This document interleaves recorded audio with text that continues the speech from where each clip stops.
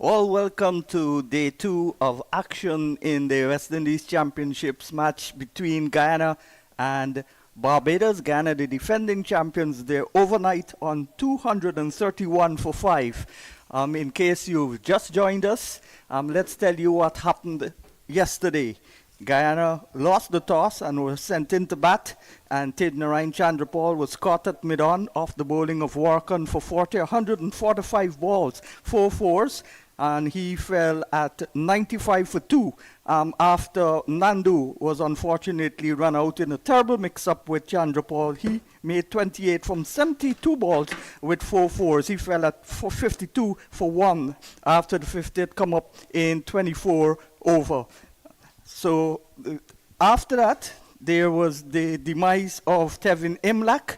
He batted brilliantly, the Guyana captain, before he was caught behind off a tame glove. Caught off the glove, looking to play a tame-looking hook, and he made 54.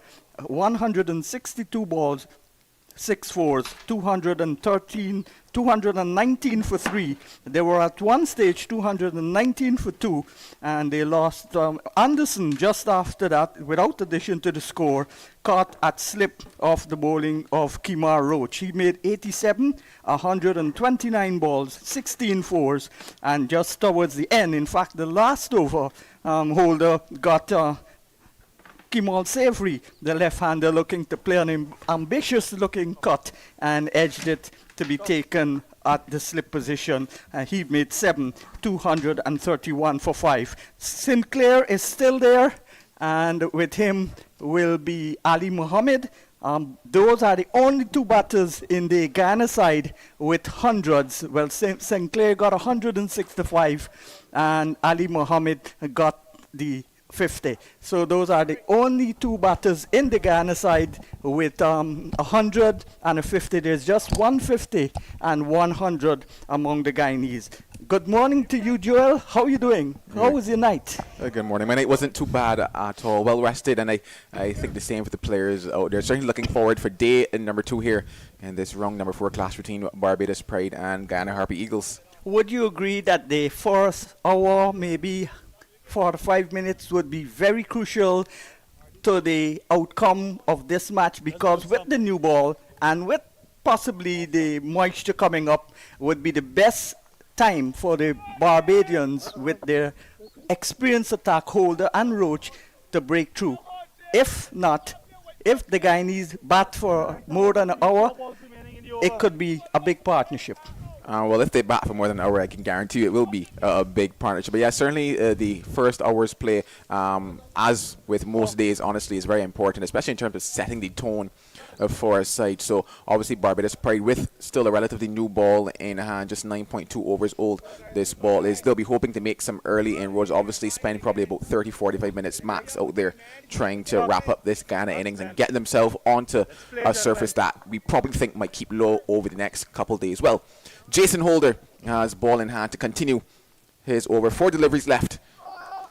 On hindsight, are you surprised with the way the pitch played and how it looked? Not at all, to be honest. It's kind of played consistently with what I've seen here at Coolidge over the last season or so. What I can say, though, is that especially this particular surface that we're on, I do expect that it will get much lower. So coming on to the end of today, that's something that I think that myself and many of the players out there will be keeping their eyes on in terms of how low the ball actually keeps. So first delivery on day 2, Holder, and a short delivery, and Ali Muhammad gets easily under it, and there is no run. So they're starting with 3 slips, a gully, a man at point, extra cover. There's no rail mid-off, short mid-off, short mid-on. There's a man in front of, to the left of the umpire, forward square, and also a man on the long leg boundary. Holder bowls to Mohammed. Mohammed turns it down to that man I was talking about at the long leg position, and he does the fielding. So Guyana off the mark today, and so is Ronaldo Muhammad Ali. He's 1, Guyana 232 for the loss of 5. To you. That's middle leg.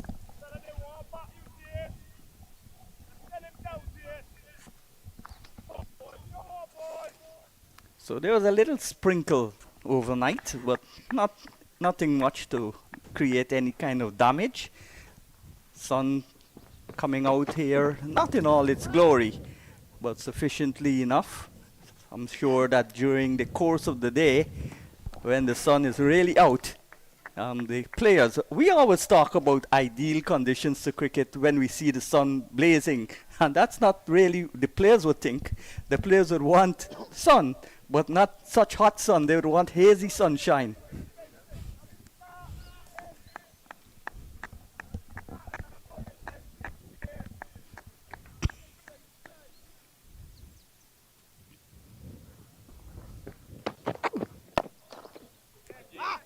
Lovely shot. The coaches always tell you to play as straight as possible, and he did that.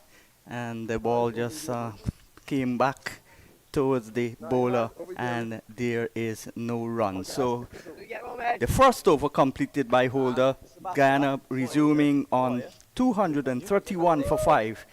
They scored a single in that over. They're now 232 for 5. The new batsman coming out today because Savory fell on the close of play, and Ronaldo Mohammed, he's on 1. With him is Kevin Sinclair, who got 165 in this tournament. He's still there. He's on 5 from 14 balls.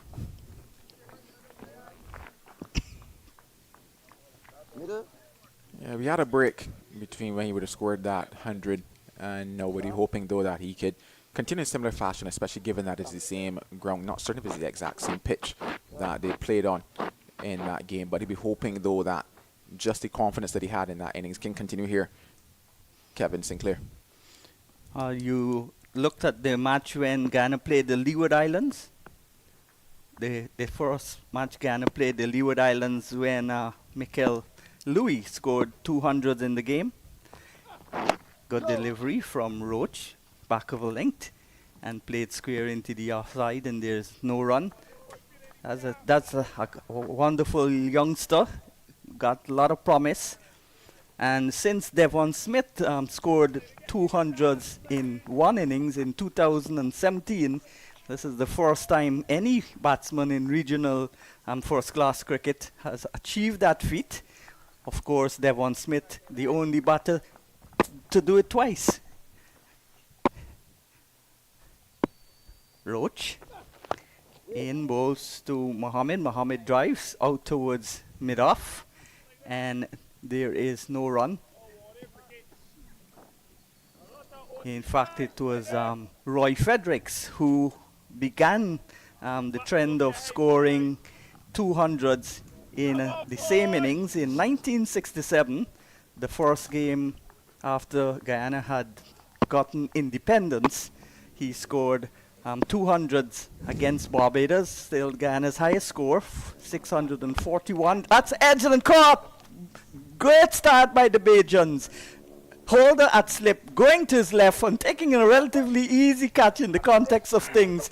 And Ronaldo Mohammed goes, caught Holder, ball Roach, and he's gone for 1. And the total now 232 for the loss of 2. Great start by the Barbadians this morning. That's what they were looking for. Yeah, fantastic start by them. Just going at 1 outside of the off stump. Not really a ball that should have troubled him, especially at the start of play. Taking that edge and a fantastic catch being taken by Jason Holder. Regulation, to be honest, by his standards. But early breakthroughs for Barbados Pride, exactly what they were hunting for here at the start of day number 2.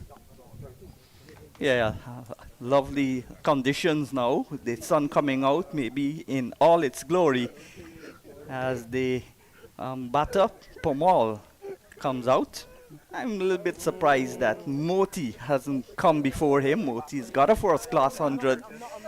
And but Pomal, maybe with the more experience coming out.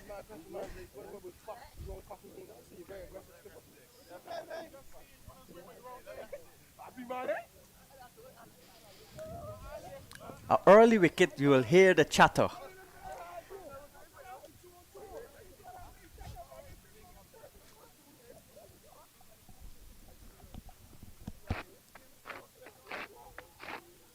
Led, of course, by Holder at the first slip position, who just took that catch.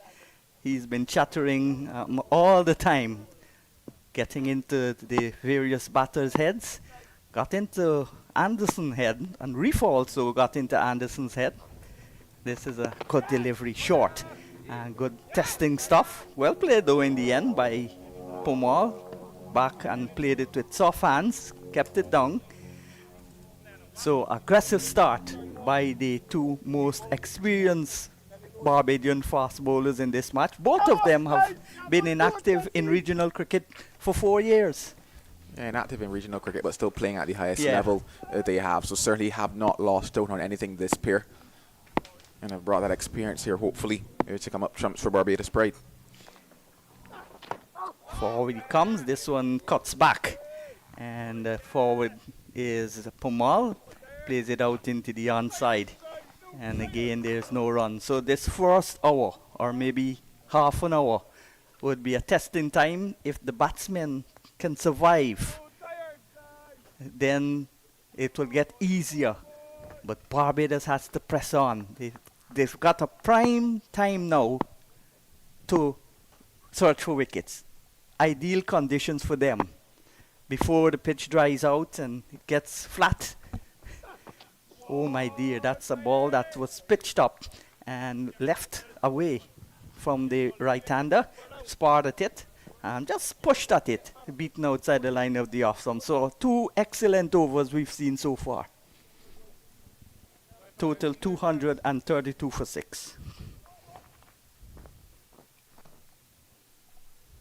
A much better start for Barbados Pride just in terms of the deliveries that they're bowling in comparison to yesterday. I just felt that yesterday were just a touch on the shorter side of things. Obviously, they started with Jar McAllister in pair with Kemar Roach, and Jar McAllister, as you know, is the one that they were looking to just kind of extract a bit more out of the surface and rush a couple batters. But a much better start here, getting that ball pitched up.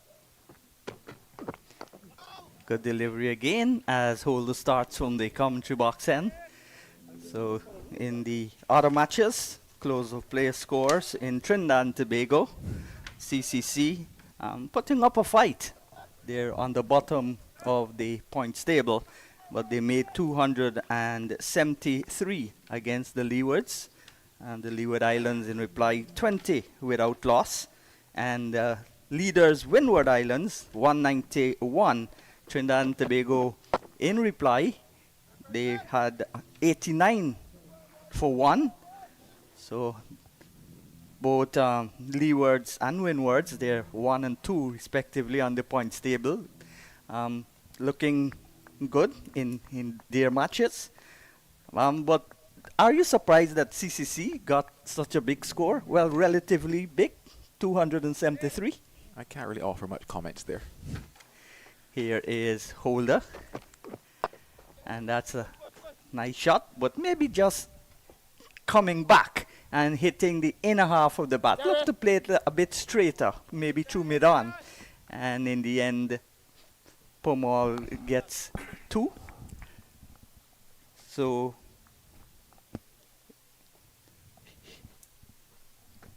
he's off the mark. That's it there. 235. It'll be interesting to see how Permal goes about it, because I think back to what was the very first game of the season last year, and he was in fact the difference maker in terms of the lower order for Guyana, and I think a principal part of the reason that they were able to defeat Barbados Pride in that first round encounter last year.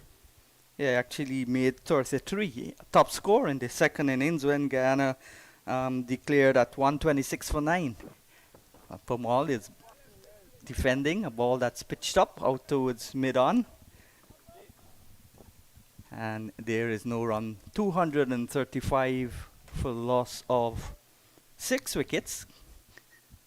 Guyana losing Ali Mohammed, who's one of the half-centurions in the side.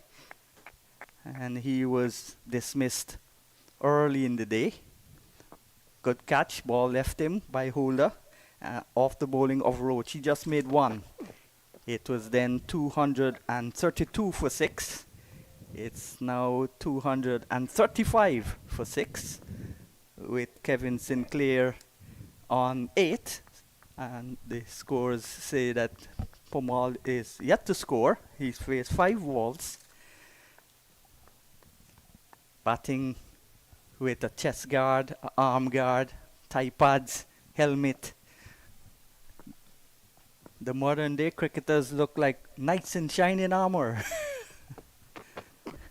Oh well, that one kept a bit low. Maybe he was expecting it to bounce a little higher. Quick bend of the knees though and kept it out. So the end of the over, 235 for the loss of 6.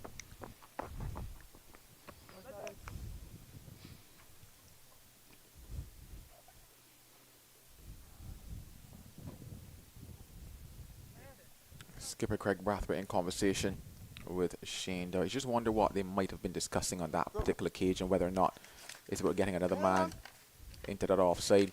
I pretty much think that Kevin Sinclair, especially early in his innings, offers you that chance behind. I was having a conversation a little early this morning in terms of a possible line of attack, and I was saying, well, maybe 2-3 just back of a length. He enjoys camping on that back foot. Then that one that comes forward brings him and takes that edge. Ball outside the line of the off stump as Roach continues from the VC Bird Airport end. And no run, dot ball. Outfield still looking in spanking good condition. Lush green, even though we've had some hot weather during the last week or so. Understand there was some rain here before that. Roach goes past umpire Tuckett and bowls, and that's slashed away out towards the third man position, and that's 4 runs. Just a little too wide there by Roach, and the total going up now to 239 for the loss of 6. Yeah, I mentioned the fact that Kevin Sinclair enjoys camping on that back foot, and anything that's fractionally wide he will capitalise on. That's exactly what he does across the innings. That's how he scores majority of his runs, especially in the lower order. So especially if they're going to go back of a length, to him have to get that ball a lot straighter. And as he showed for the West Indies in his only test and in the A-team series, he's a competent batsman. This time he nibbles at it and then pulls away the bat. I think he was beaten. He pulled the bat after the ball had passed. And good testing delivery to follow up the loose delivery that Roach bowled. So Sinclair is in double figures. He's on 12. And Roach 2 for 39 now from 21 overs. He's bowled a magnificent frugal spell yesterday.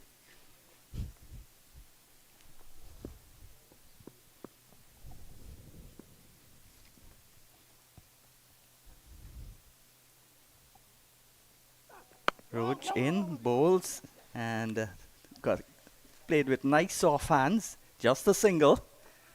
And this is what I don't like in terms of what has occurred from the Barbados Pride perspective. So short and wide from Kemar Roach, got punished deservedly, got the boundary. After that, opted to push the man back onto the point boundary, allowing no Sinclair to just get that easy single. No, in terms of building up that early pressure, needed to have, I think, is Shamar Holder remain at that point position, because once again he camps out on that back foot, looks to work into that offside more often than not, pick up those runs.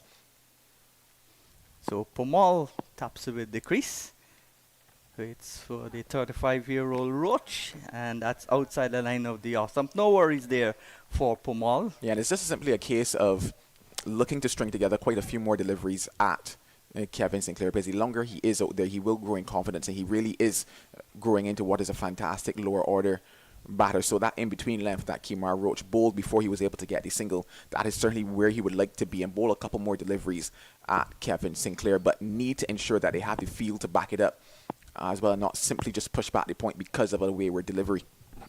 Yeah, you're actually setting a field for bad bowling, and that's not the case. The over is completed. At the end of it, it's 240 for 6, 93 overs completed in the innings, and Pomal still yet to score, and with him is Sinclair on 13. Do you think that the Guyanese would be looking to bat as long as possible or try to score as much as possible? bat as long as possible or score as much as possible. Funny enough, both of those are in technicality the same thing, because I don't think any team would not want to score as much as possible or bat as long as possible in terms of what their objectives are. So to answer both those questions, I think the answer is yes. However, in terms of time, if that is what you're looking at in terms of the game, I'm telling myself that you're looking at putting on what is a massive total here because of the fact that Barbados has to bat last on this surface. So Chimar Holder replacing the unrelated Jason Holder, or they're related? Unrelated. Unrelated. To the best of my knowledge. But yeah, just going back to the point, because obviously you're looking at the possibility of Barbados Pride having to look at anything in the range of maybe 180 plus to get in that fourth innings, and especially if we're predicting that it will get a lot lower, then you have the factors of Moti and Pramal coming into the equation, especially when they're looking for those balls to angle in towards the right-handed batters. LBW comes into play, bowl down comes into play. So anything 180 plus chasing on day number 4 is certainly a fantastic target for Guyana. Guyana has in their armory a 3-prong spin attack and 3-prong pace attack, if you want to call it that, because the quick bowlers are Smith and Thorne, and backed up by the breast medium of Ali Mohammed. So they've got 6 specialist bowlers: Holder, Chimar, Shamar. None for 40 from, he's in his 13th over. Shamar Holder, 3 slips on a gully. And that's short and hit in the air, but just falling over the head of Reefer as he goes back there from the short mid-wicket position. False shot there by Pomal, but he gets his first run, and the total going up to 246. But Shimar Holder probably wouldn't mind that. Yeah, definitely not. You always know that there'll be a chance presented when it comes to for Sammy Pomal. Shimar Holder bowling now to Sinclair. Sinclair cover drives off the back foot, square, and there's a man on the sweeper position on the boundary. Do you think that the captain Braffett is looking at not letting Guyana score too quickly or trying to get them out? It looked more like a cut to me, first of all, from Kevin Sinclair. And once again goes back to what I was mentioning before in terms of what he enjoys. So they're actually feeding Kevin Sinclair what he's probably looking for. So I'm wondering now with that field set, whether it's a case of they're looking to bowl more deliveries at versus Sammy Pramal than they are looking to bowl to Kevin Sinclair. Holder, number 40 on his back. Sun out, sweltering heat here at Coolidge. And this is a short ball, and got big on Pomal as he pulled, looking to pull it through maybe mid-wicket. In the end, hit it back past the bowler. No chance of a catch though, and they hustle back for 2. So he's playing his shots, living dangerously. Pomal, he's on 3, and they total now 245 for 6.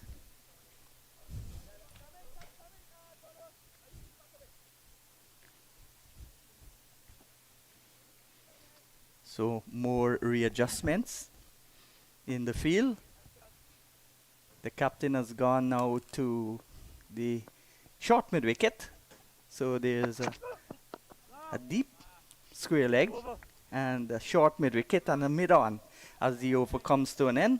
And the end of the overseas 94 overs completed in Guyana's innings. They were overnight on a 231 for 5. They lost the wicket of Ali Mohammed, and they are now 245 with the loss of 6. Pomal on 3 and Sinclair on 15.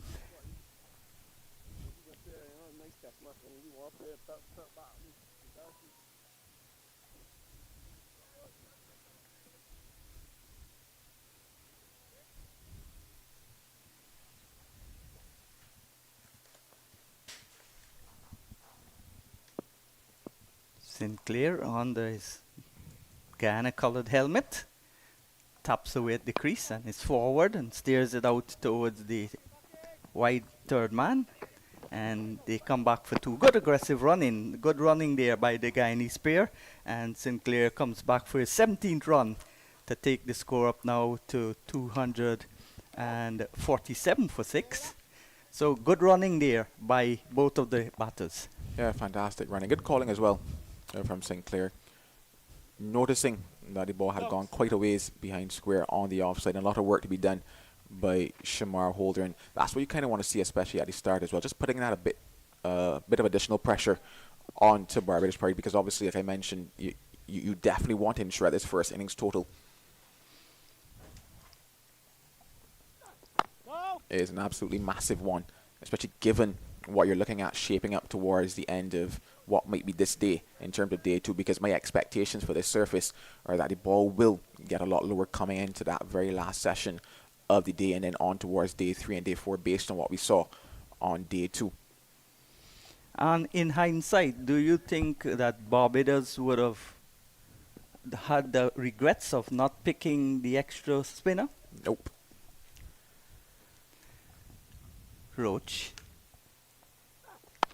And Pomal just steers it away out towards the wide third man. In fact, Sinclair. Sinclair, yes, and he gets another single, so he goes now to 18, and the total going up to 248, inching towards the 250 mark. Roach 2 for 43. This is his 23rd over. Bowled frugal spell in the first session yesterday. I think he had some 17 overs for 5 runs at one stage. Good delivery again. Back and across goes Moal and plays it out towards point, and there is no run.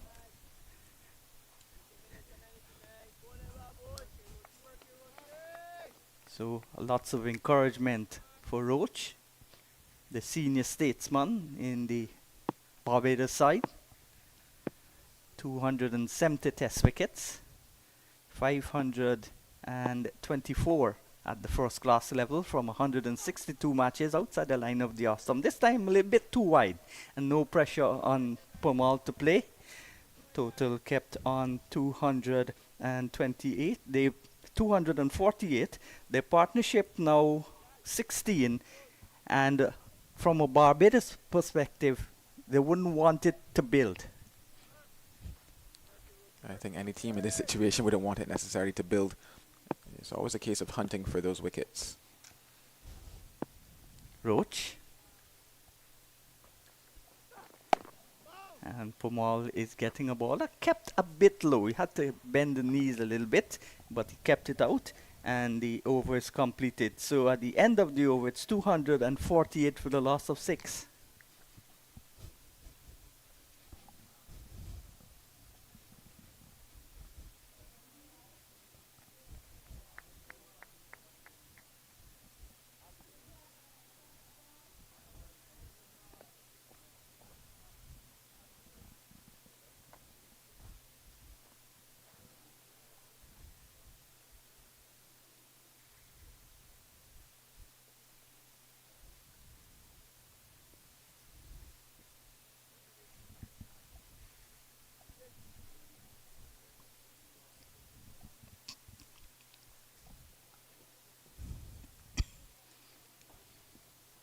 Shamar Holder bowls to Sinclair, struck on the pad, going down the leg side as he looked to whip it away.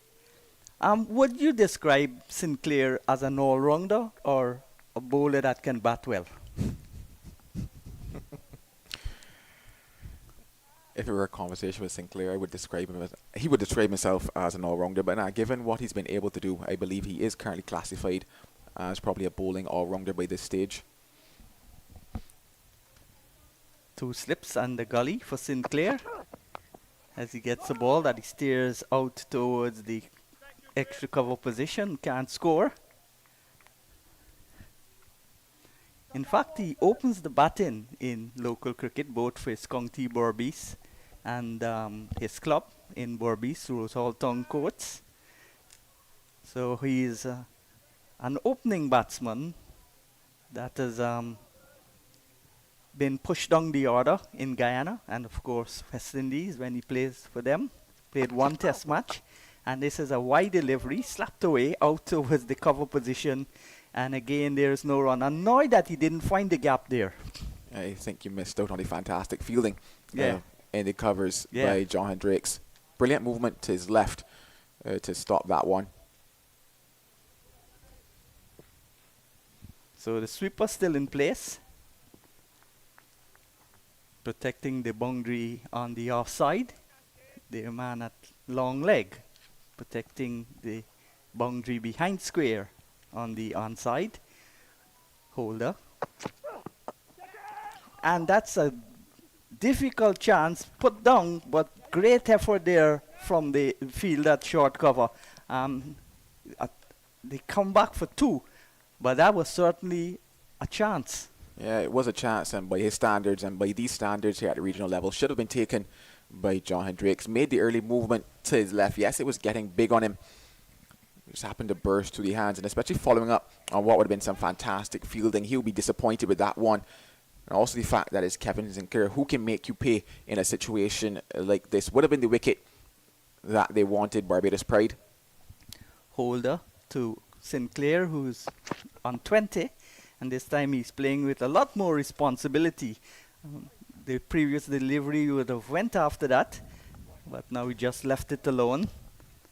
How many times can he do that? He's a player that loves to feel the bat, the ball on the bat.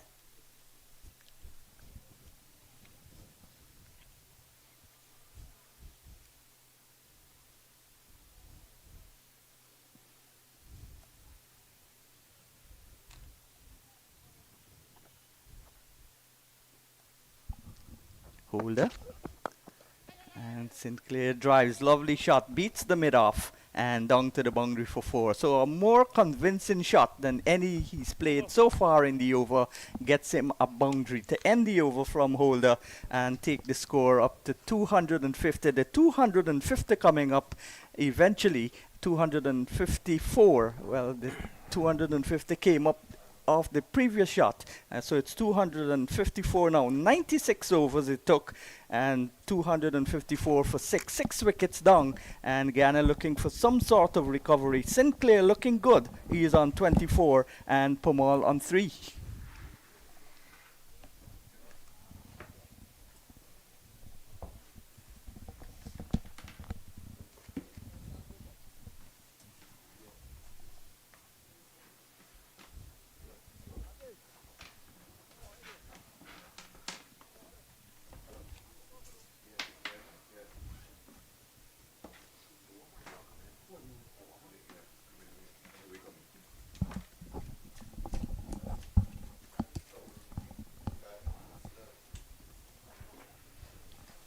So Holder, who bowled 2 overs from the commentary box end, has been switched now to the VC Bird International Airport end. So just the 2 slips and the gully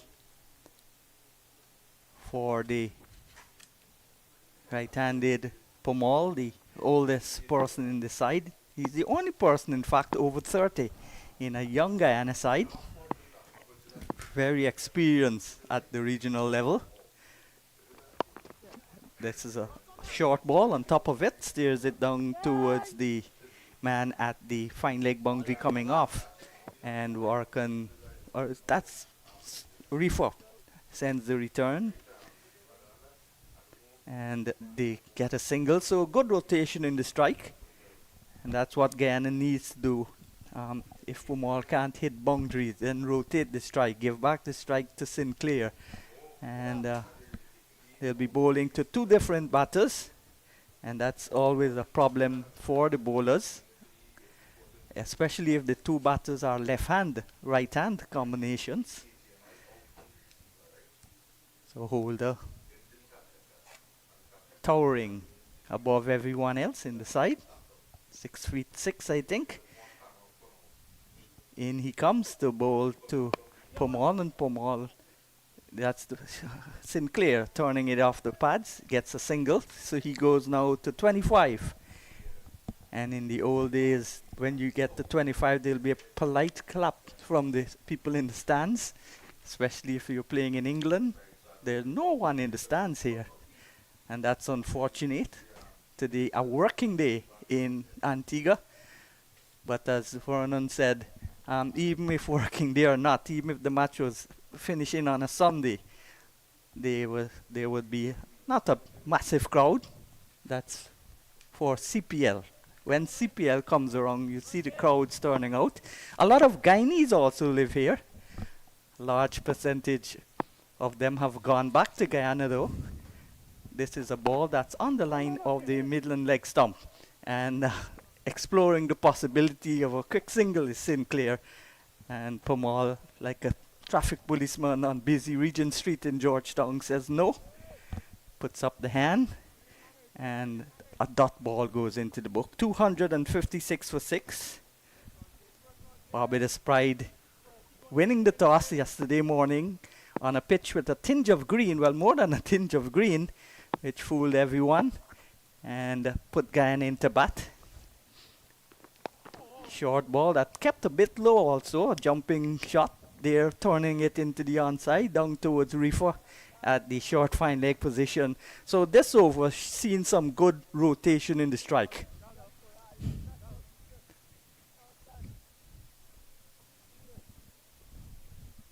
Interesting to see tactics here from Holder to Sinclair. I mentioned the fact that it appeared as if they're looking to bowl a couple more deliveries at Versami Permal than they are looking to bowl at Kevin Sinclair.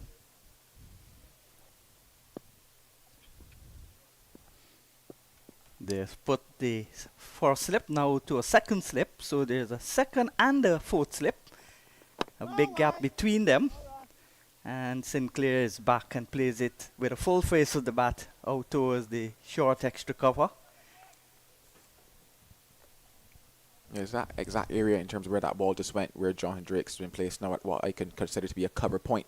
And that's what I was mentioning in terms of Kevin Sinclair. Like I mentioned, he camps out on that back foot, looks to work it in to the offside. They've plugged that gap now, no asking the man also in the form of Jamel Warwick to come from deep backward square leg to what is a conventional square leg position now. Holder to Sinclair, and Sinclair drives. That's a lovely shot.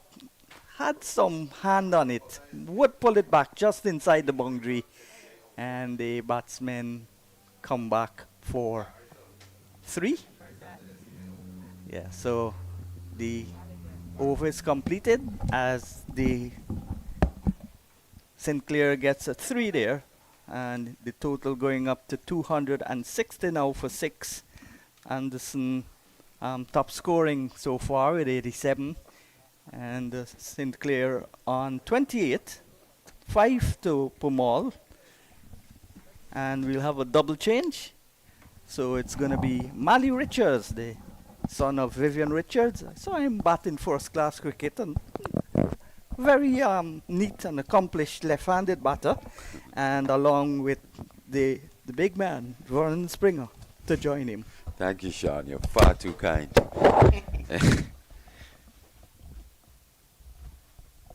Good morning to everyone, not just in the region, but around the globe, streaming on the YouTube, Cricket West Indies YouTube channel here from the Coolidge Cricket Ground. Shamar Holder from this media center end to continue. I'm joined by Vernon Springer. Good morning, Vern. Morning to you, Mali. How are you doing? Good, thank you. So the options continue here. Barbados looking to exploit the new ball. They've been only able to pick up the lone wicket of the morning. But Sinclair has certainly decided that he's going to dig in. 24 years old, made his test debut against Australia, and has already made a statement since he's come back to the Caribbean. I think what we saw yesterday, day one, was probably just a bit of misjudgment of the conditions here at the CCG from the Barbados team, winning the toss, inserting Guyana, and what proved to be quite benign bowling conditions. Very good for batting here. It's probably the best pitch we've seen for batting here at the CCG for a long time. And Kevin Anderson will be very disappointed that he missed out on 100. It's all in the mind. Raymond Reefer got into his head and he just lost his form. And also look at the captain, Tevin Imler. He sort of ran out of gas yesterday. It was a nothing ball, really, outside his leg stump. Second new ball holder was tiring. But that's cricket. That's what happened. That's why we love this game. It was a fantastic partnership, wasn't it? It's 123 for the second wicket. certainly was. Anderson loves batting here at the Coolidge Cricket Ground. Oh, yes. I think he can walk away with this track all over the world. He'd love to. I know yesterday, Mali, that Sean was very much concerned that Guyana was not having any games at home, and yeah, we sort of love that sort of intensity. But I found so far in this competition that this has opened up for a number of players playing on different areas, be it Sabina Park, be it St. Kitts, be it Antigua, be it Trinidad and Tobago, without the actual competition rivalry. It will maybe bring some new fans to be able to say, hey, I never saw Sean Devers bat. Yeah, the games are played at a multitude of grounds around the region. Oh, sweet. Half volleys must be put away, Mali, and for sure, Sinclair is going to put away those half volleys. And every innings we see Kevin Sinclair, he looks more and more accomplished as a batsman. Look at that one, playing through the line. Fantastic balance as well. He's driven the ball particularly well here in this innings. He's transferred that weight onto the front foot, and at times they've tried to push him back. He's also countered that. And I think Craig Brathwaite has to be careful because this partnership is already yielding 32 of 44 deliveries. Sinclair's got 28 out of it. And he's going to take the attack to the Barbados fast bowlers. And if they continue to bowl these friendly half volleys, he's going to put them away. But also, we've seen the way that Permal has gone about his innings. 17 deliveries so far. Tends to be more attacking, but he seems well up for digging in here. Ominous signs for the Barbados team. Stared. Beautiful save. Big effort. And in the end, they get a run. No sort of backup there from Reefer. I know the ball did ricochet from the stump. Who's that? Drake's. Drake's. Yeah. He looks like a busy little person. He's got on the pads. He's doing everything. Yeah, he's quite athletic in the field. In the previous over, he saved a shore boundary as well in that extra cover region. Managed to put one down. I don't know if you consider that a full chance or a half chance, Vern, but it was hit quite powerfully from Kevin Sinclair. I think he went two-handed. Could have maybe gone one-handed. Those they got to stick. Yeah, you need to take those chances. You think back to that drop chance off Anderson yesterday. I think he was on 75 when Dowrich spilt that chance off Raymond Reefer. Yeah, and he almost nearly cost them because, really, in fairness, for how Anderson was batting yesterday, after that drop chance, Mali, he would have been thinking about coming back here this morning on this lovely batting track, really. But that's history behind him. Certainly looked good. Sinclair, for sure, he's got a different mindset, and he wants to dig in here because he knows that if the Ghana Harpy Eagles can get 350, 375, that can put some tremendous pressure on the Barbados team with Moti himself and Permal. Yeah, and just to highlight how much Kevlon Anderson actually loves batting here at the CCG. He's got 200s, 2 half centuries at the first class level in 11 matches. This is his 11th match. And they've all come here at the CCG. So as you said, he'd love to take this pitch everywhere with him. Interesting career when you look at Kevin Sinclair. This is his 26th first-class game.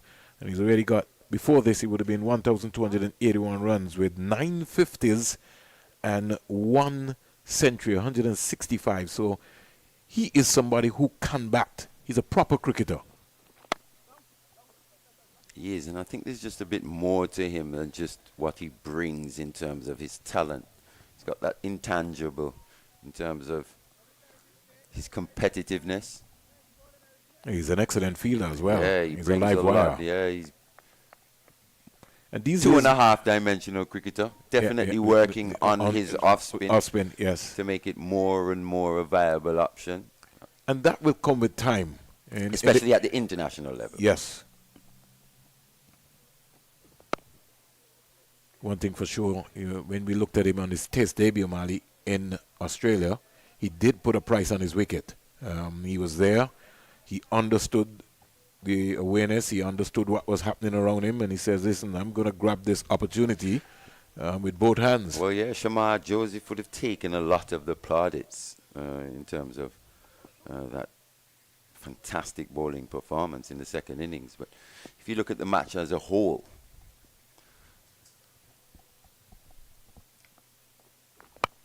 beautiful. Over mid off. And it's gone 1 bounce for 4. If you pitch up half volleys, Sinclair is going to be into his own drive. And that's the difference, Mali, with a Tej Chandapal and a Machu Nandu batting. Sinclair is going to put the pressure back on the Barbados bowling attack.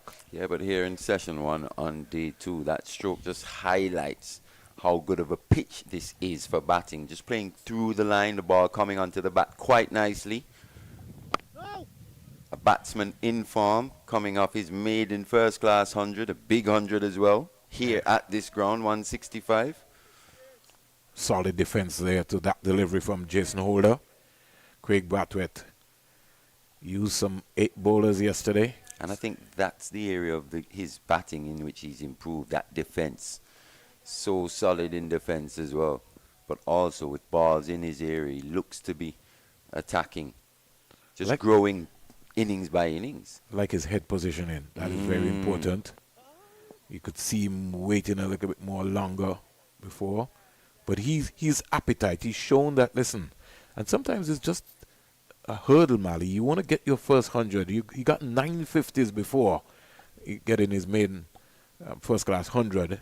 When you get that hunger where you got 1, the next match you want to get 2. And also that experience, as you said, that test series against the top team in Australia. He would have come out of that series with some credit, some confidence for sure, knowing he's got the ability to match up. Oh, this is going to be a tight... Oh, looks like Brathwaite didn't gather there. It was going to be a tight single anyway, but he didn't manage to gather. They scamper through. Got to watch the ball, Mali. Got to watch the ball. He didn't look at the ball. 35 boundaries so far, Mali, in this innings of the Guyana Harpy Eagles. 270 for 6, 99 overs bowled. And it looks like it could be a long day, Mali. Well, Barbados are hoping that's not the case, that's for sure. See a bowling change now, going for probably the quickest bowler in the Barbados attack, Jaya McAllister. An attack that has probably just lacked a penetration required for this CCG pitch. McAllister is stretching. I wonder if he's had a lot of running to do in this game. I wonder if well, every sportsman has a niggle, so I won't put that past him. He's having a serious conversation with his captain, Craig Brathwaite, and I hope they're not going to feel that they want him to bowl short deliveries. I want him to attack the stumps. Well, we saw yesterday Jason Holder just struggle a little bit physically. Maybe wouldn't have been out in the field for a whole day for quite a while, being that he's been playing quite a bit of white ball cricket, T20 in particular. Yeah, where you only bowl 4 overs and you go off the field. So Jaya will start his 12th over, not for 42. A little expensive for my liking. That's much better. On the money. I could live with that, Mali. I say that because he's still no wickets in the wicket column. And he's seen as a bit of a wicket taker in this Barbados team. Maybe not too worried about his economy rate. But when you're a fast bowler, Mali, I always hear this comparison. If you're a fast bowler, I want to see you getting wickets. So you might get 5 for 78. It's just like a spinner. You have an attacking spinner. You know, in the days of the late Shane Warne and, you know, Lance Gibbs and company, those guys would get wickets. You know, you weren't worried about that. Good delivery. Got on top of it. And this is a Versami Pomal who has come to this game on a mission. 34 years of age. Only played 9 test matches, Mali. 31 wickets between that period of time. But if you follow his fantastic record, this would be, before this game, 140 first-class games, 616 wickets. How does somebody get 600 wickets, Matty? By playing 140-odd games, I guess. And having this skill as well. He's been an absolutely fantastic servant of Guyana cricket. Made his debut in 2007 against the Windward Islands. That's a long time ago, and as you rightly said, Mali, he's been really a servant to West Indies cricket. I think when you take away Leon Johnson, you have to call Vasami Pomal's name in the conversation. Yeah, and alongside Devendra Bishu as well at one time, the spin twins were terrorizing many a regional batting lineup. And you know, he's very unorthodox, Mali, so he sort of look like he's backing away. But somewhere along the line, he always still has a nice straight bat. You realize no cross-batted shots there. And when he's in this sort of mood, it means that he's going to dig in. And so this morning when I saw that from him, I said, no, Pomal is up for it. Well, he's not at his most comfortable on that back foot. And the Barbados team know it as well. But he's showing that aptitude for the fight here. He's up for it. He's going to go short again. Well played. Just drop the hands. I think that was the fastest delivery of the day. It's well played from Permaldo. Yeah. Just kept his eye on the ball. Bass and Bassarat saying 1 per over. Mali, how do you feel about that? I think in our competition we should be allowed to bowl at least 2 bumpers. This is the West Indies 4-day championship. We have to encourage, if we're looking to encourage fast bowlers, we have to give them that ammunition, that support. Go short again. Good carry through. Just the 1 run from that McAllister over. So, not for 43, 100 overs being bowled. Guyana Harper Eagles, 271 for 6. As we say, good morning, good evening, wherever you're viewing us all around the world from the West Indies YouTube channel. We're live from the Coolidge Cricket Ground, the home of Cricket West Indies. And it is day 2 of the Cricket West Indies 4-day championship taking place around the region. Just had conclusion of the Women's Championship in St. Kitts and Nevis. Congratulations to Team Jamaica for winning out that championship. And coming up after the next round of matches will be the Cricket West Indies Under 15 Championship right here in Antigua and Barbuda. Looking forward to that.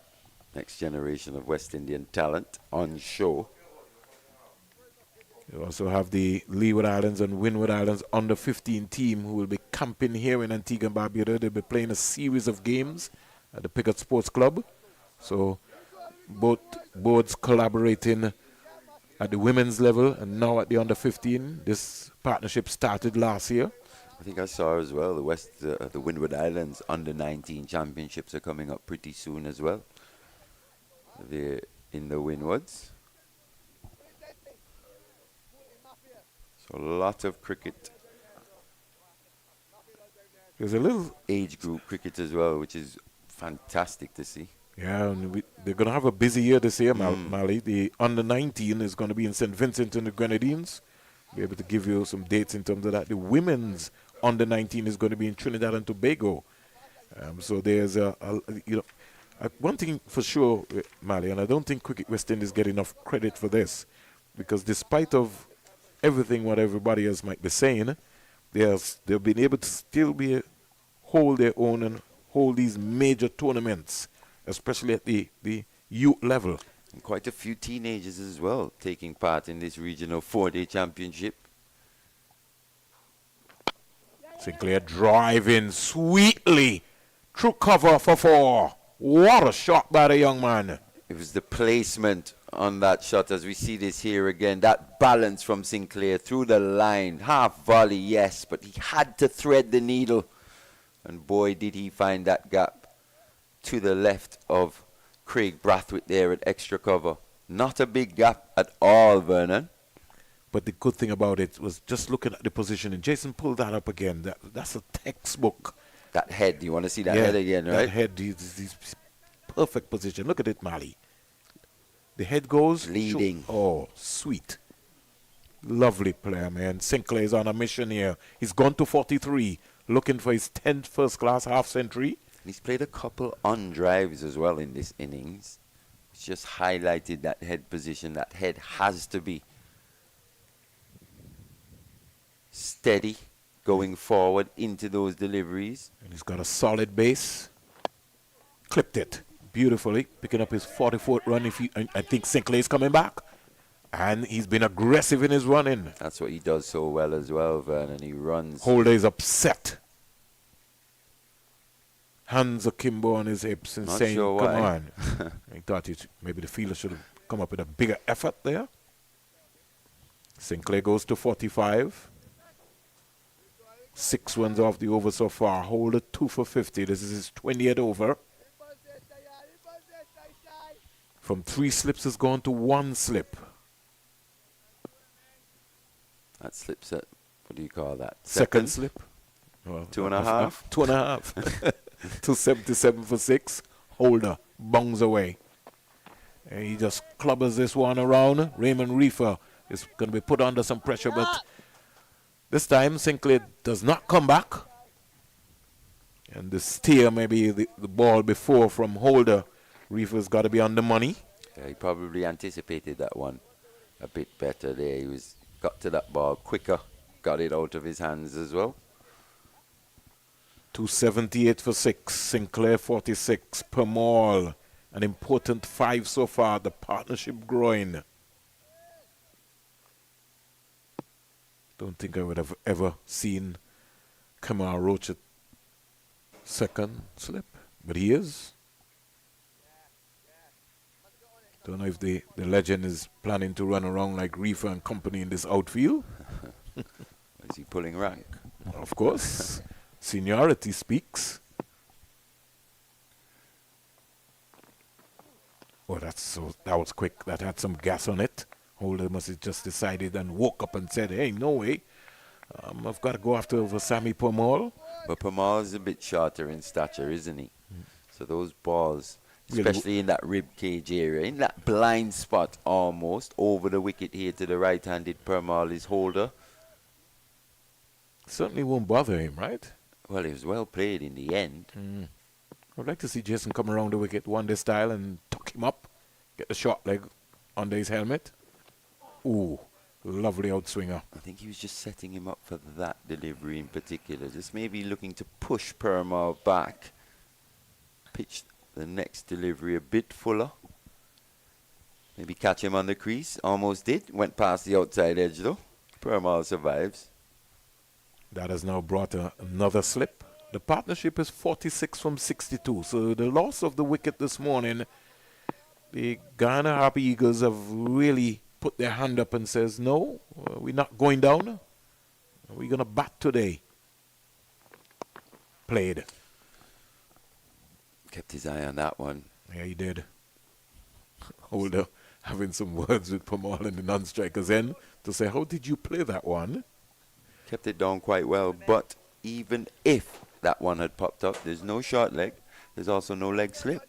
Yeah, the tactics a little bit strange. I think you got a deep backward square leg fielder, and it looks like I think he's wasted.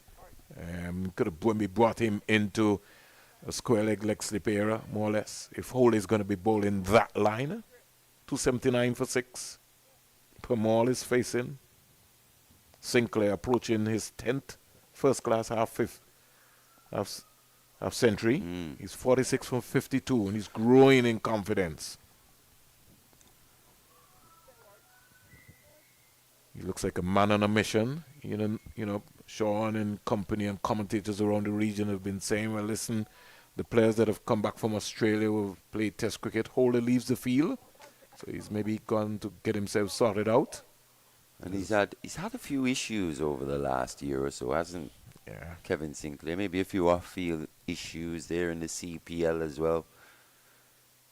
But he's shown that determination, the mental fortitude to come back. There's a sort of level of hunger, Mali.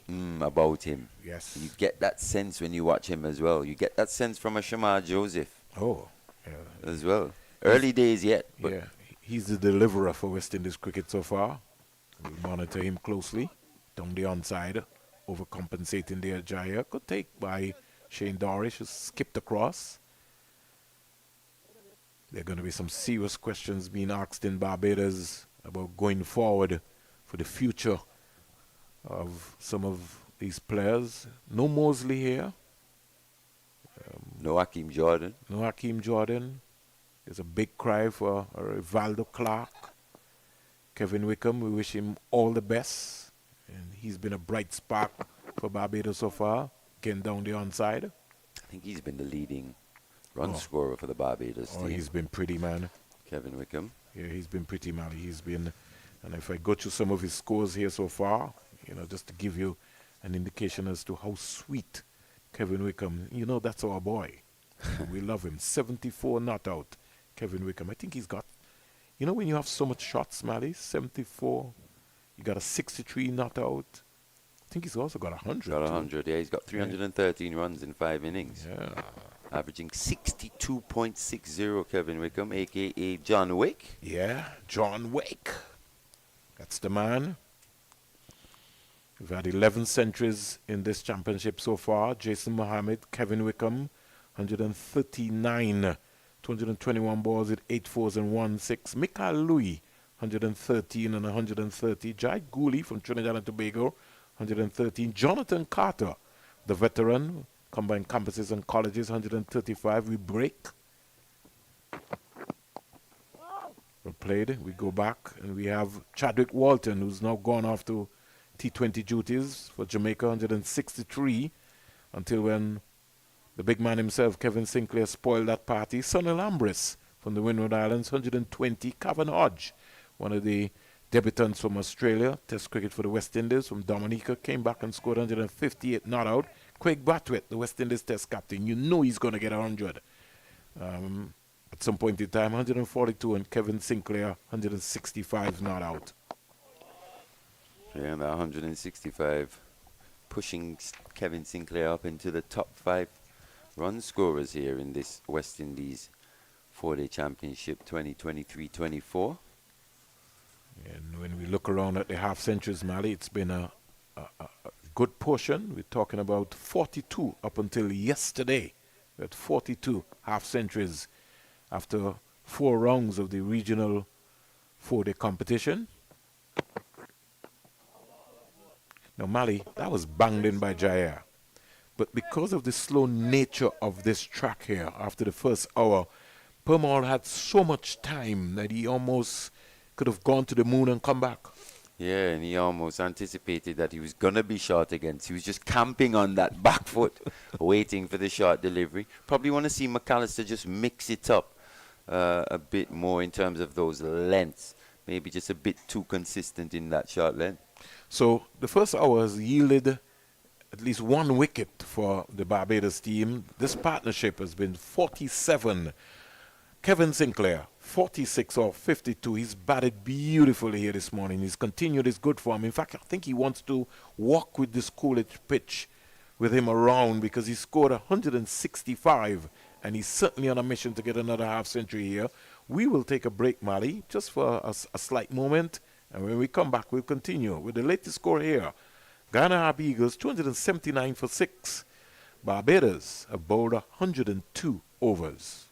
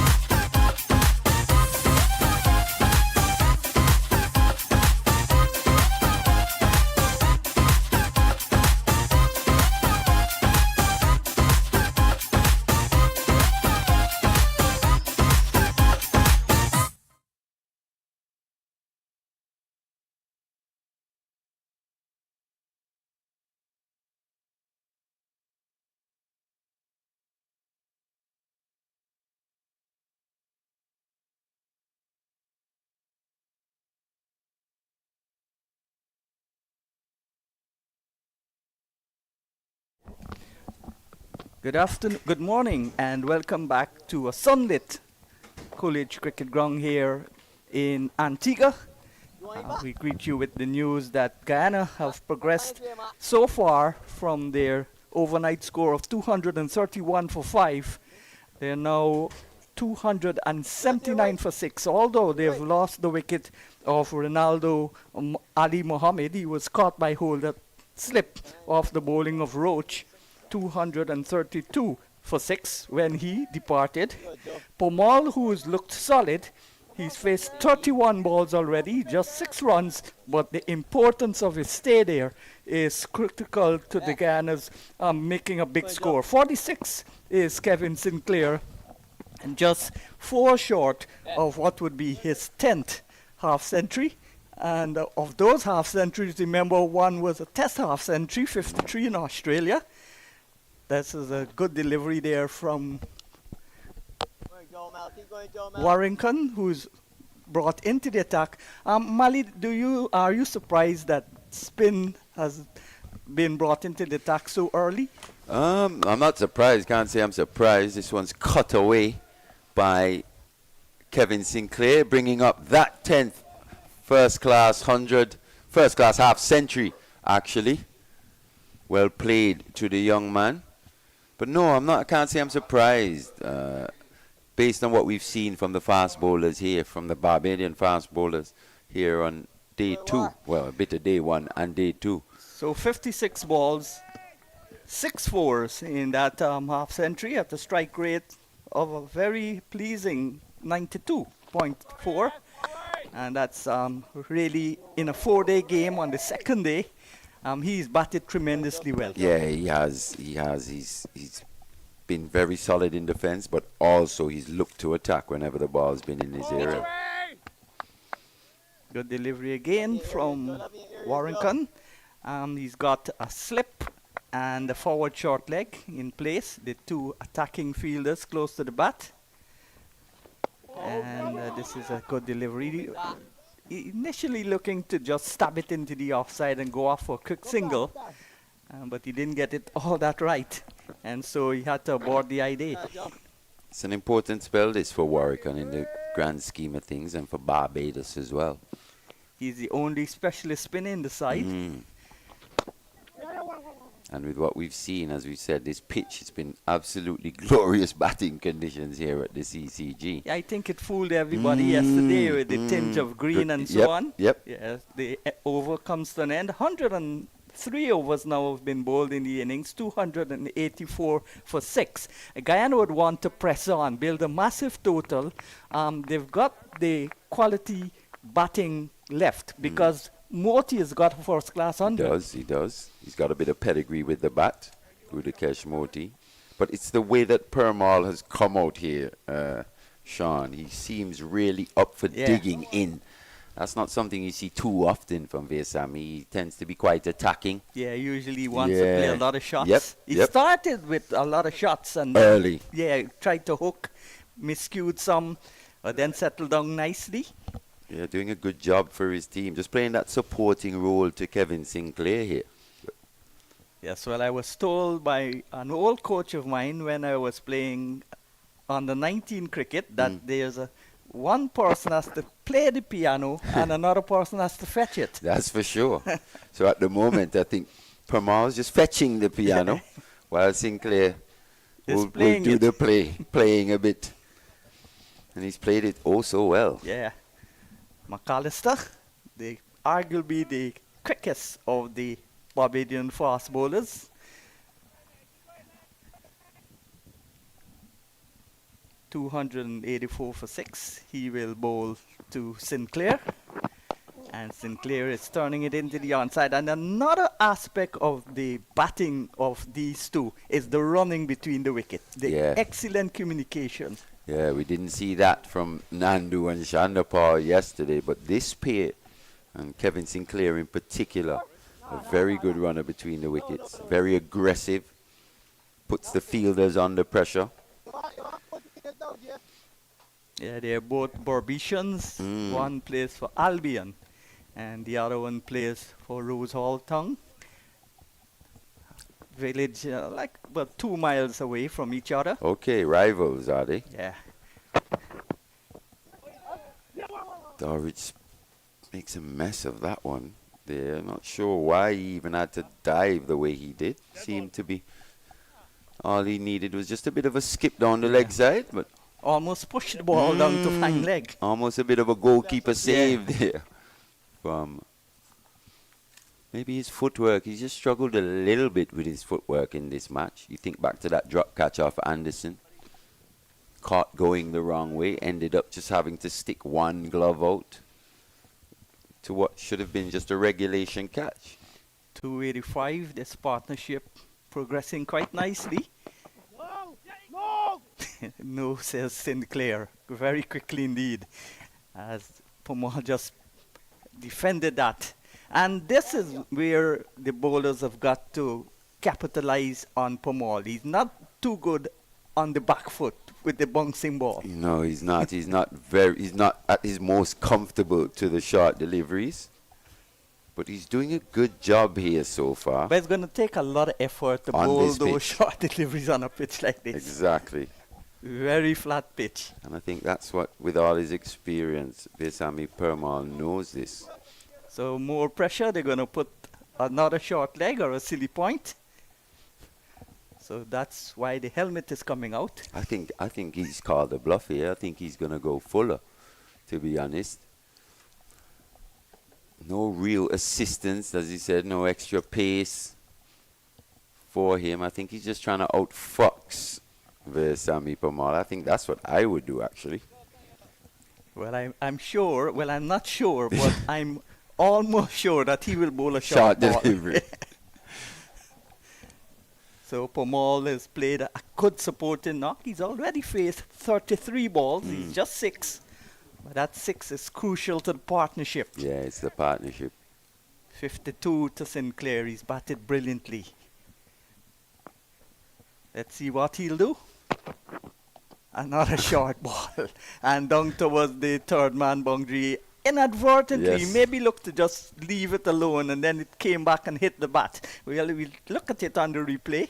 So to add insult to Yeah, injury he there steered for it away. Jaya McAllister, ended up going for 4 runs. Yeah. So the total going up now to 289. Closer to the 300 mark, which will be a significant psychological boost for the Guyanese. And then they want to press on. Yeah, they'll be hoping for 350 plus, Yeah. actually. And I think that's why we've seen Permal go about the innings in the way that he has. Another short ball, this time turned confidently. Full in control, off the hip, down towards the backward square, and they get a single. So Pomal now will keep the strike when we will face Warrakan. So the over is completed, 290 now for 6 Guyana. Yeah, Jaya McAllister there in that over, just limiting himself there, really, in terms of the wicket-taking options. Just consistently bowling the ball halfway down. As we said, no real pace, extra bounce, no added assistance for the fast bowlers. You'd think that maybe he tried to pitch a few up as well. Still got those slips in there. Vesami Permal coming in at, number 8. But so far, just failing to execute his plan the way you would want. And the Barbados team now, as you said, 10. Guyana 10 away from 300. A significant milestone here.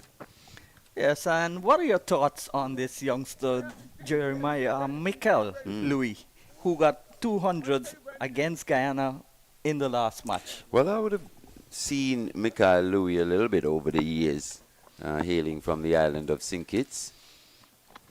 Down the track he comes, and he's too far down to be given out like before, but he's showing positive intentions. Yes, Yeah. that's what you want to see. Just looking to knock Jamel Warrican off that line there. Long on back on the boundary. Yeah, back to Michael Louis. Yeah, I would have seen him over the years in the Leewards. He would have been selected for the CPL St. Kitts and Nevis Patriots a couple of seasons ago. Had a few off-field issues, but I tell you what, he's come back here this season and he said that That match in which he scored those 2 centuries would have really announced himself to the West Indian cricketing public. And I think he's a very, very good player. A lot of potential. He's good off both the front and back foot. And in the long history of West Indies cricket, of the Shell Shield, which began way back in 1966, of only 10 batters have done that. Devon Smith, in fact, have done it twice. Twice, yes. And yes. the last time somebody did it was Devon Smith in 2017. Yeah, so as you So said. that's a big achievement for Louis. That's a good shot, looking to be aggressive, and but hit it straight to the man at wide mid-off. That's the only problem there. Didn't find the gap. But yeah, Mikhail, just back to Mikhail, the brother of Jeremiah Louis, both having fantastic seasons here so far. I see the brother Jeremiah got a couple of wickets in the match in Trinidad. Yeah, he's probably been the leading fast bowler in terms of wickets in this 2023-24 4-day championship so far. So let's tell you that Chandrapal made 40, Nandu made 28, unfortunately run out, maybe the length of the pitch. 54 to Imlak, he batted really well, but then got a lazy shot and gloved it to the keeper. He made 123-run partnership with Anderson, who made 87. He also batted brilliantly until he gave his wicket away. Well, no, he didn't give his wicket away. That was a beautiful delivery, but he fell short of 100. Didn't go on when well set. And then Kelvin Pumal Savory was dismissed for 7. And then today, Muhammad Ali fell for 1.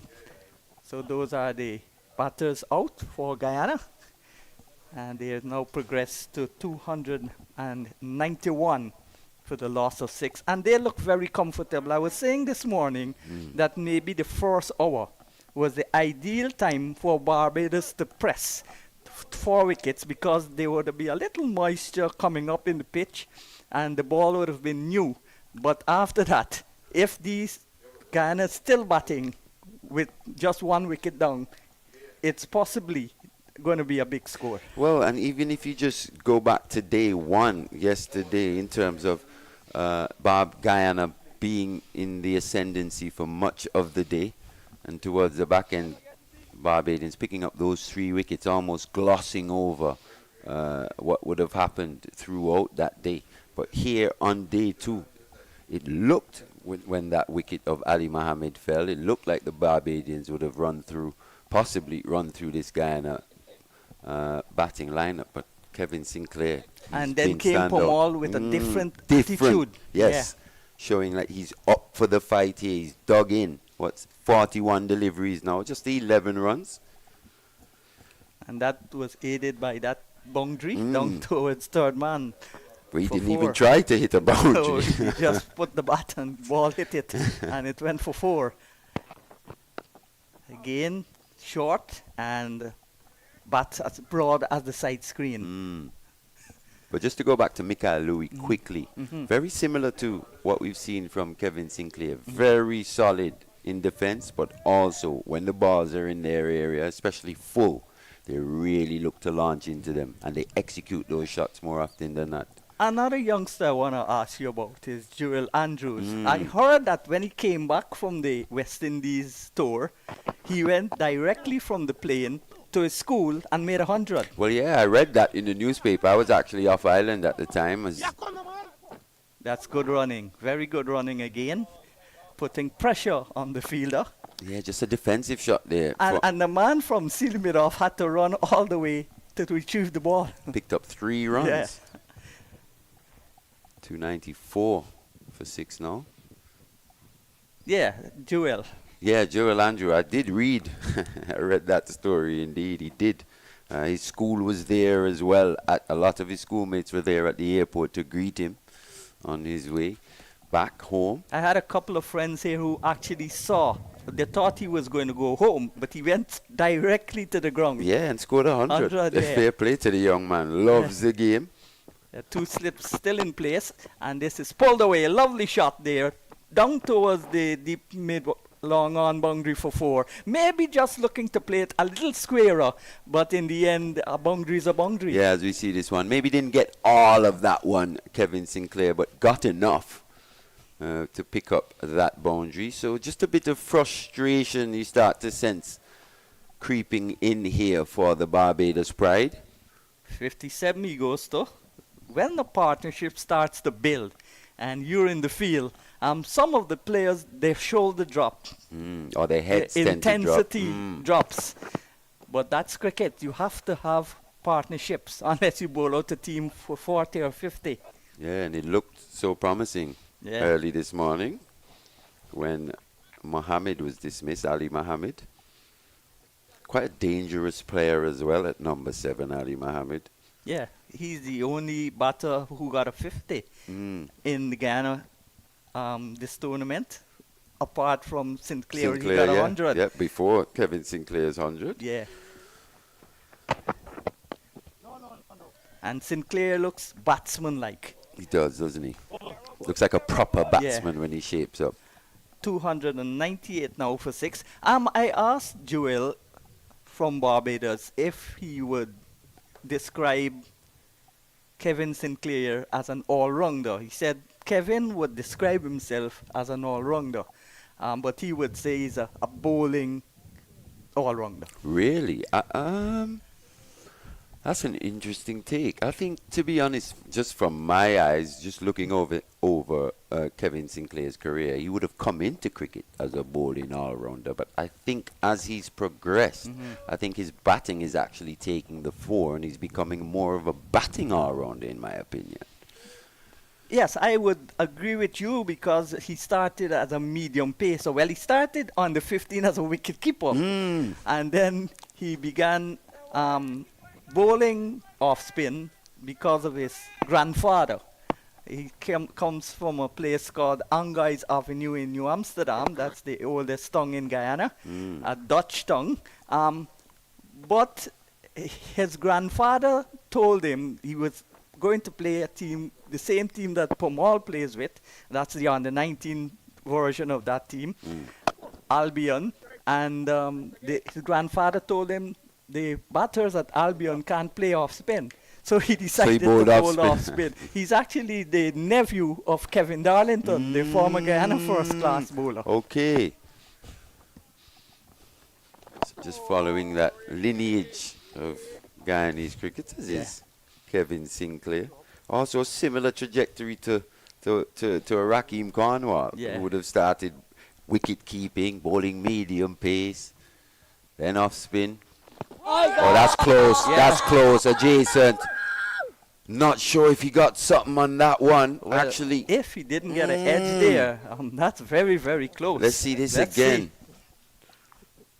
Umpire Tuckett actually just signaled that it was going down. No, it didn't get an edge. So Umpire Tuckett just motioning to Warwick, he thought that one was probably just missing that leg stump.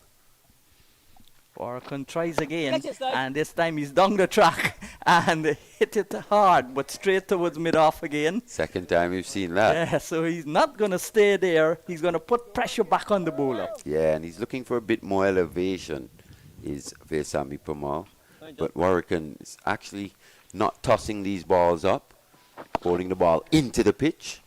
Yeah, most of the spinners these days, as the over comes to an end, it's 298 for 6. A ball, to my mind, too flat in 4-day cricket. In 1-day cricket, especially 2020, defensive bowling is very important. It's going to be successful if you bowl dot balls. But in a 4-day match, you've got to flight the ball, to tease the batters, and spin the ball so that the batters can come down the track. You get a chance of getting a stump. You don't mind if they hit you for a 4 or a 6. Some bowlers are worried about that, though. That's probably the difference today as opposed to in times past. Just worried a bit more about those economy rates. Well, Bishu, who's one of 4 bowlers for Guyana, who's got 100 test wickets, he's maybe a little concerned about being hit, and he's a leg spinner. leg spinners are the hardest art form to bowl. Yes. And they bowl more bat balls than any other bowler. So you sacrifice them being hit because they're an attacking bowler, a wicket taker. Yes, yes. And that is why he rarely bowled googlies. And he's a good exponent of the googly in the nets and club games. But he never really brought it out in Yeah. matches. Interesting. In international matches. International Yeah. matches. But he still managed to take 100 wickets for Guyana. Yeah. Lance Gibbs, well, of course, he took 100 wickets for Guyana. 309 in tests. Yeah. And, of course, Colin Croft. Carl Hooper also took 100 100 wickets. plus, yep. This is turned into the onside. Raymond And, Reefer. yeah, Reefer is back. This is the first time I'm seeing Reefer bowl since he played for Guyana. He actually made the West Indies team by playing for Guyana. He did. And his action seems a little bit different. Yeah, he's had a few issues with his action in the last, 12 months or 18 months or so? Especially in the limited overs format. Had a suspect action, or deemed to have an illegal action, especially when bowling those slower deliveries.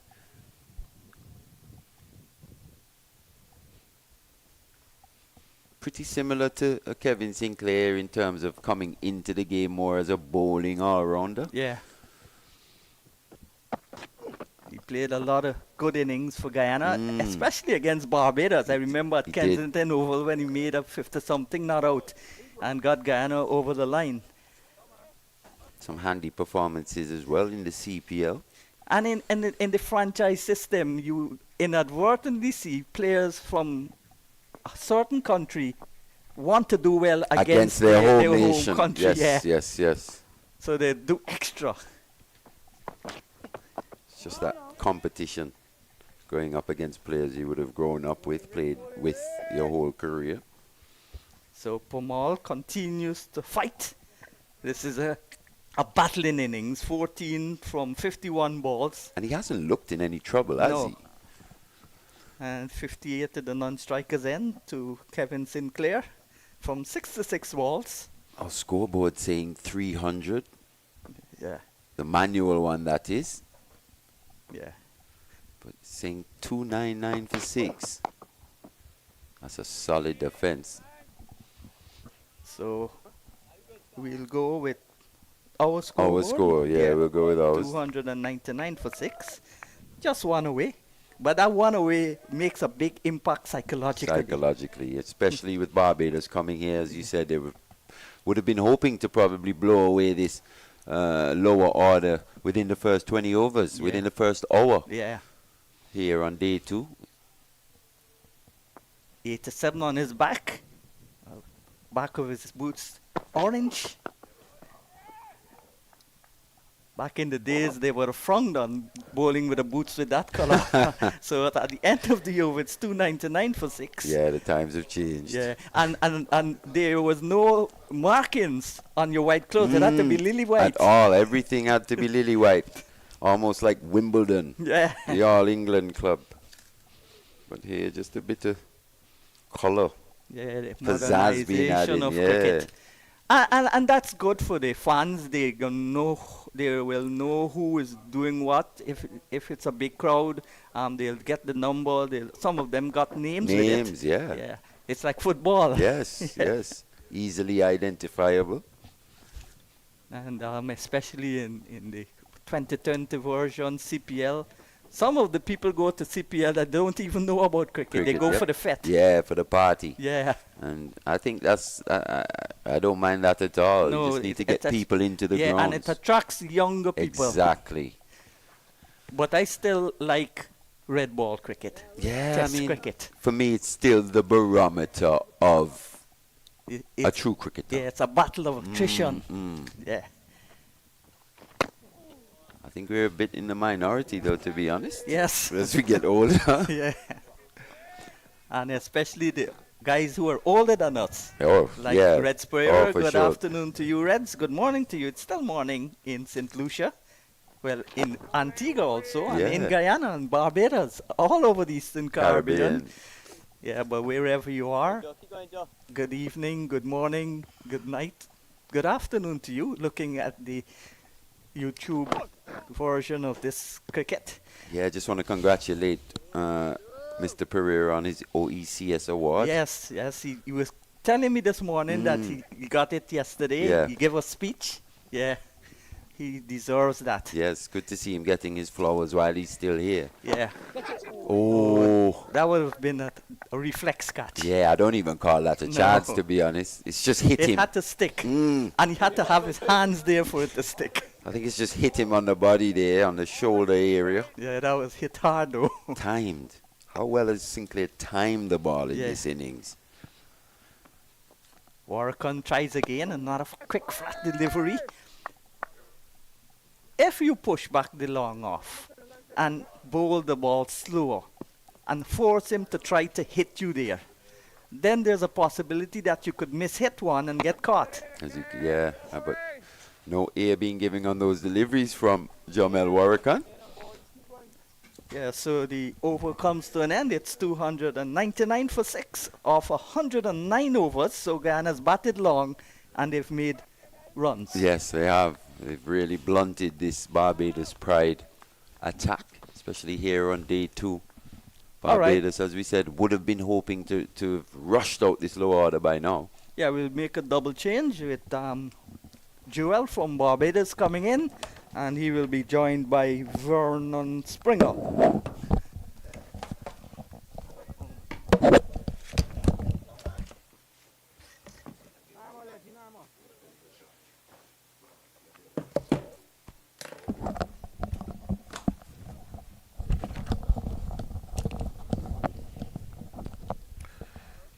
Good morning, Joel. How are you? Good morning, Vernon. I'm fantastic this Thursday morning. 300 according to the well, in fact on our scoreboard it's saying 299 for 6. The manual scoreboard has 300 for 6, so we'll go by our scoreboard just to be on the safe side as Raymond Reefer starts his 14th over.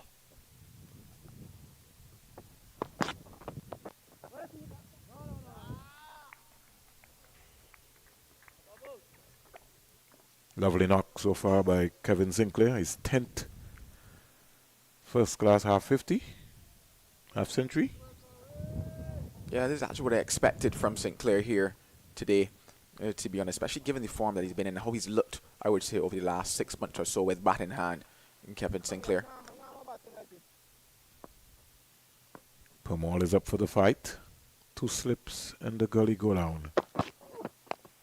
Permaul punching up to cover, can't score. Mid-on, mid-off, pretty close here. Joel. But just one strange decision in having the deep backward square for Raymond Reefer. I don't know if that is a good ploy. That have maybe brought that man into the square leg area. And just have Permaul looking out the corner of his eye to know that somebody's just around the corner. But Craig Brathwaite has got other ideas.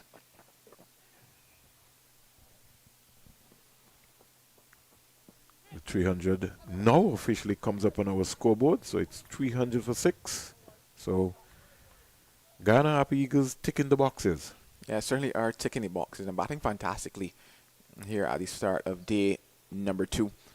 I would almost think that Barbados Pride maybe lost it a bit this morning in their tactics towards Sinclair, especially given that you knew that it would be a batting paradise throughout the course of today. This is the 110th over.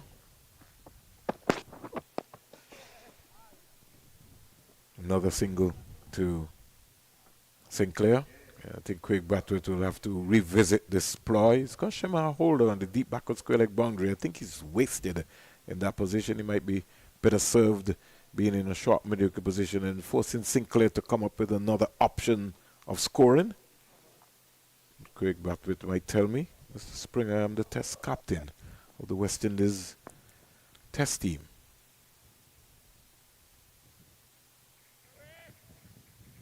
Holder chirping away. Big, tall figure at second slip or third slip, more or less. Pomal is up for the money, Joel. He comes quietly forward. Yeah, he's certainly more than handy Pramal as well in the lower order.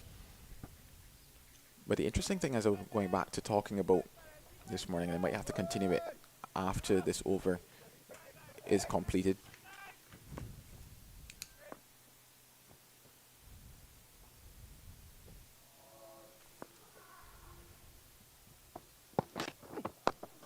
Pomal pushing down the ground. It's going downhill. There's a chase. He won't get there. Hits the rope now. Boundary to Pomal. Takes him to 19. The partnership goes to 73 of 117 deliveries. Yeah, timing was all that was required on that particular occasion. Didn't look to go at it too hard. Pramal just allowed that ball to come to him and raced off the bat down the ground. 110 overs completed, 305 for 6. So 305 for 6 in the lead. Or more or less, yes, it's the first innings, but it's building. And it's worrying signs for Craig Batwet. Because when you win the toss and you bowl first with a seam attack, and it's worrying, and I keep asking, I know you weren't on set with me yesterday, Joel, but wonder if Barbados missed the trick by not, oh yes, you were. We're playing Shem Holder. Just to comment on the worrying, I wouldn't necessarily consider it to be worrying, especially given that you balance it based on the surface that you're playing on as well, and it's not been the most helpful for the bowlers as well. So it's a case of, yes, 300 is on the board, but Barbados probably will know that they also have their chance to bat on the surface as well. As long as they apply themselves, they too should be able to get in a range like this, and it makes you wonder whether or not this will play out to a draw, because at this stage you're maybe telling yourself that is how the game could shape up, unless Barbados Pride happen not to score well, or they score extremely quickly. Here comes Pomal, another change by Craig Batwet. His trump card. And Sinclair comes quietly forward. He starts his 21st over, 1 for 36. He was able to pick up the wicket of Tej Chandapal, who played loosely and was caught at mid-on by Kemar Roach. Sinclair is not interested. He comes quietly forward. Here is Doris saying, just throw it up in the breeze. Somebody saying he can't look up. And he does, and slides one past Jason Holder at first slip, and he's coming back for the second run quite easily. So a lot of chatter taking place, Joel. You got to find a way to keep yourself happy out there, Vernon. It doesn't make sense being in that hot sun and being miserable at the end of it. I love that description. Joel, got to keep yourself happy in the hot sun. It's a good line. Guyana, certainly, they are happy. They're the happy Eagles. But no, just looking back at what I was mentioning in terms of Sinclair, you always knew that you needed to pick up that wicket early. Yes, he presented a chance that was put down in the covers by Jonathan Drakes, and it ranged towards the more difficult side of chances. Granted, he should have still held on to it at this level. Pomal uses his feet, and when he gets there, he checks his drive and gets a single. Good control by Pomal. Yeah, good control indeed, but it just felt as if they allowed Sinclair to relax a little too easily this morning, especially given that everyone knew how he would look to score the majority of his runs, especially early on, playing off of the back. But that brings us to the end of 111 overs, 309 for 6. But yeah, just looking at how you knew that he would go about, especially at the start of the morning, on that back foot, looking to punch or cut balls, work them into the offside, get ones, twos, capitalize on the boundaries. It was a case of they allowed him to do that too easy this morning. So it was a case of Kemar Roach. He was back of a length and wide, got cut for 4. And from there, you saw the changes in the field that allowed him to then rotate the strike very easy and get his eye in. It had to be a scenario of, okay, you count that as a bad ball, you keep your man at point and know that Sinclair's still going to look to drop it into that offside, off the back foot, look to get off the mark. as long as you could starve him of what were those running opportunities very early in his innings, you always knew that occasionally you just get that ball in that in-between area where he's looking to come forward. There's likelihood of him getting that caught behind, likelihood of him getting caught, and he covers because he's a very aggressive batter, especially going down the ground.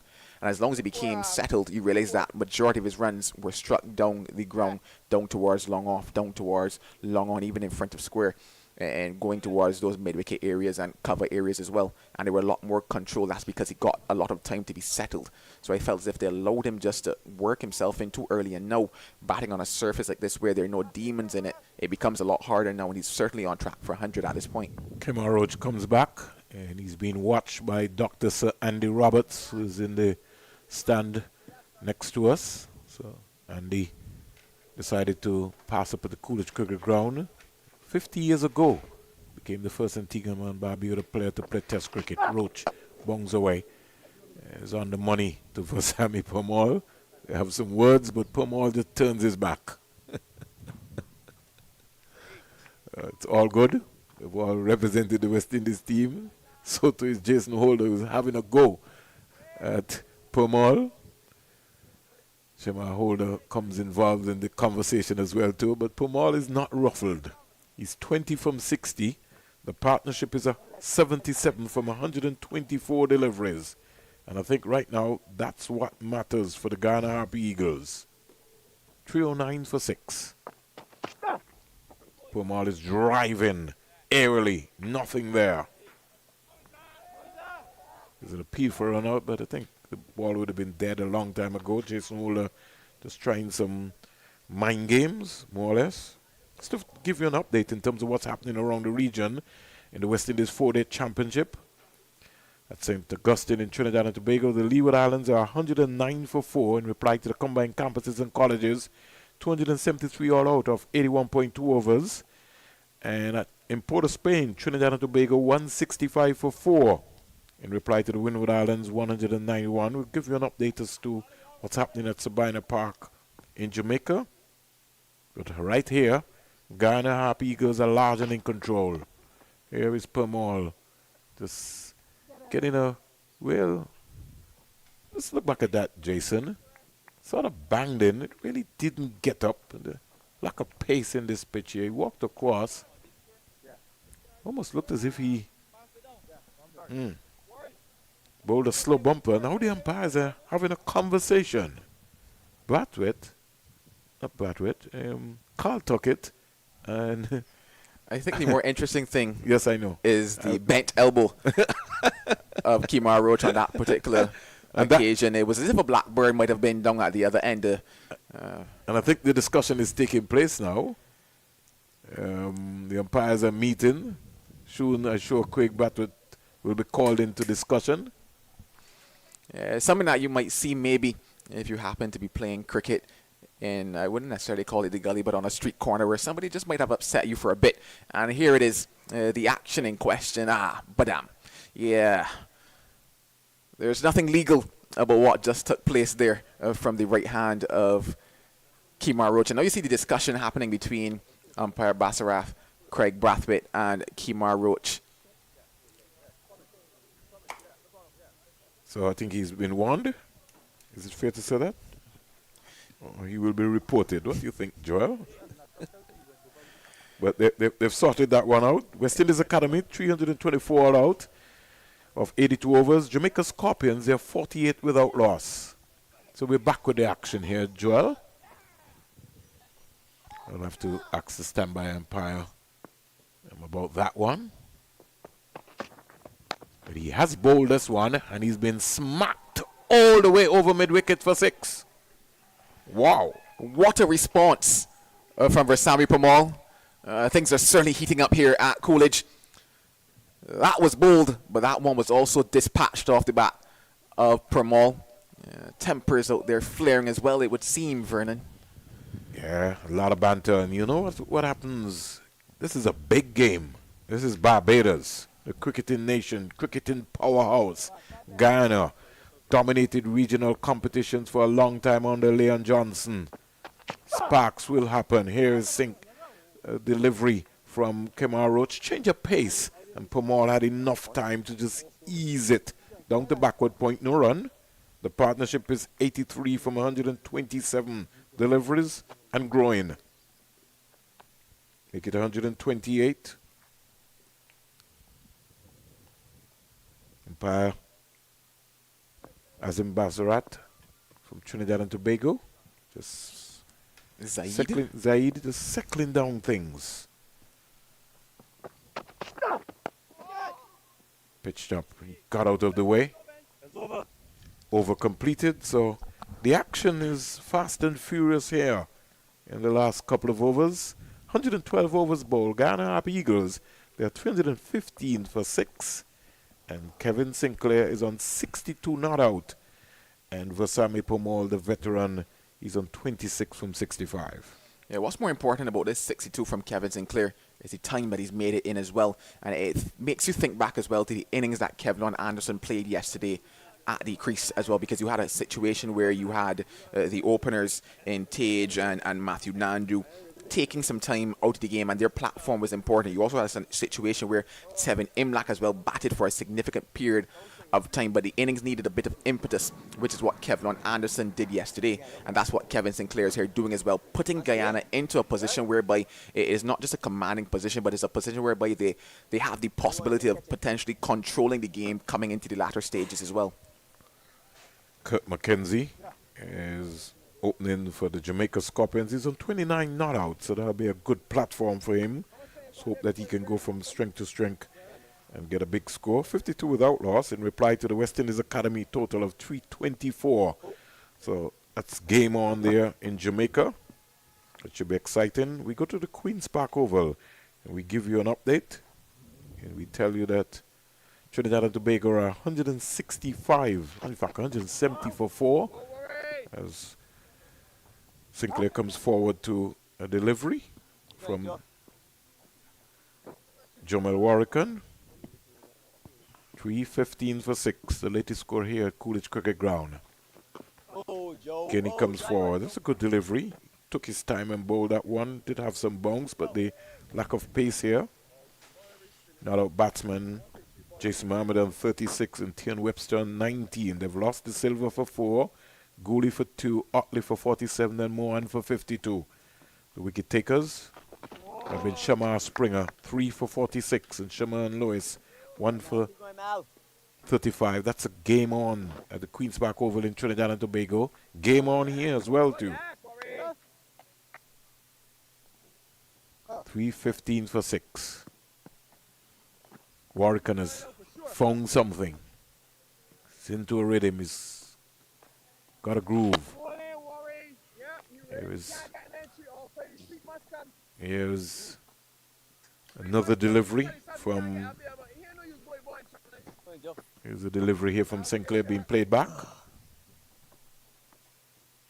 Flighted. Comes quietly forward. He's on a mission. He's certainly on a mission. He looks like he wants a big one here. He got 165 not out in his last innings here. He's on 62. Jason Holder says he doesn't have a clue as to what's happening here. He's back. Missed out there because he didn't get close enough to the ball. Maiden over from Jomel Warrican, and he continues to toil away for Team Barbados.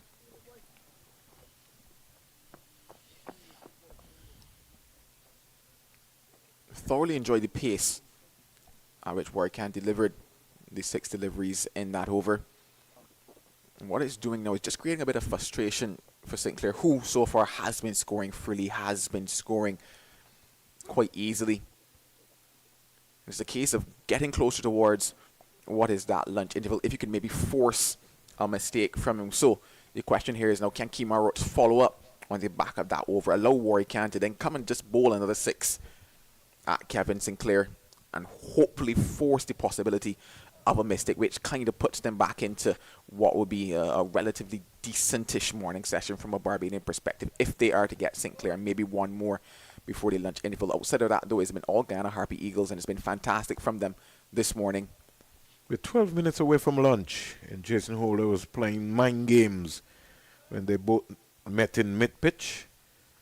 Sinclair remains resolute. Let's see Over Summer Pamal, if you continue to be fighting. Roach to Pamal. Slow bumper. He got on top of it and just rolled the wrist over. And he got an easy single. He now moves up to 27. The partnership goes up to 84 from 136 deliveries. Takes the Guyana total up to 316 for 6 in over 114. Second new ball already taken.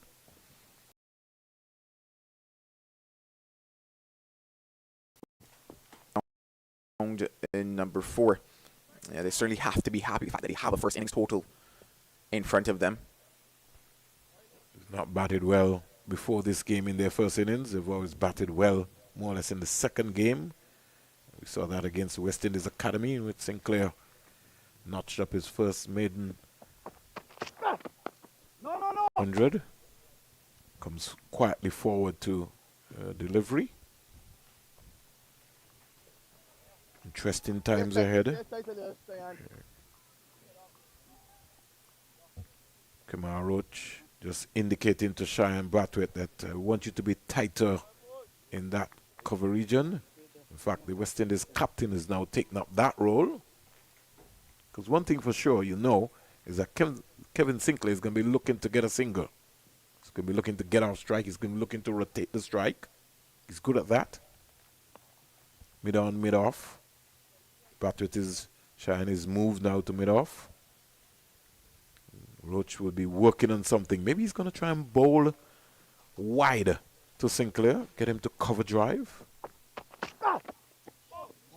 Naughty shot. He was playing the ball up the V. All of a sudden he was trying to get fancy. No feet movement, just the hands.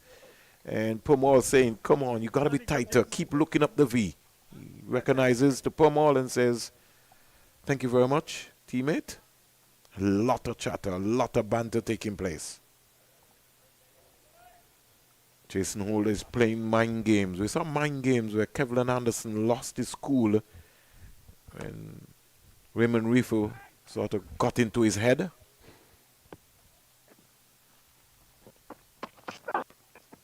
Played. Get an easy single. That's what Kamar Roach was talking about. That's good cricket by the young man. Just get off strike.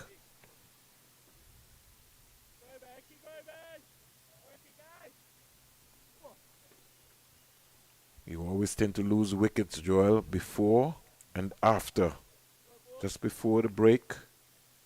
And Guyana will be looking, want to make sure that they don't lose any at this time. 316 for 6. Driven up to mid-off. Can't score. Let's look at what's happening in Trinidad and Tobago. Trinidad and Tobago 170 for 4. Jason Mohammed, the veteran, is on 36 not out. And like I said, Tian Webster 19. The wicket takers have been Shamar Springer 3 for 46. And Sherman Lewis 1 for 35. We find out what's happening in the game with the Leewards. Combined campuses. And the Leewards are now 121 for 5. Spot of trouble there. Back and steering this pass backward point. A chase here for the West Indies captain or the Barbados captain, Craig Brathwaite. But he restricts that down to 1 run. Over completed. Roach 2 for 51. Latest score here at the Coolidge Cricket Ground. Guyana Harp Eagles 317 for 6.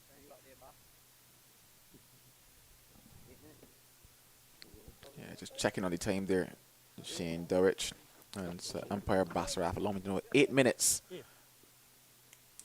until we get to lunch here on day 8 and number 2, round number 4 of these West Indies Championships. Let's go. More importantly, though, I think for the Guyana Harpy Eagles in this particular over is the fact that for Sammy Parmal will be facing, and I was mentioning the fact that there was just a bit of that cat and mouse going on between Jamel Warrican and Sinclair in the previous over. He was able to deliver that maiden. Partnership is 86. Warrican to Sinclair. Flatter, faster. One was hurling at the pads. Leeward Islands, like I said, they are 121 for 5. Andrew 5 not out and Karen Powell and 45 not out. Here is Permal just stepping out and spanking that up to mid-off. Roach can't stop the single. The partnership is growing. 87 from 147, 141 deliveries.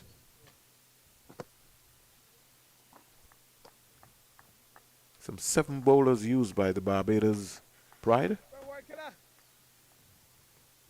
after they opted to field.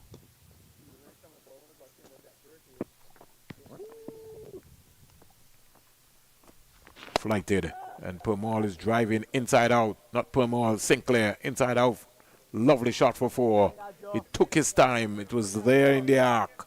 Let's look at it, Jason, on the replay. Yeah, you always knew it was coming, especially given I mentioned the pressure that was built up in the over before. This time, though, fantastic balance of weight from Sinclair.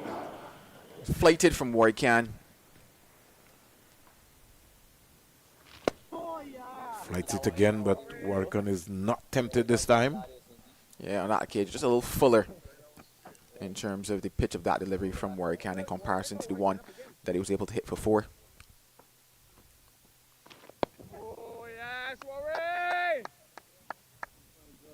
Yeah, just getting inside the line of it.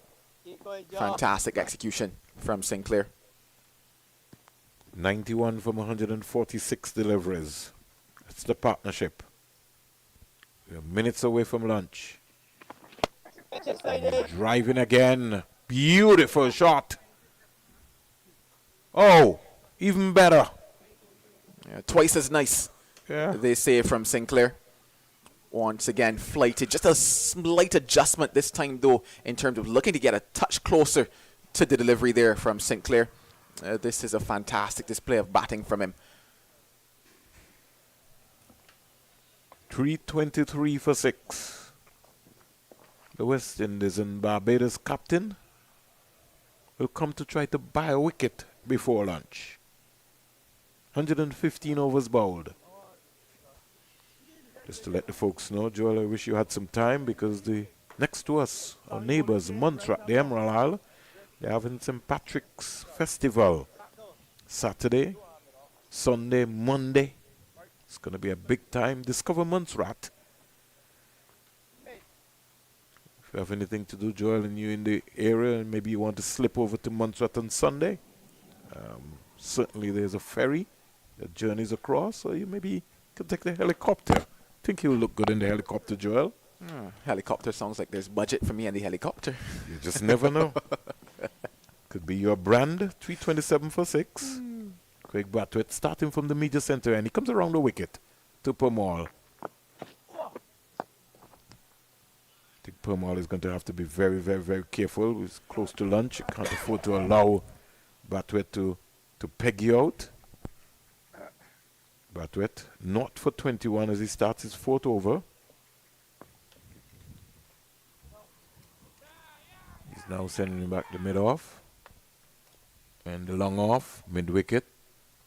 Well, it's almost like an out-and-out feel now. The Barbados on the defensive here. Mid-wicket, deep backward square, sweep on the offside, long off, and Permal driving. Missed out there, should have just found the gap. No, he was trying to get a single. This could be the last over, as well as we maybe can have one more. We don't have the umpire's watch, so we don't know. On drive. Big save. And so Permal is irking. Is something has to give, only a matter of time. 327 for 6. Flighted. And Permal drives down to long off. Brathwaite comes around. He can't stop the single. And so Permal gets off strike. 2 more balls expected to be bowled in this over. Permal to 30. Sinclair 71. He's really looked compact. He's batted beautifully. Kevin Sinclair.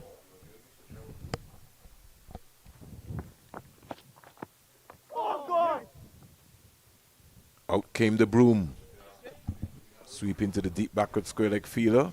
Goes up to 71. The partnership is 97 from 152 deliveries. And growing.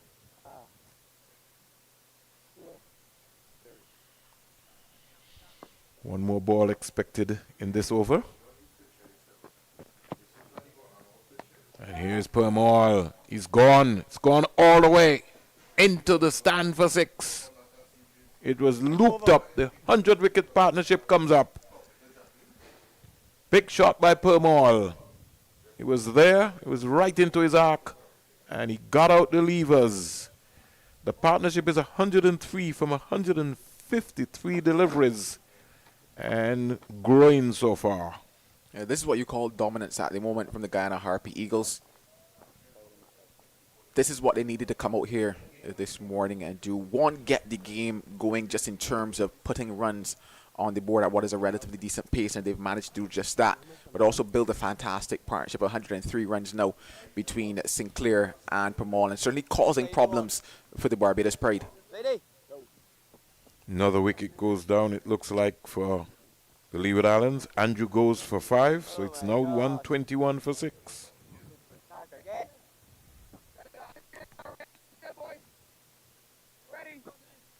Come back to that as we get a further update. Scoreboard taking a little long to update in that encounter just before lunch.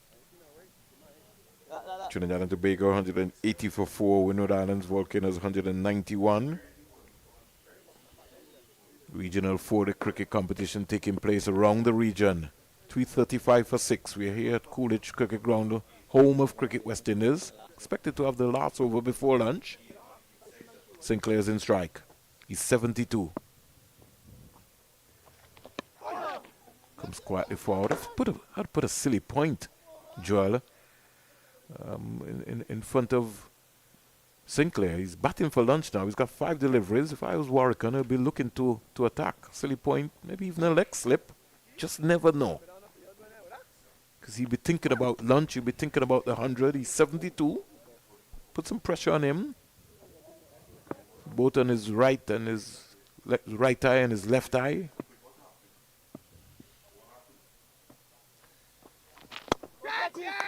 He's out caught. He's outfoxed. Sinclair is outfoxed by Jamal Warwican. He is upset with that. He never looked comfortable and just casually just hit the ball back straight to Jamal Warwican. Bowled and caught. Sinclair goes for 72 on the stroke of lunch. He walks away a disappointed man. Versame Permal is not out at lunch. Let's look at it again. He was well flighted again. This time, though, a lot straighter, or rather a lot tighter into the pads of Kevin Sinclair. Unable to, one, get the elevation, unable to get it towards that cover region where he hit the previous boundaries. So success on the stroke of lunch for Barbados Pride. 335 for 7 is where we stand as we head to lunch on day number 2. And we go off, Joel, just to give the folks who would have been tuning in just to find out what's happening, just in case you're viewing and you want to know what maybe quickly would have maybe just happened for the morning session, or maybe even join the game. A lot of people who like to take stats. Staging Ryan Shandapal caught Kemar Roach, Ball Warwican for 40. Machu Nandu run out Jason Holder for 28. Tevin Imla caught Dorish Ball Holder for 55. Kevlin Anderson caught Zachary McCaskey, Bowl Kemar Roach for 87. Kamal Savory was caught Bratwett. Cheyenne Bratwett bowled Jason Holder for 7. And Kevin Sinclair caught and bowled Jamal Warwican for 72. Ali Mohammed, he was caught Holder Bowl Roach for 1. And for Sammy Permal at lunch is not over 36. The bowling figures for Team Barbados. You would have Kemar Roach, wicket taker so far, 25 overs, 9 maidens, 52 runs, 2 wickets. Jason Holder, 20 overs, 4 maidens, 52 runs, 2 wickets. Jamal Warwican, he certainly would have come to the party. Some 23.2 overs, 2 for 49. So at lunch, the Ghana Happy Eagles, they are 335 for 7.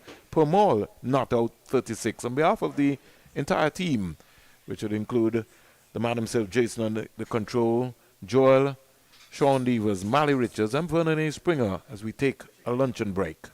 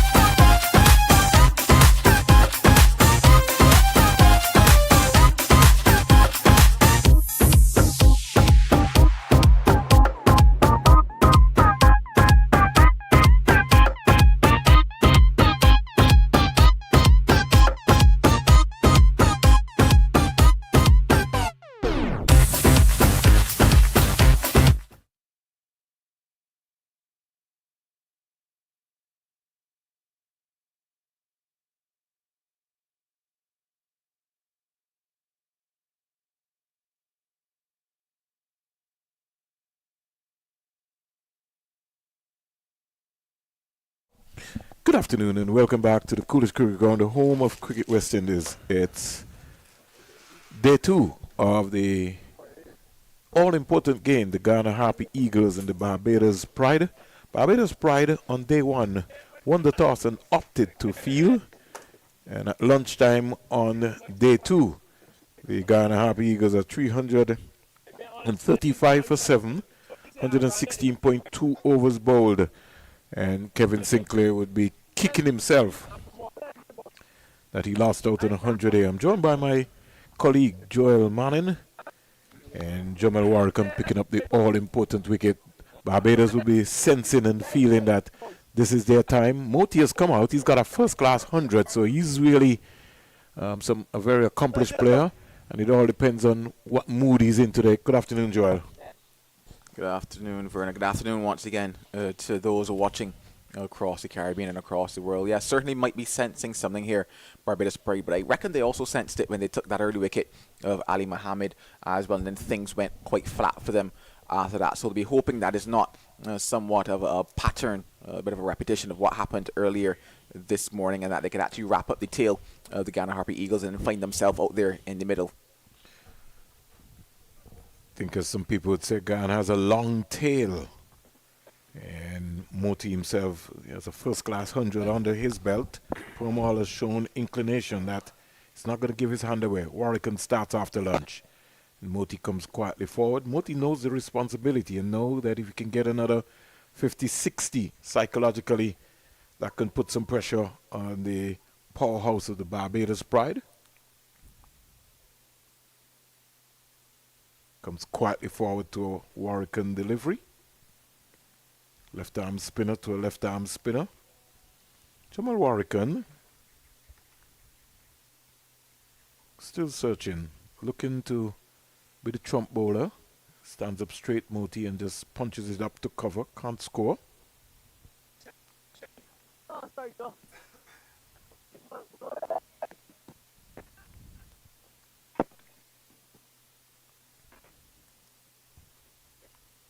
A little change. So Warrican getting creative over and around. He's using the angles. And Moti plays out a maiden wicket over. So Jamal Warrican has done his job so far. And he was able to prize out Kevin Sinclair for 72 of 94 balls with 9 spanking boundaries. Lovely knock by the young man to come Smith Thorne. 335 for 7. Director, we've got an appeal for calling the wicket. They get your best.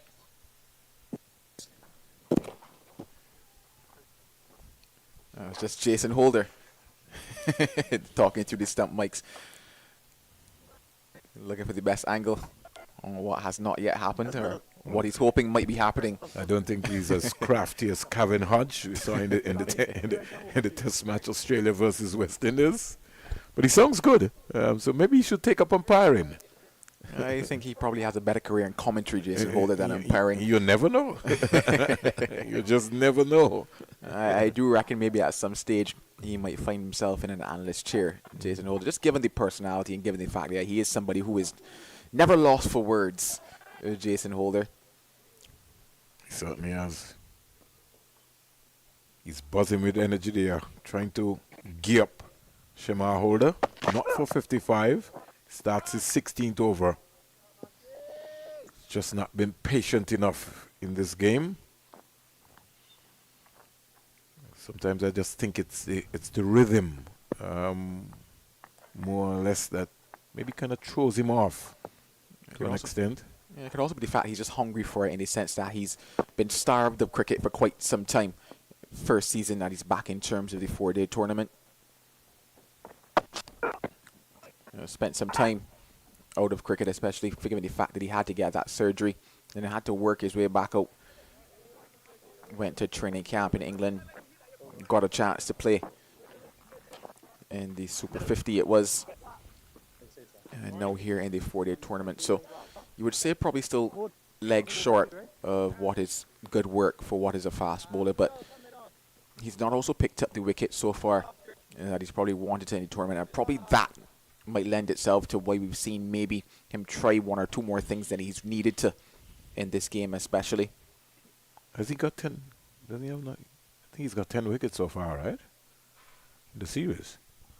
If I check my stats, he hasn't. Let's wait and see. Joel is pulling up some quick stack. Shema Holder. He's going to bowl to Moti, who is on naught.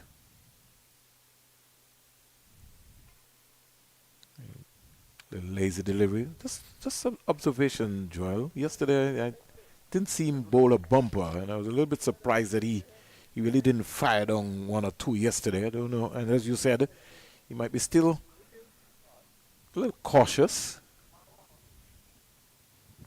He's certainly a natural athlete. Yeah, he certainly is, and he will take some time to get back into what is the form that many saw from him and what saw him find his way up towards the test stage. But just to confirm in terms of how many wickets he has so far for this season, he has just 2 wickets so far for this season. So, good line. Just think yesterday, just like all of the other Barbados fast bowlers, you were seeing a tinge of grass. The team was picked, and captain won the toss, and everybody decided that hey, listen, we're going to go at it. And I just didn't feel that the Barbados attack was patient enough. Patience. You got to understand how to bowl in certain tracks. I'll give you a story, Joel. Dr. Sir Andy Roberts. They used to have some tracks in Warner Park. That's before it was relayed or refashioned, more or less. And people used to be complaining all the time that, Dr. Sir Andy Roberts, was a sort of guy that when he came to Sinclair, he used to say that, Warner Park was a batting track. And so Andy would walk away with sometimes 8 and 10 wickets when he came there because he mixed it up. He used his pace, used his variations. I think this is something that Shema Holder and company will have to put in their armory going forward. Good leave again by Moti. He's certainly hitting his straps here a little bit more consistently. This, I think, is his second spell for the day, not for 56. It sometimes boil down to being all in your mind. I think most of the franchises, Joel, sooner rather than later, going to need a psychologist around them. Start getting into their heads because you got so much distractions around you. The phones, Facebook, Instagram, everything. The lights are on. Over completed. 3:30, 6 for 7. I want to see Barbados really jerking around, Joel, and really getting into the rhythm to dismiss this Guyana Harpy Eagles. They've come back out sort of flat. Everybody just walking around. Want to get into that zip, get as much overs as possible. I know it's a long time, 118 overs bowled. Well, you got to keep going. I don't think Permal and Moti are going to give away their innings. They're not going to just lie down and just allow you. So you got to really take it to them. Warwick 2 for 49. 24. You got me down that? Oh, yes, Warwick. Yeah, you got him? Oh, no, Warwick. Right, John. Played some 15 test matches, Jamal Warrican. 46 test wickets to date. In terms of first class, he's got 325 wickets before this encounter. Somebody lead it. Come on, Shaker. Yes, Shay. They call you Shay, man. Club Shay. Wait, watch the left.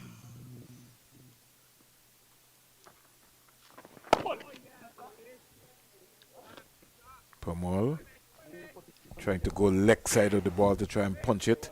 I think he just needs to forget about Jason Holder and concentrate on his task ahead. Finding time to talk to Jason.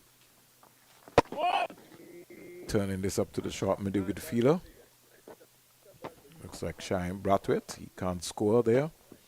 So he got a long on, long off. Mid wicket, because you know that Permal likes that area. Yes, Warwick. So you got an extra time to give me a little encouragement. Yeah, I can work with that. This time he gets a lot closer and slaps it down to the vacant third man boundary for 4. It was wide. And he got closer to the ball. The one before he didn't get close, but this time he did get a little closer, had the width, and he put it away nicely for a boundary the first after lunch. Yeah, put it away quite nicely, did Permal. Got deep into that crease as well, and that's really what gave him the time to get it that far backward up square on that particular occasion. It's 41 Permal. It's back and just working it into the leg side area. It's not as fast as Sinclair. He comfortably comes back for 2. So he goes to 43 and the score goes up to 342 for 7. Barbados need to start to pile the pressure on. Got to look to restrict Moti and Permal from scoring. Build pressure, build pressure. Excellent first over from Shamar Holder after lunch. Warrican has got to get onto the money. 6 so far from the over. And he's gone big. And when he goes all the way over long on for 6. It was flighted, it was in his arc.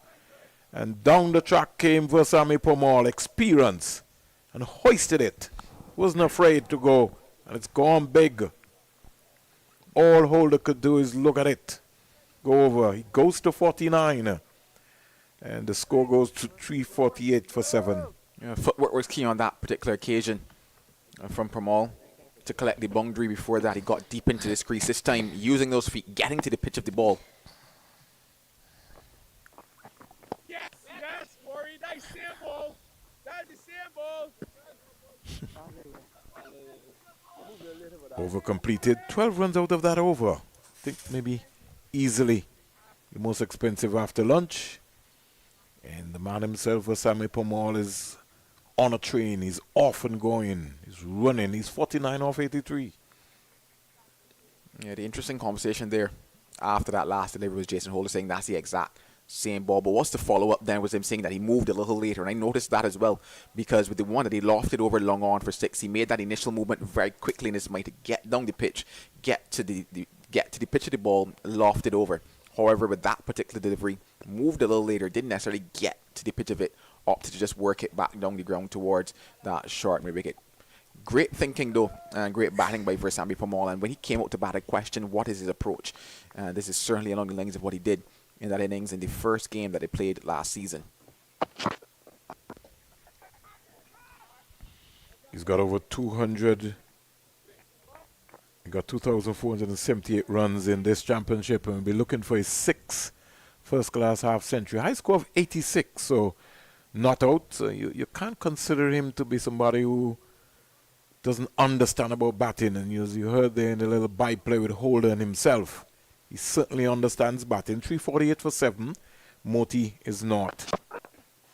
He's back and steering that down to the third man boundary for 4. 350 comes up for the Guyana Happy Eagles. And the pressure continuing here. Barbados just sort of relaxing since after lunch. It got to be tighter. Got to be tighter. Got to cut down those boundaries. And all of a sudden the Guyana Happy Eagles are just moving through. Flowing in motion. Yeah, it wasn't even that bad a delivery from Shamar Holder on that particular occasion. It was just great execution from Gudakesh Modi. Of course, this outfield runs away as well, going down that slope. Moti's 4. Driven up the mid-off. Craig Battert comes across and stops it.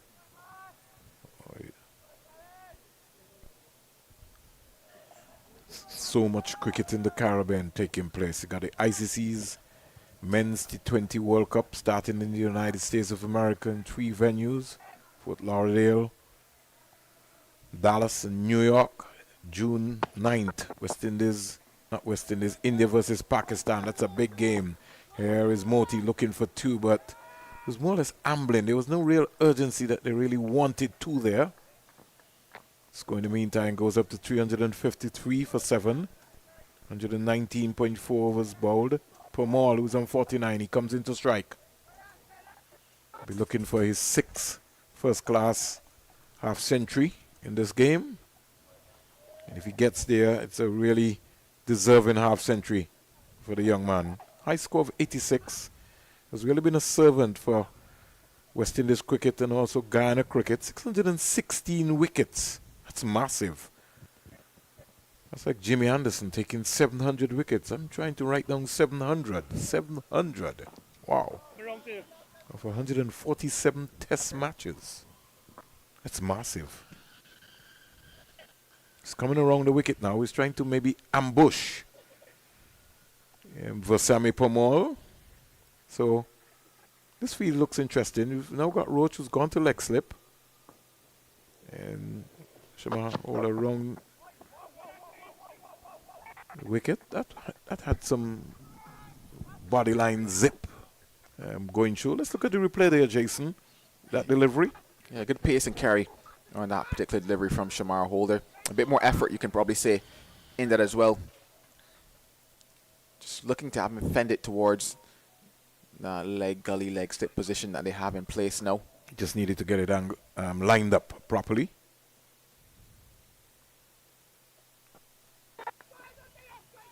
Handled awkwardly by Versamy Pomol. Over completed. He remains on 49. He's rehearsing that he would have just whipped that one away. And Shamar Holder not for 61 with some 76 dot balls. He certainly wouldn't like to see his figures at the end of the day. Warrican has got 2 for 61 from his 17 overs.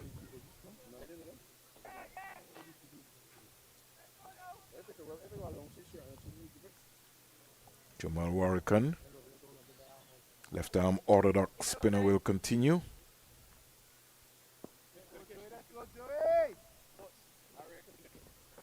A lot of banter taking place between the test players. Moti, Pomol, Holder, Dorish, Warrican.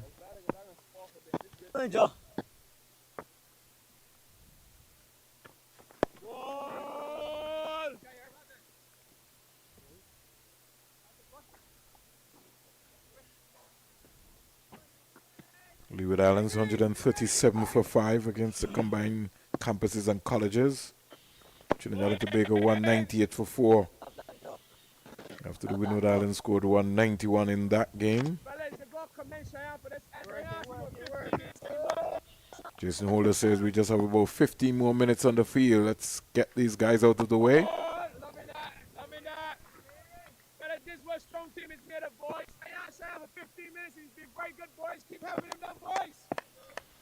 Jamaica 103 for 3 at lunch. Here is the big man Moti getting the long levers out. Roach is coming across, but just to pick it up, they get 2 runs quite easily. Ball watching, more or less.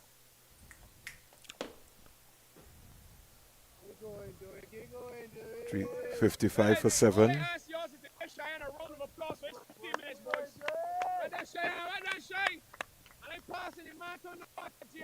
He was ball watching. You really got to be running.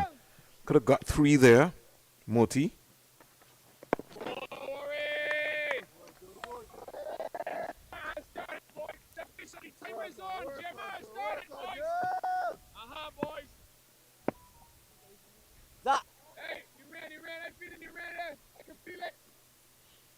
Jason Holder says he's feeling the rain, so rain might be lurking around in the eastern area.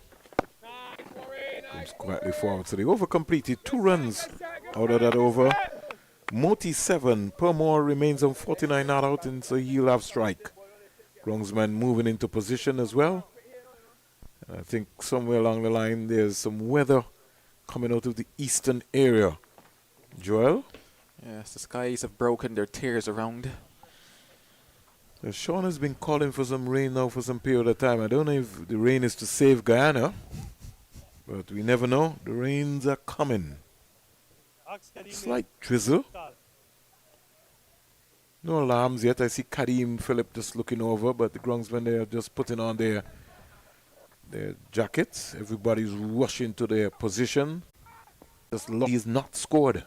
Yeah, even if they are able to pick up the wicket using this tactic, I still like the fact that you can see them thinking in terms of, okay, how do we want to get Pramod? How can we get Permont, at the same time as you mentioned, it is frustrating him because he's unable to continue scoring. It's taking him a long time to think like that, Sean. He's gone 49 from 88. Make it 50. But as Sean said, as Joel said, they're working on something. You could now see a concrete plan. 50 to the big man for Sammy Permall. He comes down and gets some recognition. 89 balls, 3 fours and 1 6. A strike rate of 56.18. And the veteran, one of the legends of Guyana's cricket, for Sammy Permall, scores his 6th first-class half century. Yeah, he has a knack for scoring important runs in the lower order for Guyana. I remember a couple of years ago, he frustrated the leewards. Just couldn't get him out. Here's Moti just turning this on the leg side. Jaya comes off the wide fine leg boundary. In fact, it's a no-ball signal also by the umpire, Mr. Bassarat. So, Shema Holder overcompensating. His size 13 boots. He was having a measure up with Jason Holder yesterday. They were trying to measure the size of the boots. Showed Jason Holder's wearing size 16. So you can imagine Shema Holder trying to line up and say, what size you wear, Jason? It was so funny. I enjoyed that.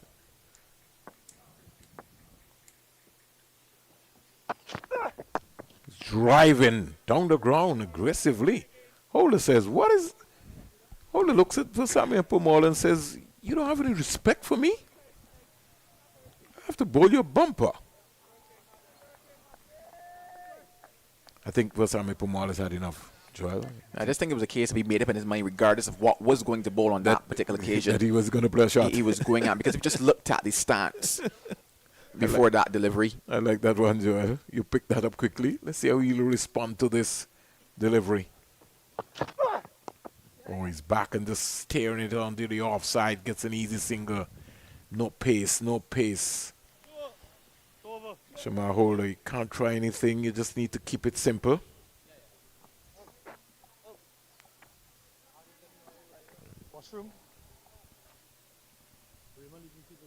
Raymond Reefer is leaving the field. You know, I mean, these days when you're leaving, you have to report to the man in charge.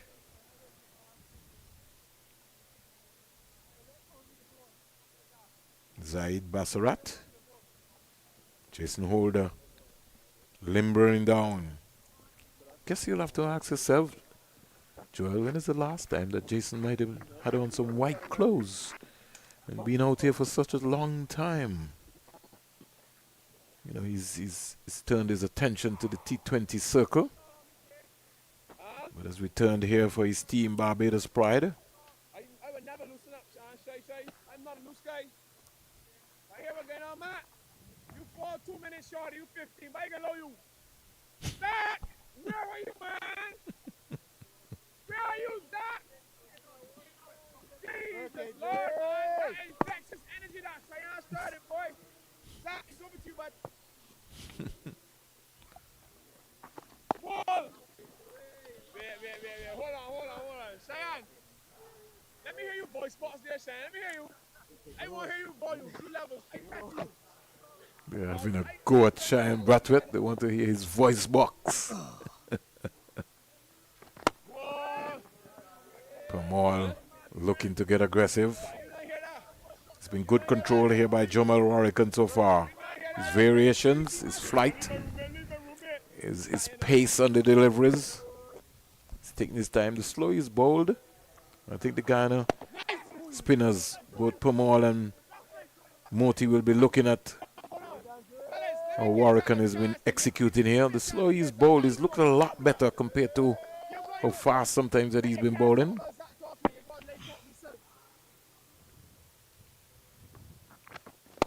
He's on-driving beautifully. Well played. And that's the contest, Joel, when you have spinner to spinner. Be it an off spinner to an off spinner, or a leg spinner to a leg spinner, is always, you know, you look at how the matchups go. 360 for 7. Warrican 2 for 64. This is his 27th over. And he'll feel that he wants to outfox Moti.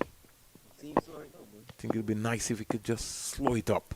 Give Moti something to think about just above the eye line. There he goes. But the mid-off has come up and it's gone all the way for 6.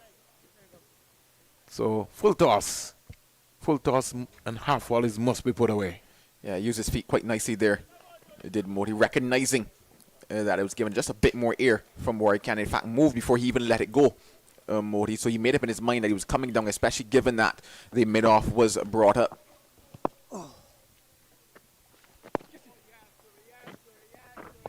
Barbados have gone flat. This partnership is 31 from 41 deliveries. They've got to be in the game because by the time you look, Guyana Harp Eagles continues to build pressure, and not only build pressure, but they continue to score. 366 for 7, 123 overs bowled so far. Top score for Guyana Harp Eagles, Kevlin Anderson, 87, Imla 55. Beautiful knock from the man himself, Kevin Sinclair. He'll be upset that he didn't get us 100, but he certainly looked good until he was outfoxed. I have to say he was outfoxed, and it's just a mind thing of thinking about lunch and being casual. There was also the adjustments being made by Warwick, because if we look at the 2 deliveries that were deposited wide of long off. Holder to Permal. He's back and slapping that protection on the offside, and he gets 1 run.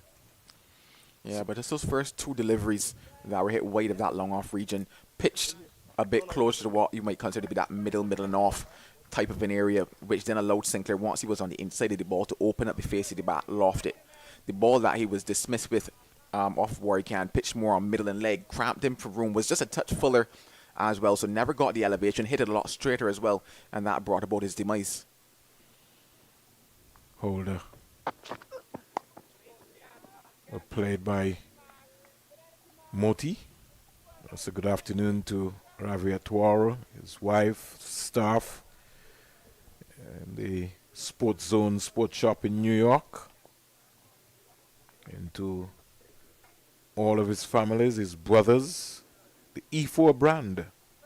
Next time you see me, Joel, and we have a practice game, I'll be using my E4. 367 for 7.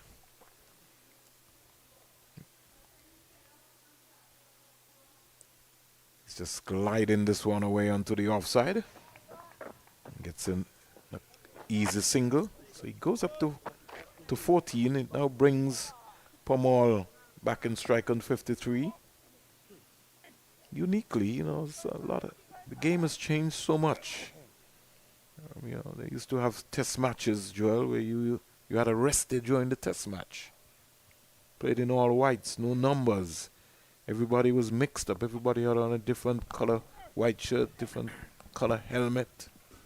Game has really transformed. I was looking sometimes at the old days of some of the players who were playing. No badge of the West Indies on their helmet, even on their shirt. Permal is having a heave. Gets a single. So 2 legal deliveries expected in this over. Coming up next will be the voice of Marley Richards and Sean Devers. Maybe they can complete the task at hand here. Sean might not like that too much.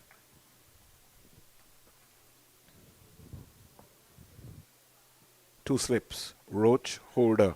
They go down.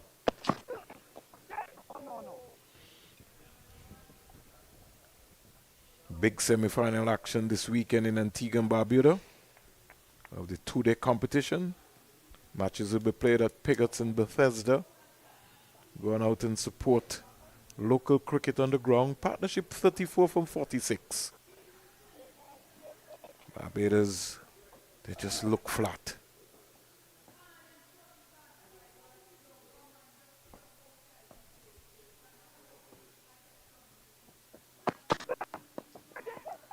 Almost got a leading edge. almost no luck at all for Shemar Holder.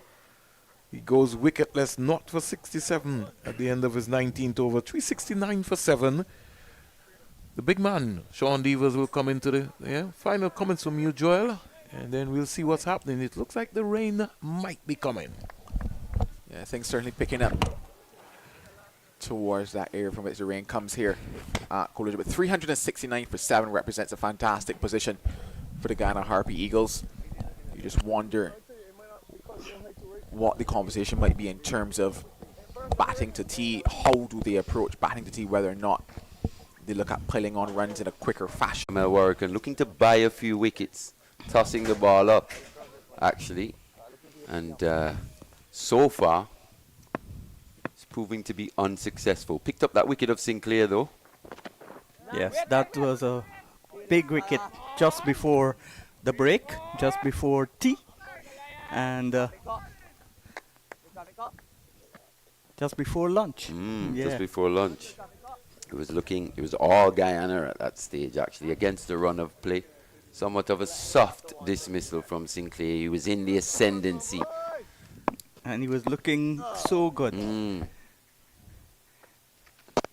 Forward comes the taller Moti, both left arm spinners. Both play for the Albion Cricket Club in Guyana, both Barbadians. Both play in Test cricket. So the over comes to an end at the end of the over. It's 376 for the loss of 7 wickets. Gorakesh Moti is on 20. 55 is Pomal, and another little partnership developing here. Yeah, we did say that when we saw Vesami Permal stride to the crease, the way he started, they went short pitched, but he absorbed that pressure, and now he's applying that pressure back onto the Barbadian bowlers and just inching his team closer and closer to that 400 total. Yeah, Shamar Holder will continue from the commentary box end. Would be at least pleased that the conditions have become overcast. A little cooler out there as well, yeah. Hopefully he can get a bit more assistance maybe from the overhead conditions. Yeah, get the ball to swing a little bit more. This is bang on target, but Pomal keeps it out. I tell you what, ominous signs there, to be honest, here on day 2. That ball just scooting along there, very low to Permal. Well watched. Those 2 batters out there are 2 of the 4 players in the Guyana side to have played Test cricket. Of course, Sinclair and Chandrapal and Moti presently in the West Indies team. Pomal played before, and this is on the line of the leg stump again, looking to play it into the onside, finds the forward short leg in the way. And the regional under 15 tournament starts here on the 26th. The Guyana team is expected to fly into Antigua on the 24th. The captain of that team is a guy by the name of Adrian Hetmeyer. Okay. He's the nephew of Shemron Hetmeyer, but more importantly, his father played under 19 cricket for Guyana. He's presently a senior Barbados intercounty player, Sion Hetmeyer. Okay. Oh, jeez. That's a good short delivery there from. Yeah. But I think Permal has handled these short deliveries very well. He's just swayed out to the line. Yeah, as we see this one again. Bit of extra pace from Holder, but well watched from Vesami Permal, using all that experience here in this innings. 55 he's on now.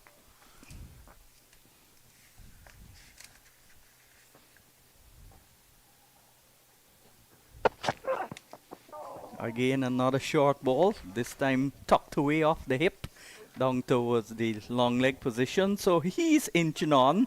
The partnership is built in, and Guyana looking good despite the overcast conditions. Yeah, you did mention earlier this morning Vesami Permal being the only player in this 11 over the age of 30. for the Guyanese He's 34. franchise here. And we spoke maybe 2 rounds ago, maybe when things didn't start as well for Guyana, and just talking about it's a team in transition.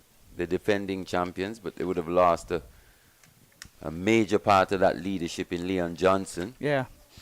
And I don't think the Guyana Cricket Board or the authorities had a plan to groom a captain when Leon Johnson would have left. Most successful captain in the West Indies with 6 titles. Forward comes Moti, who's actually got a first-class 100. Got that in Trinidad and Tobago. It's got some batting ability, Yeah. Scooter Moti. I think most of our middle, lower order actually batters show some level, the bowlers actually show some level of ability with the bat, but a lot of the times they don't develop and go on to really Become have all-rounders. consistent Yeah. performances. You're right, genuine all-rounders per se. Would you say a batter or a bowler has to get 100 to get all-rounder status? Not at all. No, I think it's all about contributions in the context of a match. And consistent big scores? Yeah. Because I was coming to that, Malcolm Marshall, highest score was 98, and he was deemed a genuine all-rounder. I think that was probably a bit of a stretch. I would say Malcolm Marshall, in today, we would probably more class him as a bowler who could bat. A bowling all-rounder. Yeah. Yeah. Yeah. So, 377 for 7. So, Sinclair is a bowling all-rounder or a batting all-rounder? In my opinion, he's a batting all-rounder. I think he started in first-class cricket and in the region as a A bowling all-rounder. bowling all-rounder. But I think in the last couple of years, his batting has actually come to the fore. And now we see the umpires Bassurat and Tuckett remove the stumps and call the groundsmen the curators. You don't like to call them groundsmen now nowadays. So they're bringing on the covers. That's like calling a garbage collector.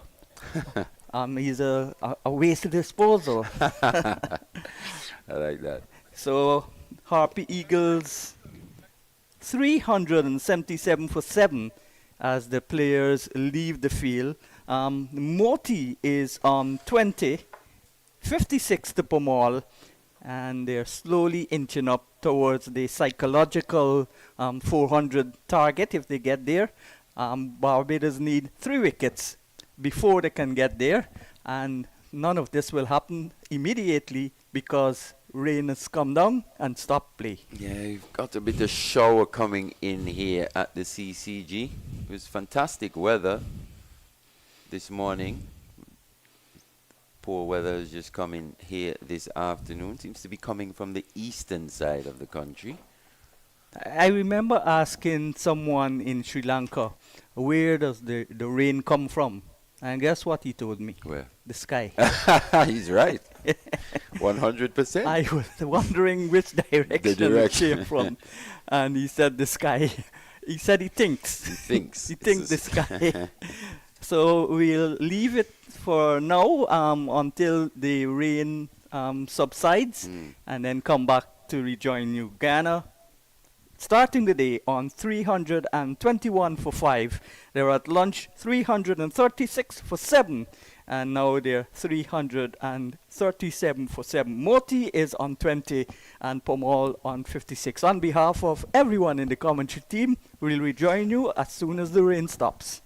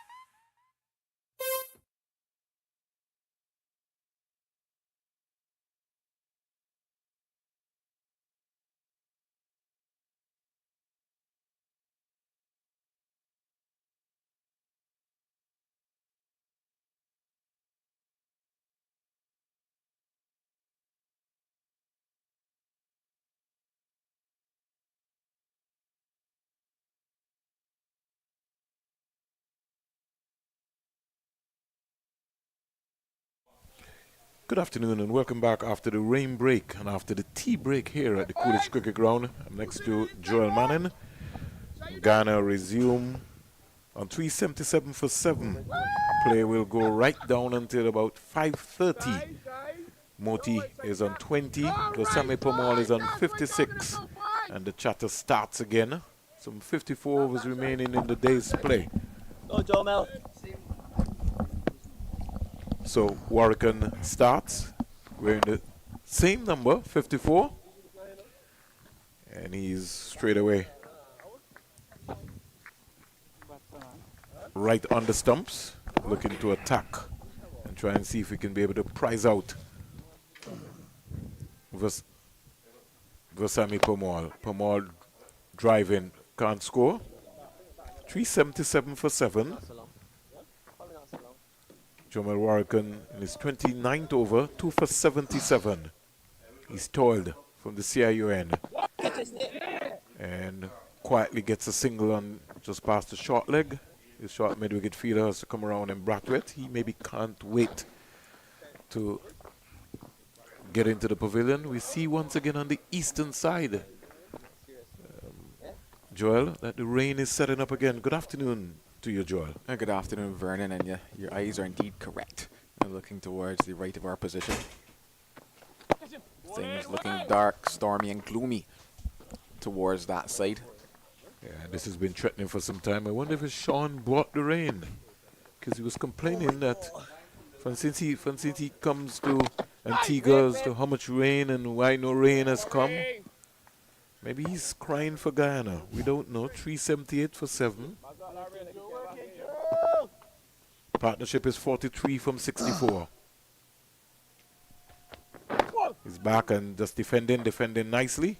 Can't score. So the first over after the rain and tea break, it's 1 run off of it. 378 for 7. Congratulations to Kyron Powell, who scored a painstaking 100.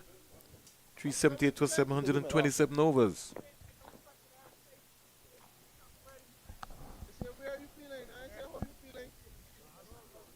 Last time we checked, he was on 103 not out, 133 balls. He's lost his captain in Raheem Cornwall for 22, Louis for 31, Andrew for 5, Hamilton 21, Graves 29, Carty 6, and Michael Louis scored 4. Hayden Walsh is not out on 6. And the wicket taker so far has been Graves 3 for 54 and Blades 2 for 50. 240 for 7. Leeward Islands. So we can write that century down as the 12th century of the 4-day championship. Your call, Joel. McAllister with ball in hand to start back after the tea break. Was the bat onto that one? Nah. None, says Bassarat. It'll be interesting to see, how much the break that we had might have affected the plans of Ghana, because obviously, naturally, they start to have a bit of momentum going into what would have been the tea break, and you just wonder, hey, would they have declared at the tea break had they not been bowled out? No, with just a bit of time taken out of that session, you just wonder what the thinking is here now, what type of total, how much time are they looking to spend here? They may be looking to maximize to get some batting points as well, too. They're 378 for 7, so they'll be searching for those batting points. Every batting point could be important, especially in a close competition of this nature.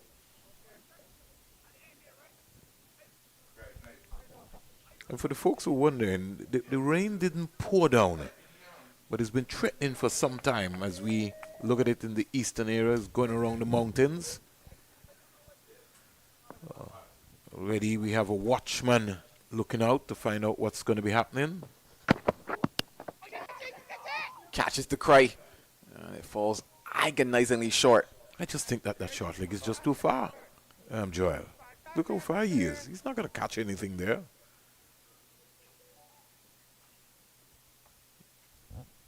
Yeah, more so there for the ball that is fended off into the leg. So that one getting a high portion of the blade of a Samuel ball, not able to keep it down, but still able to fight on. He's 57 from 108, his 6th first-class half-century. this time. Gets right on top of it. Not necessarily getting the level of elevation that the previous delivery got either. But I think Craig Batter would have missed the trick, because if you come back after the tea break to Permal and you brought back your fastest bowler, then it means that all of your attacking options are possible. So the short leg could have got a lot closer. In fact, I might have put a silly point in front of Wasami Permal, because you're looking to get wickets.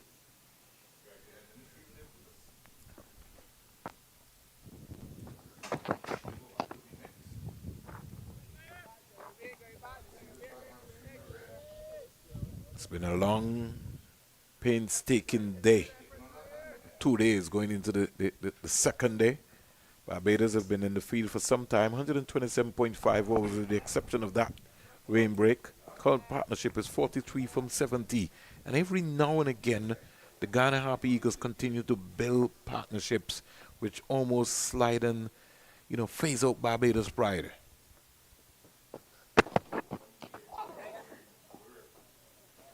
Tickled away.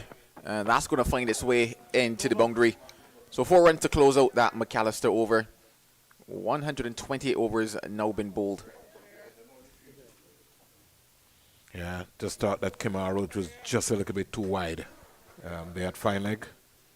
And if you got the deep backward square leg fielder there, based on the pace on this track here, you could have afforded to have Kemar Roach even in line with the scoreboard, or more or less the West Indies flag, because I think he would have cover on the deep backward square.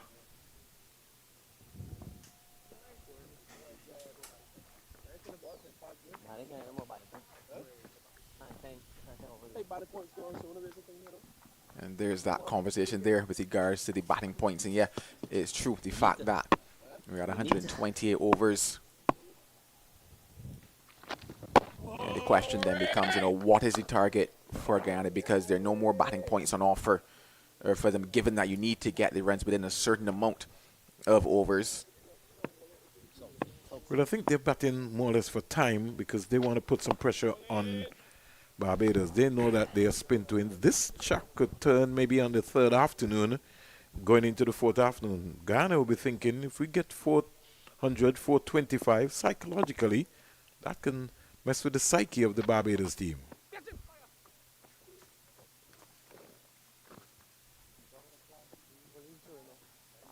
Yeah, certainly the longer they bat, it gets closer to what I would have mentioned a little earlier, the possibility of it just resulting in a team draw here. Stranger things have happened, Joel. Yeah, and I prefaced it a little earlier by stating that it's all dependent upon how Barbados pride bat, because naturally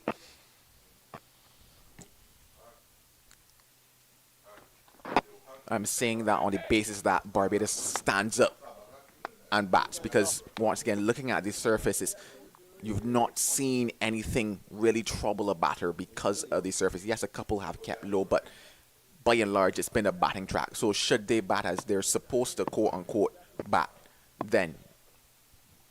There's no Kevin Wickham in this team, who's their most informed batsman. And so the batting lineup, yes, they're boasted by Jason Holder. The partnership is 47 from 76, but it's still touch and go, as you rightly said. How well they bat, because scoreboard pressure is scoreboard pressure. You have to chase 425, 450. Then you're starting to think like, how we go about this. Yeah, chase, yeah, fair, but obviously there's still a lot of time left in the game, and hence why from a first innings perspective, I think that, yeah, as long as they bat well, then they pretty much become even Stevens with a total like this on a surface like this. However, the game becomes opened up now. For example, if Barbados Pride were to get skilled out, let's say for a 190 or so. Barbados would want to dismiss Permal, who's on 61 from 111 deliveries. Down the onside again from Jair. For TU, 382 for 7. What sort of score you think they'll be thinking about now, Joel? If you were in the Ghana Harpy Eagles camp. Well, to be honest, should I have been in their camp, I think that I would have had ball in hand right now in terms of being the Guyana Harpy Eagles. Reason being, one, conditions at the moment. Two, the possibility of another break coming because of the weather. Granted, you cannot predict weather. Played away quite nicely by Versami Permal. space in that offside field, and he takes advantage of it. And the 51-run partnership comes up. Wide delivery. He just used the pace. There's no protection down at the third man area. And he hit the rope very quickly. The partnership is 51 from 79 deliveries and building.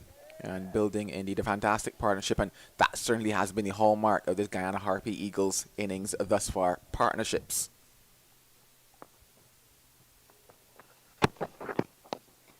Gets on top of that one. I know somebody out there is probably thinking that I might be mad saying that, you know, I would have declared my innings, but I'm doing that from the perspective of I'm currently sitting at 6 on the table, and I know that on a surface like this, I need time.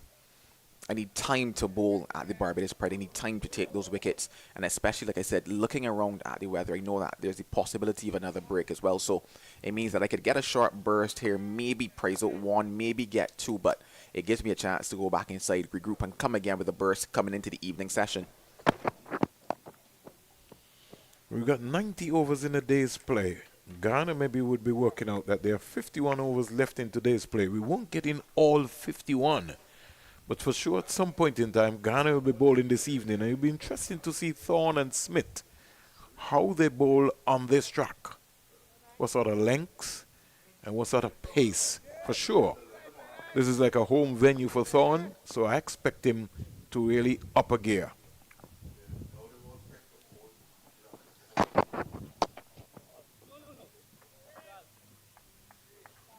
With the approach here of Pamal, he might be thinking, Joel, that he can get his first class 100 here. Well, if we are to see a Permal 100, I would hope to think that it would happen in the next 4 overs or 5 overs, to be very honest, because I don't see the logic in Permal continuing to bat time just for the sake of that 100. I was trying to look through the Guyana dressing room to find out if your predictions are right, if they'll be thinking about that. Over completed. And the score here, the latest score here at the Coolidge Cricket Ground, the home of Cricket West Indies.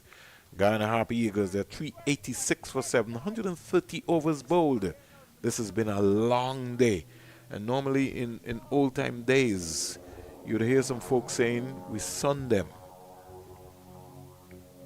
Good thing about it is that there's no major sun here this afternoon at the Coolidge Cricket Ground. It's just cool, calm, and collective.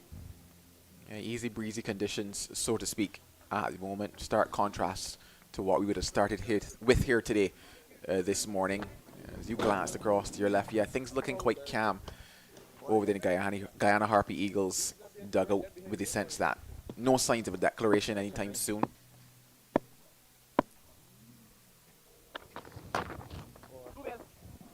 Here is a lovely drive on the offside for Moti. Somebody's asking Shoyan to lift his legs. I don't think he could lift his legs. Does he have on the pads on him? No, he doesn't. No pads on him. But they maybe having a tease, having a go at him. The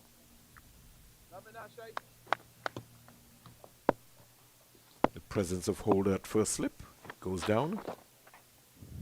Big drive up the mid-off. Holder, Shemar Holder comes around. A lot of holders in this team, Joel. Shem, Jason.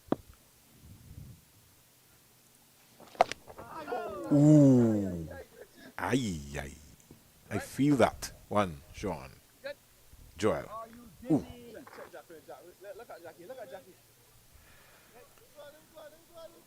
Yeah, massive blow into the body. Drake's still rubbing there, the young man. You can understand why that one certainly had to hurt him. 388 for 7. Outside the leg stump. I think it was more in hope. But you know, Joel, we tend to overlook. Let's look back at the replay before I make that comment, Sean. Joel? Yeah, you just saw Shane Dowrich asking the question with regards to where did it strike him. And yeah, indeed, outside of that leg stump. Would have been difficult coming from that angle. Around the wicket for Warwick Yan.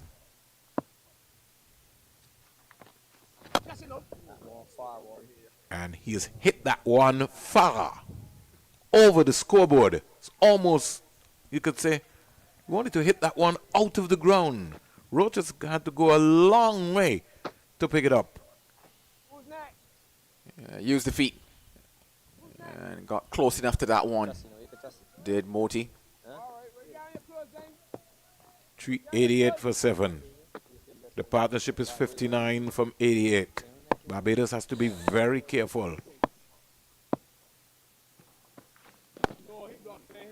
Comes quietly forward. 8 runs out of the over. The 31st of Jamal Warrican. 2 for 86. The latest score here. Ghana Happy Eagles. They're 394 for 7. 131 overs bowled. For Sammy Pomol is on 65 not out. Moti growing in confidence on 28.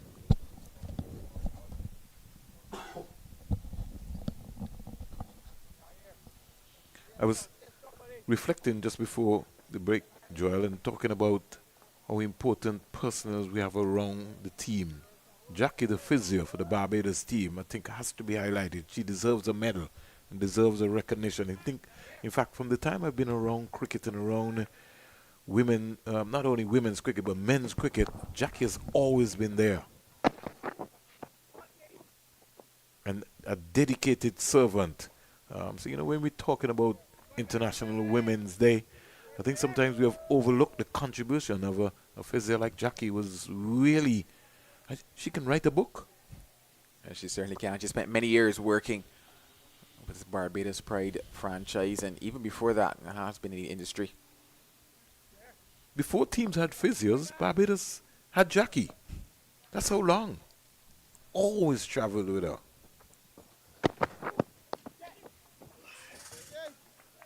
I think that's what he's there for, right? But you think he's going to catch it if it was one bounce to him? Don't think the track has the sort of pace that is going to really get to him.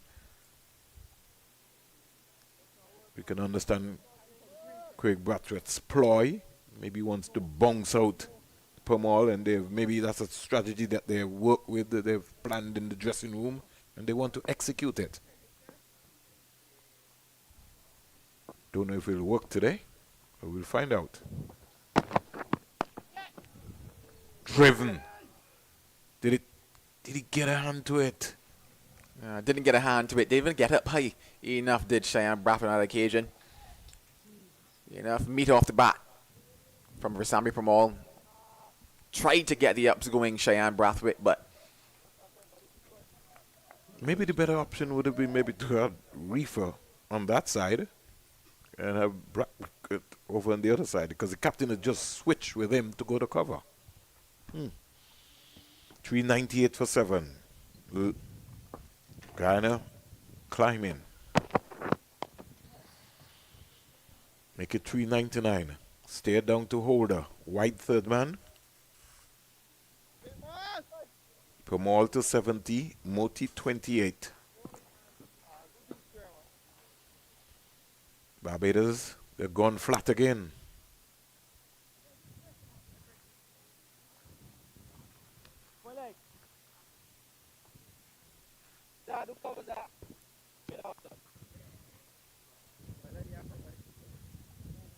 The biggest T20 World Cup is coming to the Caribbean, United States of America and the Caribbean. 6 venues across the Caribbean. Delivery. Antigua and Barbuda being one of those venues. They're creating the 366 beach at the Sir Vivian Richards Stadium. So, Joel Manning, if you're going to be in this neck of the woods, you can put that one down as one of the beaches that you've visited. Folks might be saying, somebody said to me, you're always giving Joel a hard time. Why don't you leave Joel Manning? I said, he's my colleague. Don't know if he'll rate me as his colleague, but we'll find out. Good pace. Over completed.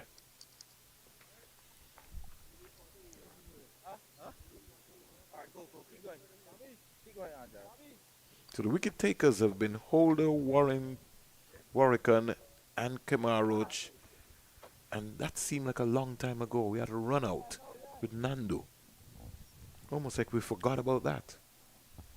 I don't think he's forgotten about that, though I can promise you that. But we also understand that that is a norm between Nando and Shandapal because they play for the same club in Guyana. No, no, you see, if I was the coach, they certainly would be fined. Both would be fined consistently. And every time the fine would go up.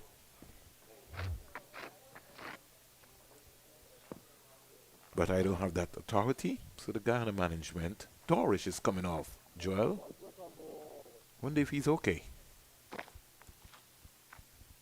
Yeah, the gloves now with Zachary McCaskey. Did a bit of work yesterday with the gloves, probably about 4 or 5 overs or so. Well, Dorish was also off the field. Funny enough, at a similar time period to this as well.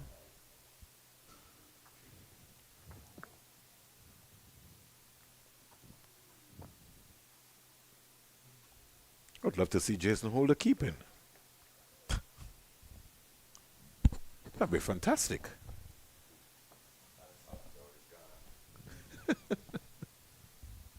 $3.99 for 7.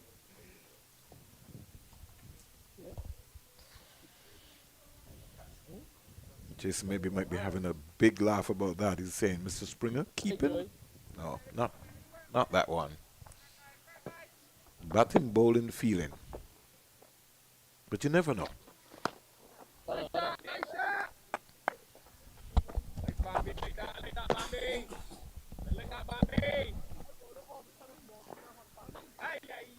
Shakil Kamabach, the substitute fielder on that cover. It was a big save. Something makes me feel that something is going to give in this over. The approach so far by Pamal, his body language says to me that he's going to fly. I might be wrong, but you never know.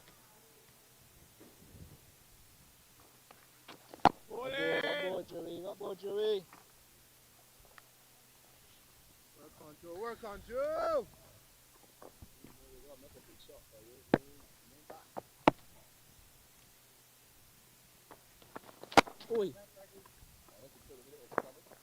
Jamaica, 177 for 4, Leroy Lugg.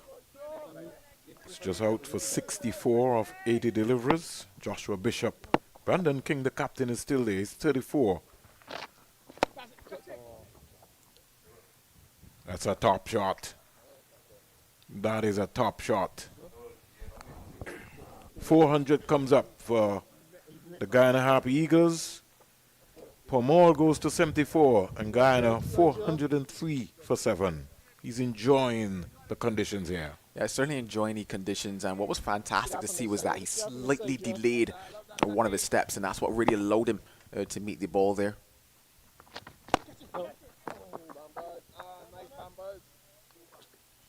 So the partnership, Joel, at the end of that over, 4-3 for 7 is 68 from 101 balls, which means that another partnership is building again. Yeah, another partnership indeed, and just going back to what I mentioned before in terms of the fact that in this particular Guyana Harpy Eagles innings, this is what has stood out for them. The fact that they've found pairs of batters at different instances who've come together and put together what have been fantastic partnerships for them.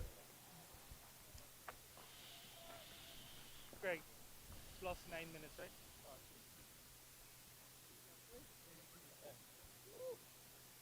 Umpire Bassarat just reminding Craig that he is behind the 8 ball.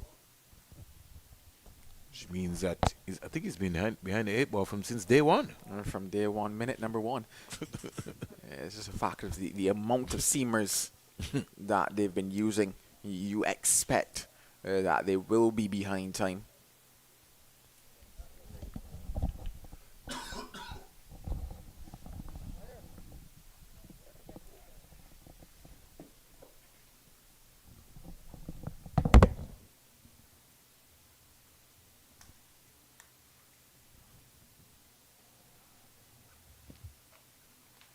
Our viewers can't see it on camera at the moment, but umpire Basaraf is looking back because of the conversation between Raymond Reefer and McAllister.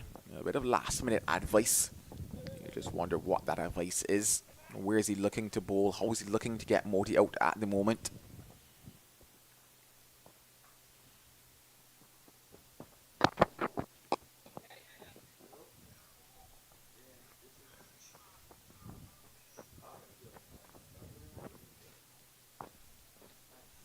just an observation, and it would have been maybe interesting, Sean, because I think Akeem Jordan might have been a great bowler on this track. I'm not so certain. And the reason why I say that is because I've not really seen much movement around between yesterday and today. Coming on to the latter stages with the new ball, yes, we did see a bit in the evening, but Akeem Jordan is known more so for his ability to move the ball. It's comfortable for Sammy Pamal. I just think the changes of delivery is what is needed here now. Pace off, really. Get Pamal into a fall shot. He's gone to 75. And he certainly will be thinking about 100 here. I think the way he's batting and the way Moti's batting, they don't seem to be in any hurry or in any position to think about declaring this afternoon. Joel. They want to keep Barbados out into the field for a very long time. Get to 450, get to 475.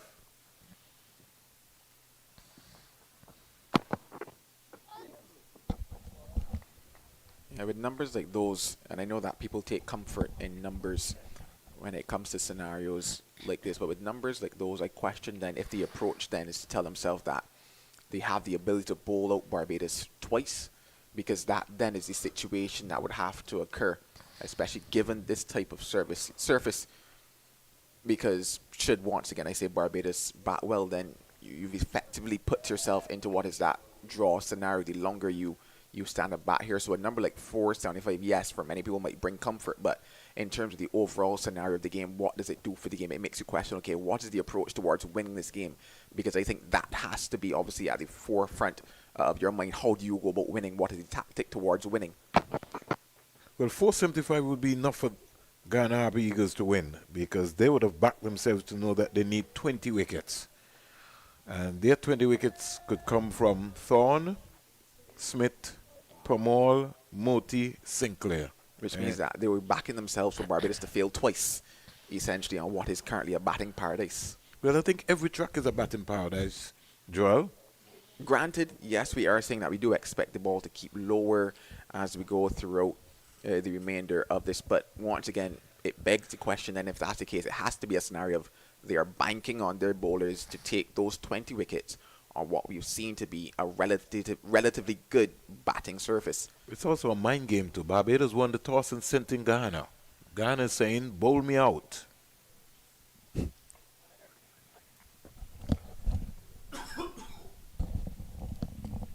little hold up in play there. Craig Brathwaite was just inquiring to Mr. Bassarat that, hey, I might need another ball.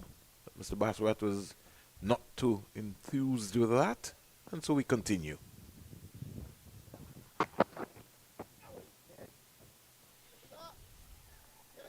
Has to attack the stumps, has to attack the stumps. The ploy of trying to bowl short and wide is just not working. Have to attack the stumps. The partnership is 70 from 106 deliveries.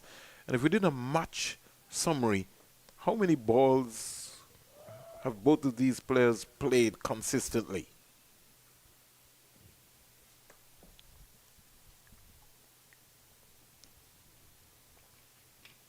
It's about building pressure, nagging away at that line bowling one side consistently.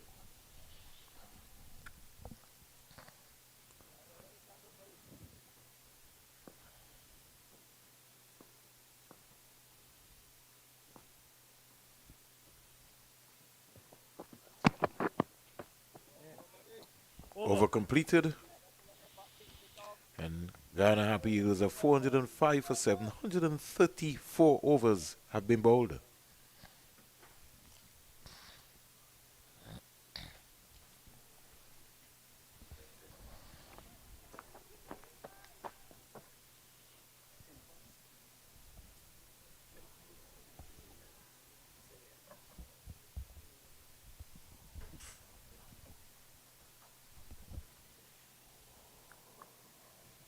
A few tired legs out there.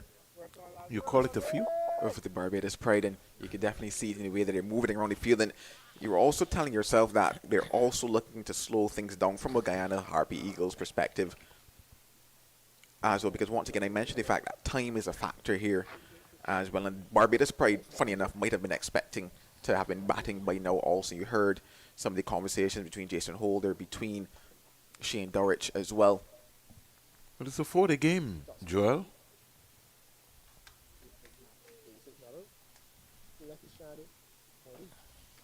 This is what you want to see at regional level. It's sort of pity that somebody has not got 100 as yet. But we're still going. Barbados. Chirping on is the big Jason Holder. He's at slip. A bounce and turn there. Just for a moment. Thought that they were in the conversation.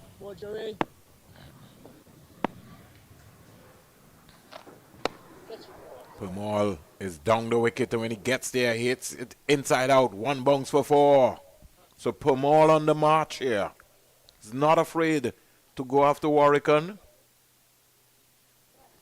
That's a lovely shot, and he's played that well today. Perfect execution. Now protection goes out. Craig Bradford says that's too many boundaries that we're giving up. He wants to plug that gap. I think he should go back, because Permal has shown that he can clear that fielder.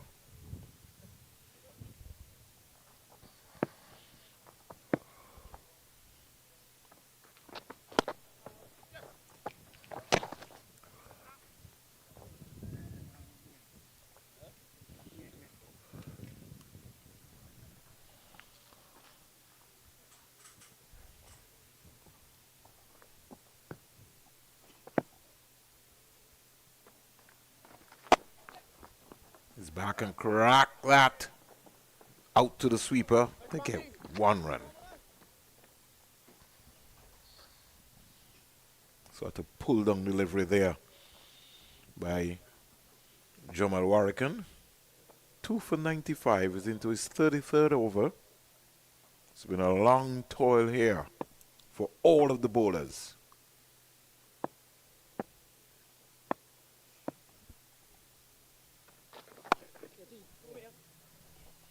Here is Moti pacing the offside. Won't get a boundary, but they can get 3, and they're comfortably coming back for 3 runs. Well run in the end.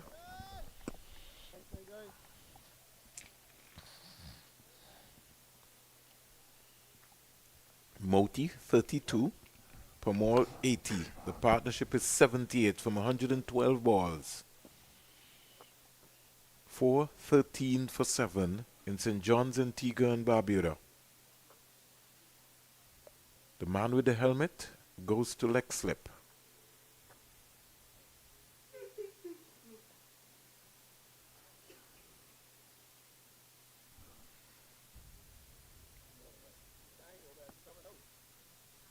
Craig Brathwaite trying to slow the game down, almost like a funeral.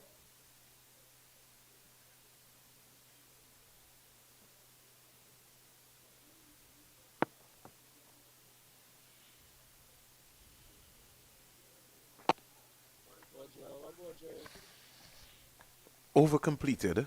Another over. 135 bowled. And the scoreboard really looks interesting.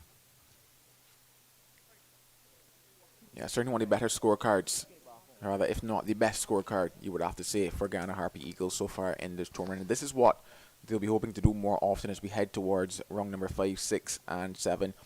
Putting up a good performance in the first innings and setting up yourself for the remainder of the game. A lot of changes going on here at the moment for Barbados Pride. Dorish is back on. McCaskey's going off. No, he's not. He's just sending off an helmet.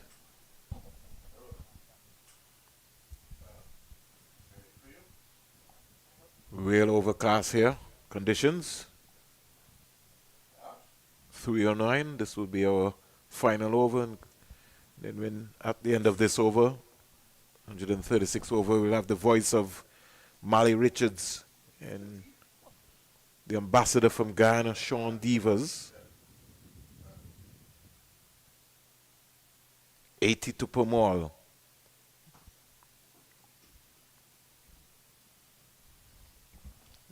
Cricket playing at a crawl at the moment. Once again, I can actually understand, and I could be dead wrong in terms of the tactics, but the quicker Barbados Pride carries on the game, the more it plays into the tactic of Guyana Harpy Eagles, depending on what they're actually hoping to achieve here. By slowing the game down, you're almost forcing them to a point to have to really reconsider how much sooner they take that declaration, because once again, you need time on a surface like this to bowl out teams. Local cricket semi-final coming up this weekend. The Antigua and Barbuda Cricket Association 2-day semi-final action. Bethesda and Pigots. Another delivery, not threatening the stumps. The Pigots Crushers will be taking on Empire Nation, Mally Richards' team. That game will be played at Pigots. And then you have the PIC Liberta Black Hawks taking on Jennings Tigers. Bethesda, the Black Hawks will have Kadeem Phillip, Kareem Agor, Kofi James, could have Javier Spencer. They're going to have a Powers team. It's going to be a good game. You never know. Mally Richards might be suiting up for Empire Nation. Nah. Maybe if it was the T20 tournament, he would be suiting up. Edge found, but it finds its way through that slip cordon. A second slip and gully employed, but finding safe passage through that region. 45 overs remaining in the day's play. Moti goes very quickly to 36, and the latest score here at the Coolidge Cricket Ground, Guyana Harpy Eagles are 417 for 7.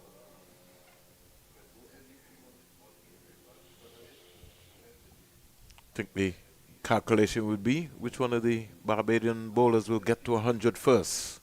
Will it be Permal or one of the Barbadian bowlers?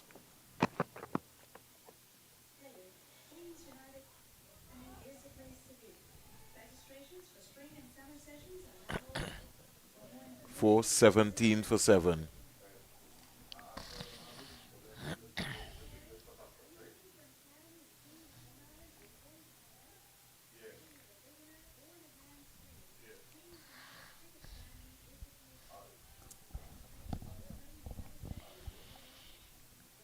A couple of spectators have come through, including President of the Leeward Islands Cricket Board, Mr. Best, Chairman of the Selection Panel, Dr. Sandy Roberts. I think the cricket is so bored for some of the other spectators that they would have left. We needed to see some action. But you welcome everyone who has come out so far today.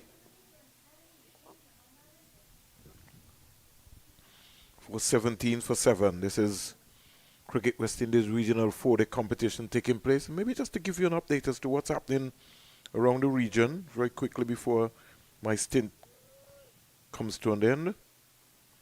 Trinidad and Tobago 288 for 8 of 83 overs. Windward Islands Volcanoes 191. And we go to Sabina Park in Jamaica. We break.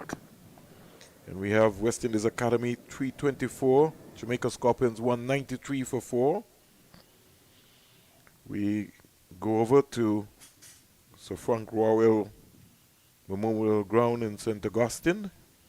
And we have the Leeward Islands 258 for 9. Combined campuses and colleges 273. So CCC leading by some 15 runs. That is going to be an exciting game which can go right down to the wire.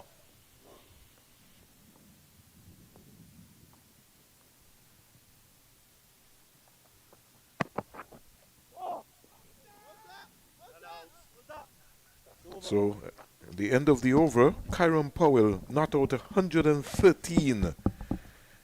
And exciting times here for Powell.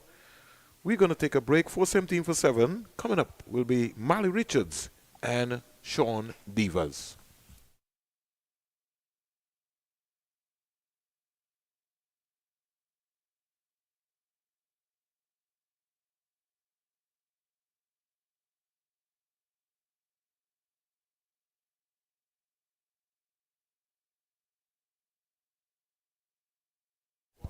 Yeah, well, thank you very much, Vima Vornan Springer. Just springing into action is Mally Richards. And we tell you that Guyana pressing on. It's been a slow going because of the Barbados teams trying to slow things down. Guyana probably will look at time and declare. So Barbados would want to try to push them as far as possible. They're going to score runs, but they're looking at time. Time is the most important thing in the declaration.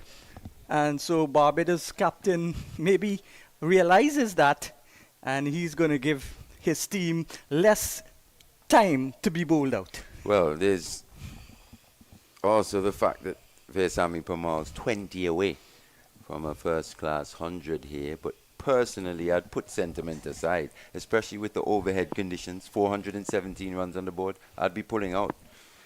Yes, well, he could get that in this over. You never know. A reefer bowling from the VC. The CIU road end, actually. The CIU road end. Yeah. And that's the airport end too? Yes, yeah.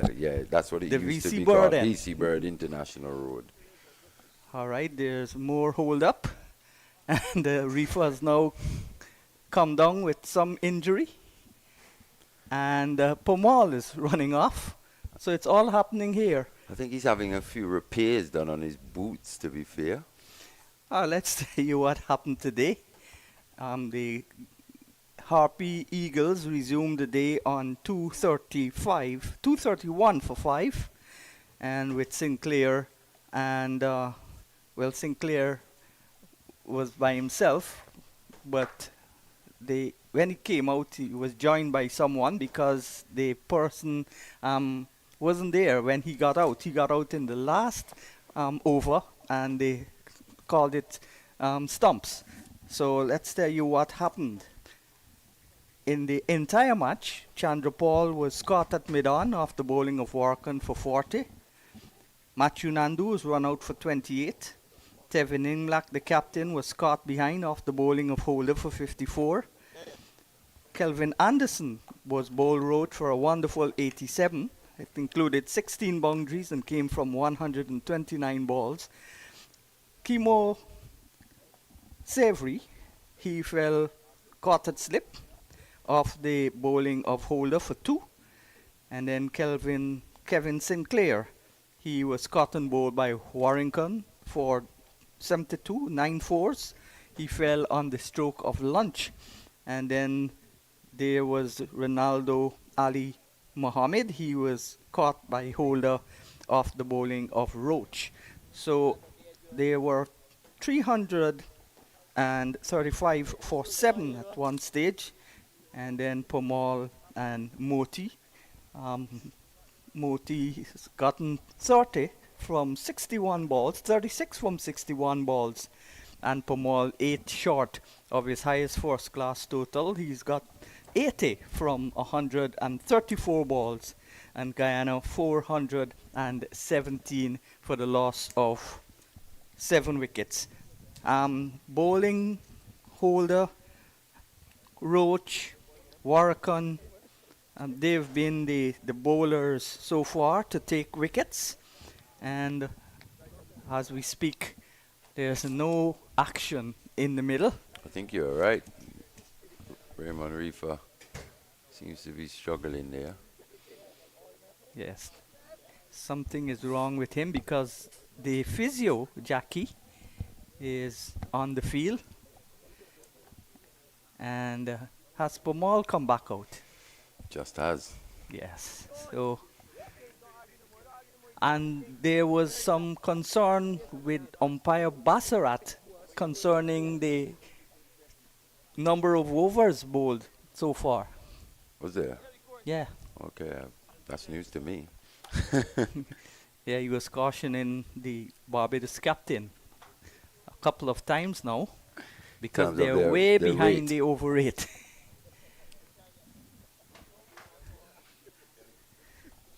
Let's tell you also that in Guyana this weekend in Georgetown, the first division tournament starts, the two-day tournament, the Star Party Rental and Trophy Stall tournament, and that entails a match at Maltinos. That's my club, the ground there.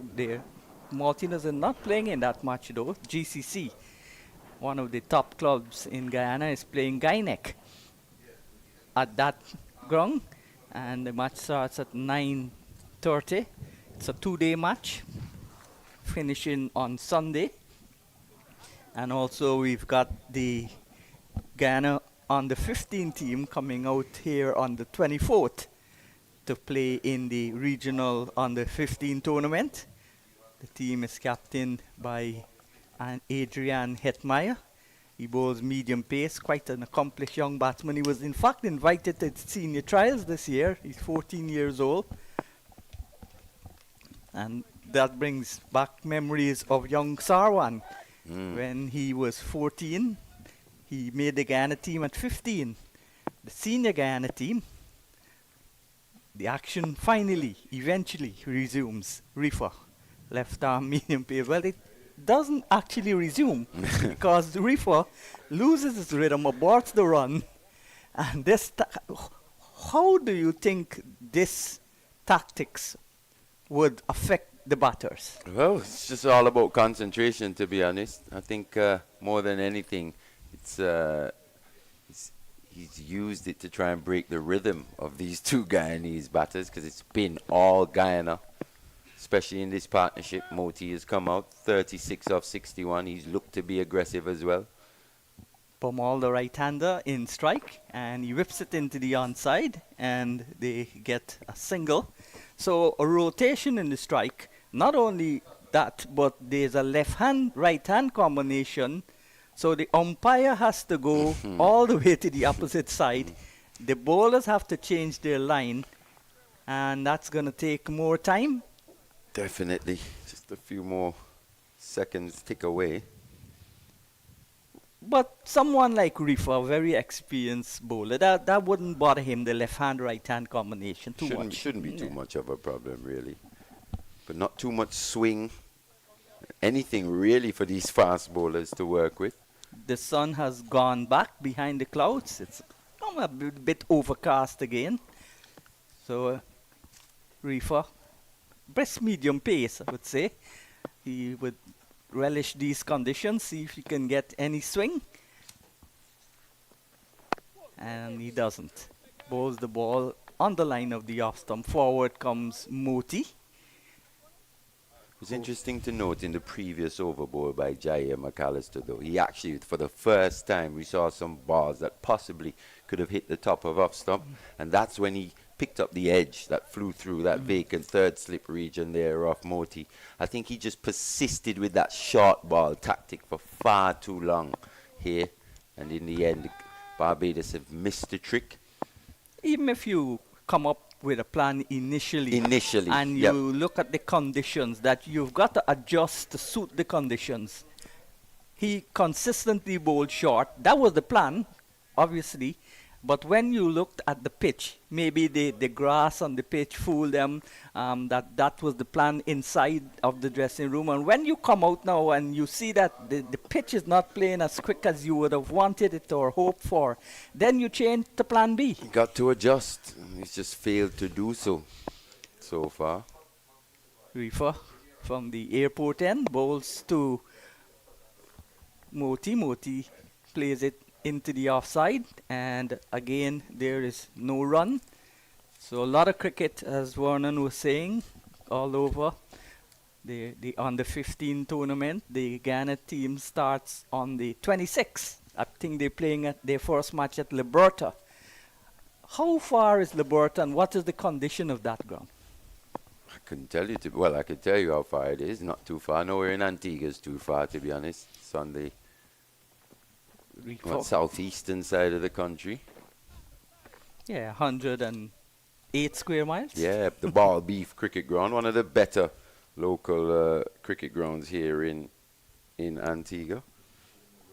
Well, the over has been completed. It's 418 for 7 with 4 batsmen now scoring centuries and 50s. None going on to score centuries, but the partnerships is what matters now.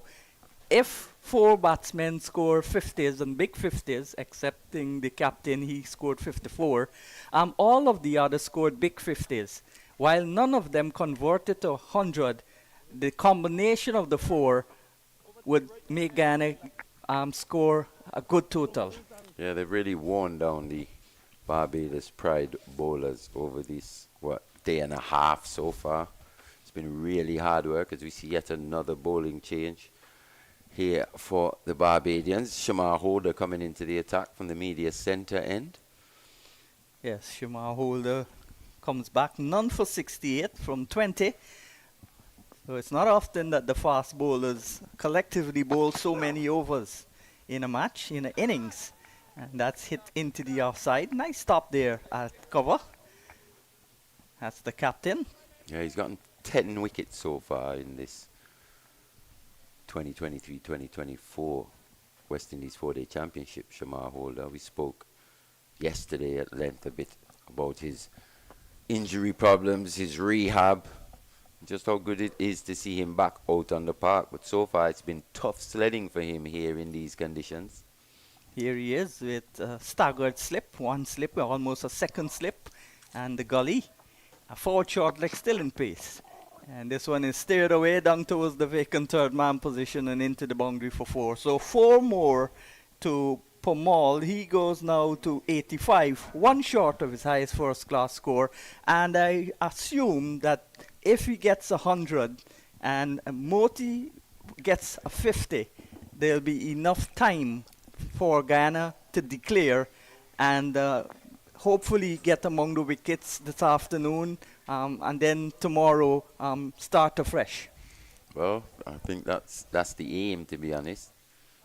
From this pair, obviously they haven't declared, so I think they're just trying to pile it on here on the Barbadian Pride team. And with the Guyana 3-pronged spin attack, Moti is a bigger turner than Warwickon, and that's why we haven't seen so much turn yet on the pitch. We've only seen 1 spinner bowl, and that's Warwickon, who's not a big turn of the ball. So we can't say that there's no turn for the bowlers on this pitch. But when Guyana starts to bowl, most of their bowlers are bigger turners than Warwickon, and they will hope to pile up a lot of runs, maybe 450, 475, and try to dismiss Barbados twice, or if not twice, then they got a small score in the second innings to win the match. Well, as you say, it just depends on just how much this pitch is actually going to take spin. We saw in the previous match here on a pitch that we maybe anticipated to spin a bit more than it did in the end, and here in what I think are much better batting conditions, I think it'll be fair. We can make a more accurate assessment on that when we see the Guyanese spinners in their first innings. Yes, and when we get into maybe the last session on the penultimate day, that's going to be tomorrow. Yeah, more day 3, day 4. Yeah. So here is Holder, number 40 on his back, and a jumping defensive shot there from Pomal. And I think that the forward short leg is a bit too far for the pace of this pitch. There was fantastic forward short leg fielders in the West Indies team in the past. Fowd Bacchus comes to mind, Gus Logie, Desmond Haynes, Clayton Lambert. They were fantastic fielders, forward short leg fielders, bat pad you call them, and both spin and pace. That's a beautiful delivery. It cut Pomal in half. It went pitched on the line of the middle and off stump and went past the outside edge. And that would do well for his moral, his confidence. That will spur him on that, well, there's something in the pitch for me. Next over, I can get a wicket. There is, but we haven't seen enough balls in that area from Shamar Holder and Jaya McAllister. Been more on the shorter side. Actually, that one had a bit of shape on it as it just swung away late there past the outside edge of Veerasamy Parmar. So that's what I was saying as well. With the overhead conditions about, with Isaiah Thorne, Niall Smith, a hard new ball, I'd be looking to pull out here pretty shortly to look to exploit this for as long as I can, because you never know what's going to happen tomorrow. The sun could come out and bake this pitch again and it will be as flat as a dog. Or worse yet, the rain could fall all day. Could be. Yeah. But that hasn't been the trend that we've been seeing here. I think this rain has almost come out of the blue. Well, literally speaking, Yes. the rain has come out of the blue skies. It did, because it was blue this morning when Yeah. we turned up. Not a cloud in the sky, or all white clouds. Reefer none for 36 from 15 overs bowls, and there is Moti looking to flirt to danger, looking to cut and miss the shot. The ball moved away from him. But both of these batsmen are now looking to score off bad deliveries and semi-bad deliveries. I think you've got to look to try and stay ahead of the game as much as possible, especially when you're in control. 422 for 7. So that's certainly in control so far. Reefer, just a solitary slip, one gully. And this is good delivery. Slow delivery from Reefer. And Moti equal to the task. So 422, an imposing total without anyone reaching the three-figure mark, which means that most of the batsmen would have scored half centuries. And the most important thing in this innings is the partnerships. All the batters have shared in useful partnerships, well, except Kemal Savory. This is short and cut away down towards the third man position, and the batters come back they run a single. So rotation in the strike again, and the total going up to 223 for 7. Yeah, 423 for 7. It's been hard work for Raymond Reefer into his 16th over. It's been quite economical, but hasn't really posed much of a threat here to these Guyanese batters over this day and a half so far. Most of the Barbadian bowlers have not been penetrative. They've been steady, but that's because of the way the openers batted yesterday, and that's a lovely shot down the ground. Can it go to the boundary? The fielder will pull it back just inside. No, he gives up the battle, and the ball wins the race. So Parmar now goes to his highest first-class score. Yes, very good shot there from Veerasamy Parmar. Straight back past the bowler, Raymond Reefer. Just a long half volley there in the end. Well put away. Batsman set. Now Parmar, 89. 11 away. From what would be his very first 100 at first-class level. After 140 odd games. Yeah, he would love to end his career primarily as a left-arm spinner with the most wickets in first-class cricket in the West Indies and have a first-class 100. This is a ball outside the line of the off-stump, no shot played. And we're looking ahead. When you look at the conditions, you've got to take that into context also. Because you do not know how much time you will have to bowl out the Barbadians twice because of the weather conditions. We've got the sun fighting its way through the clouds. It's hazy now, but it's back. And Reefer is back, bowls.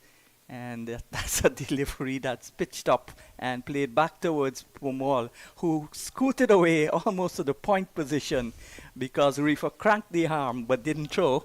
So they're having fun, but the Bajans have gotten under the skin of a few of the Guyanese batsmen, especially Anderson. Reeffer got under Anderson's skin. He responded with 3 boundaries, but some of the boundaries were lawless shots. Yeah, and just to highlight your point of partnerships here for the Guyanese batting lineup. This partnership, 92 from 136 deliveries. So really adding insult to injury here for the Barbados Pride. And Guyana started with their batting, their opening batters, a big worry. And they made their first 50 partnership. And that was only broken by miscommunication between Chandrapal and Nandu. Nandu was run out, almost taking 2 runs. And there was Chandrapal standing still at the non-striker's end. He went for 28. And this is a ball that's on the line of the off stump, and he's gone. Caught by Warrington, hit it straight towards cover, and that's the demise of Gurukesh Moti. Yeah, very tame end to what was a fantastic innings, part of a fantastic partnership. Just falling 8 short of that 100-run partnership there for the 7th wicket. Gurukesh Moti, he has to depart for a well-played 37. Shamar Holder, he picks up his first wicket of the match. We'll have a drinks break now as well with Guyana, 4-2-7 for 8. Yes, and while they're having a drinks break, we'll have a drinks break too.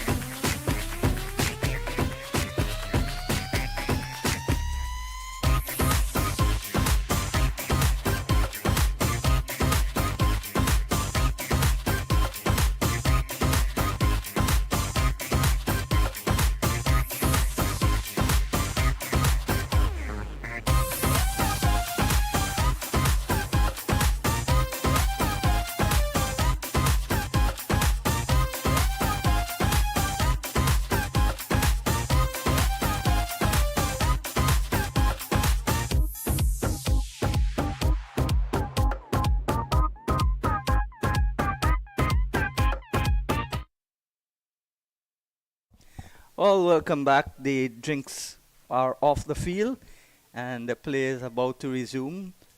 Shamar Holder has picked up 1 wicket, his first, conceded 72 runs, and he's bowled some 21.1 overs. This is his 22nd over. He bowls now to Isaiah Turn, and Isaiah Turn is back and plays it very batsman-like down towards mid-off, and that will inspire some confidence in Pomal.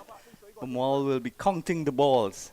He's got 4 deliveries left, or you'd want to get a single out of Isaiah Turn. So Turn could be a thorn in Barbados' flesh when he bowls, Yeah. because he's very quick. Especially if these overhead conditions stay the same here. 2 slips and a gully for Thorn. And this is a short ball and just out of the reach of the man at forward short leg. More at the man at mid-wicket, more like, with how deep he is. Yeah, square leg. Deep square leg. He's got to go closer. Now Yes, he makes yes. that adjustment. But has the horse bolted? That he's gone back. Oh, he's gone back now again? Yeah. Can't make up his mind. Almost a short square leg position. Oh my dear, that's gone over the top of the slip cordon and down to the boundary for 4. So there was once upon a time when there was the fast bowling union that a fast bowler don't bounce another fast bowler. That's gone out of the window now. That's a fantastic delivery there from Holder. Let's look at it. Right on the money from Oh. Shamar Holder. Hitting the badge, Isaiah Thorne had no idea. Just threw the hands at it. Took that top edge. Went away for 4 runs. So he's off the mark with a fortuitous boundary. Very fortuitous indeed. And he will have in his mind, those are fast bowlers, their mind thinks different. He will have in his mind, this is what Shamar Holder did to me. So when he comes to bat, I'll reciprocate. Yeah, I think he'll be thinking about the batters, though. Before Shamar Holder, he'll be thinking about removing a Craig Brathwaite, Zach McCaskey, that top order, Barbadian top order. Well, Craig Brathwaite will be the big fish. He's one of the 11 or 12 players so far in this tournament who've gotten hundreds. And this is an ambitious shot there from Thorne, looking to hook. But I think he hooked at the ball when it was in Doward's gloves. Yeah, he was probably a little late on that one. A there. little late. A Young lot Isaiah. late. Pomal says, Sonny, you can't do that. Just block the ball. You've got 1 ball left. I want the strike. Here is Holder. Oh my dear, that's pounded away back past the bowler for 4. So 2 boundaries in the over. One a fortuitous boundary off the top edge of the bat over the slips, and a thump-in straight drive. Yeah, He's so got 8. Swashbuckling stuff from the 19-year-old. Picking up 8 runs there. So 335 for the loss of 8 wickets. 435 for the last 435. I deducted 100 runs. Yes, a lot of from runs Guyana. to deduct. When the manager see me, he will give me licks. Maybe a fine. Yeah. So it's Rifa looking to deny Pomal his first 100 and wrap up Guyana innings as quickly as possible. The quicker he gets his 100, or maybe he's dismissed, it will be the better for Guyana in a sense, because they'll have more time to bowl out the Barbadians. And the 11 runs won't make a big difference. It will make a big difference to Pomal, though. Yeah, just that balance between, sentiment and winning a game. Here is Rifa from the airport end, bowls to Pomal. Pomal is hitting it into the onside, and there he was, hesitating a little bit, thinking, I wouldn't get 2, so why would I go for 1? And then Thorne was already running through, and he will come down and have a word with Thorne. He's gone now to 90, and Thorne is 8 with a glorious shot and an awkward shot. Well, one he didn't know too much about. Yeah. That's for sure. That was a quick short ball, though, that he luckily got the bat onto it instead of his helmet. And it went over the slip cordon for 4. I think what helped Shamar Holder on that occasion was the fact that he was bowling to Isaiah Thorne, probably the tallest guy, or one of the taller guys in this Guyana team. Rifa And that's a big swish and a miss. Why would he play a shot like that? And your partner is on 90 and 1 wicket left. Just showing, Only Smith in the hut. just showing his inexperience there is young Thorn as we see Permal come down to have a chat. He loves to hit the ball. He enjoys hitting the ball. He hits big sixes in Guyana's cricket. He's got about 10 50s in the second division in Guyana because under 19s could play first division and second division. Once you're a national player over the age of 19, oh my dear, he's out caught at slip. That was what Reefer was looking for. Certainly not what Pamal was hoping for. But all is well that ends well for Barbados. A lot of smiles on the Bajans' faces. And they've got the 9th wicket. Can Pamal now still get 100?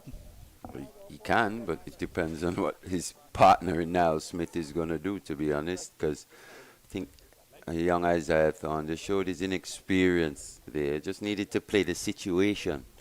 It's more thinking about scoring runs for himself. Just needed to put bat on ball, get up to the other end, or just show a solid defense with his partner just 10 away from And he's capable of doing that. From a maiden first class 100. Yeah. So it's just that inexperience there just being shown from the young man.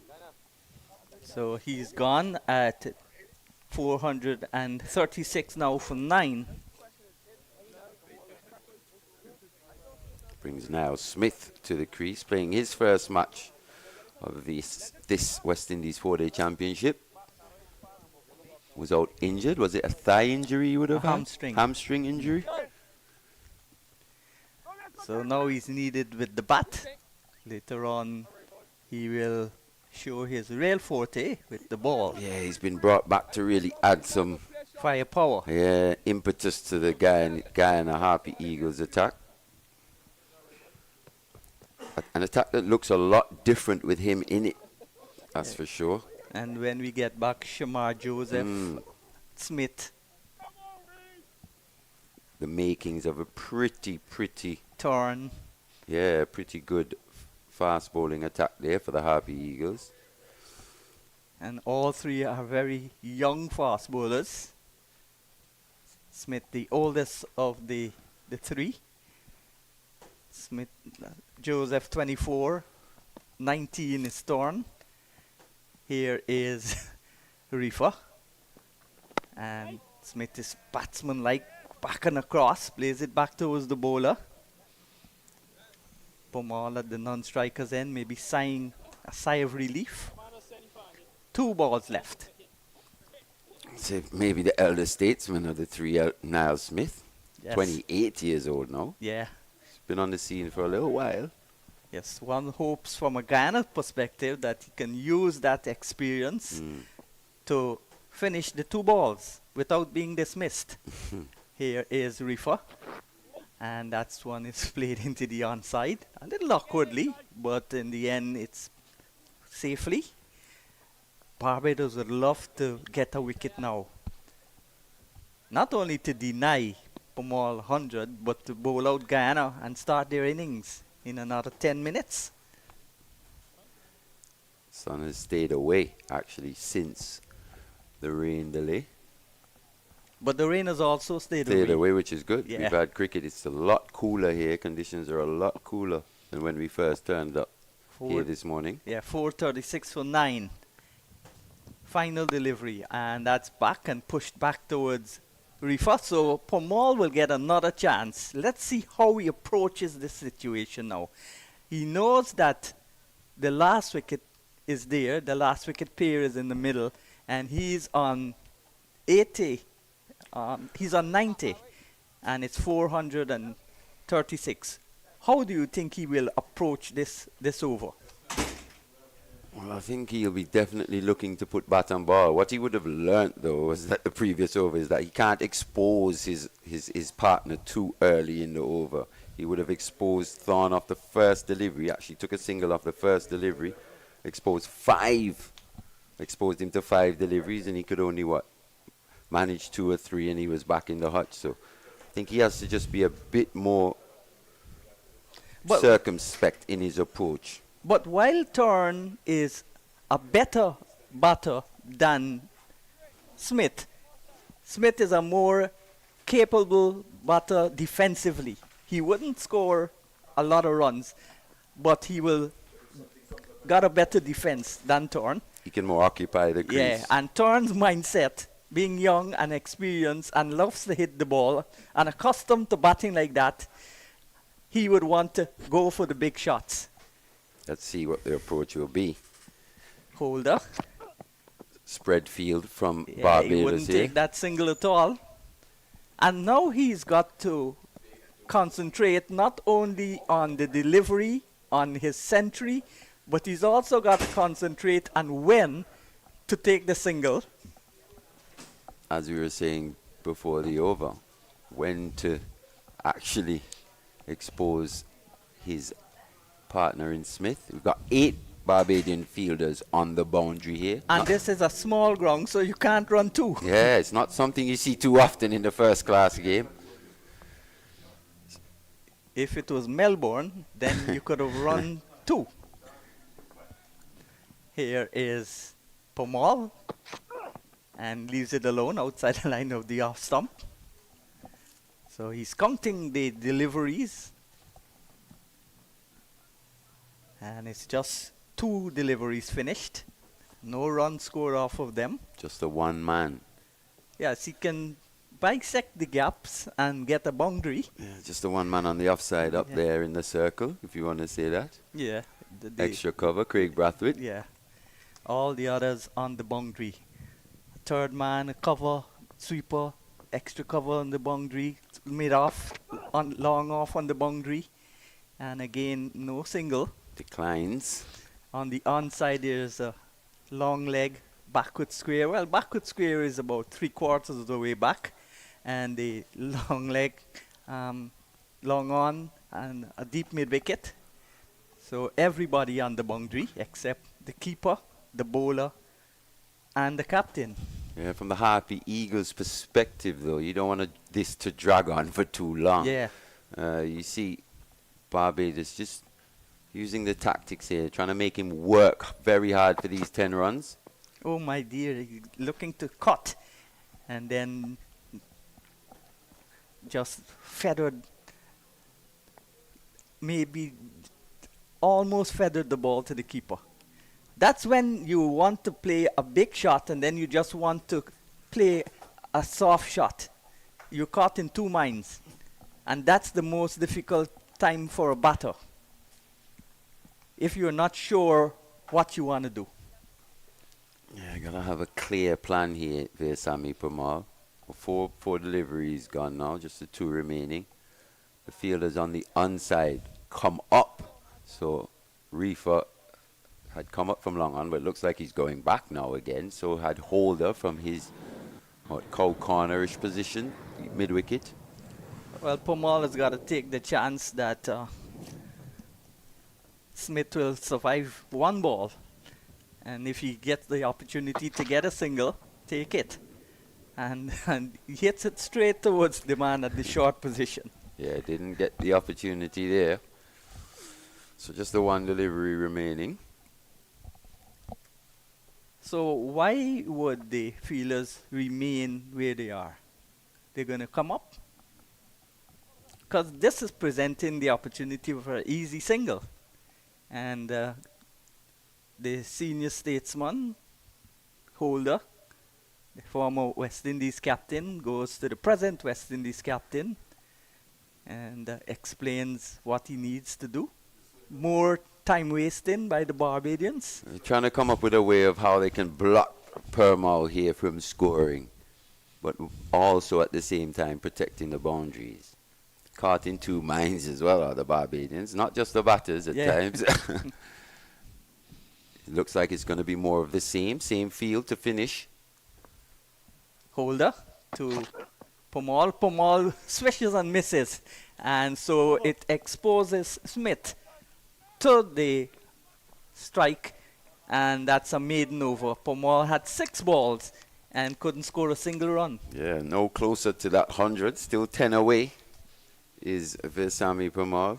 And you don't want the individual accolade to If I prioritize. was Coach Hercules or Coach Ned, I would say you've got 5 overs or 4 overs to get the runs. If you don't get it, we're declaring. 4 overs from now or 4 overs from when? Because he's been out there for a while. Yeah, 4 overs from now. Yeah, so this is what I'm saying. You don't ever want the individual accolade Yeah. to be the priority 4 overs over from the now. team Yeah. goal. If you can't get your 100, we're declaring, and it's on you. You had the chance. I remember Lance Gibbs telling me that Sir Garfield Sobers was on 98, and Lance Gibbs got out, and Sobers was very annoyed, and Lance Gibbs reportedly told Sobers that if you're such a good batsman, you should have gotten your 100 long before I came to the crease. Yeah. Back in the days, those guys were really rough and tough with each other, but still good friends off the field. Even the opposition. Those are the good days of cricket. Back Well, in the days. Bowling change, though. It's going to be McAllister, actually. Yeah, none for 76 so far. We want to hope to get his first wicket. Oh my dear, that's close. And he's gone. So Pomal is left unbeaten on 90.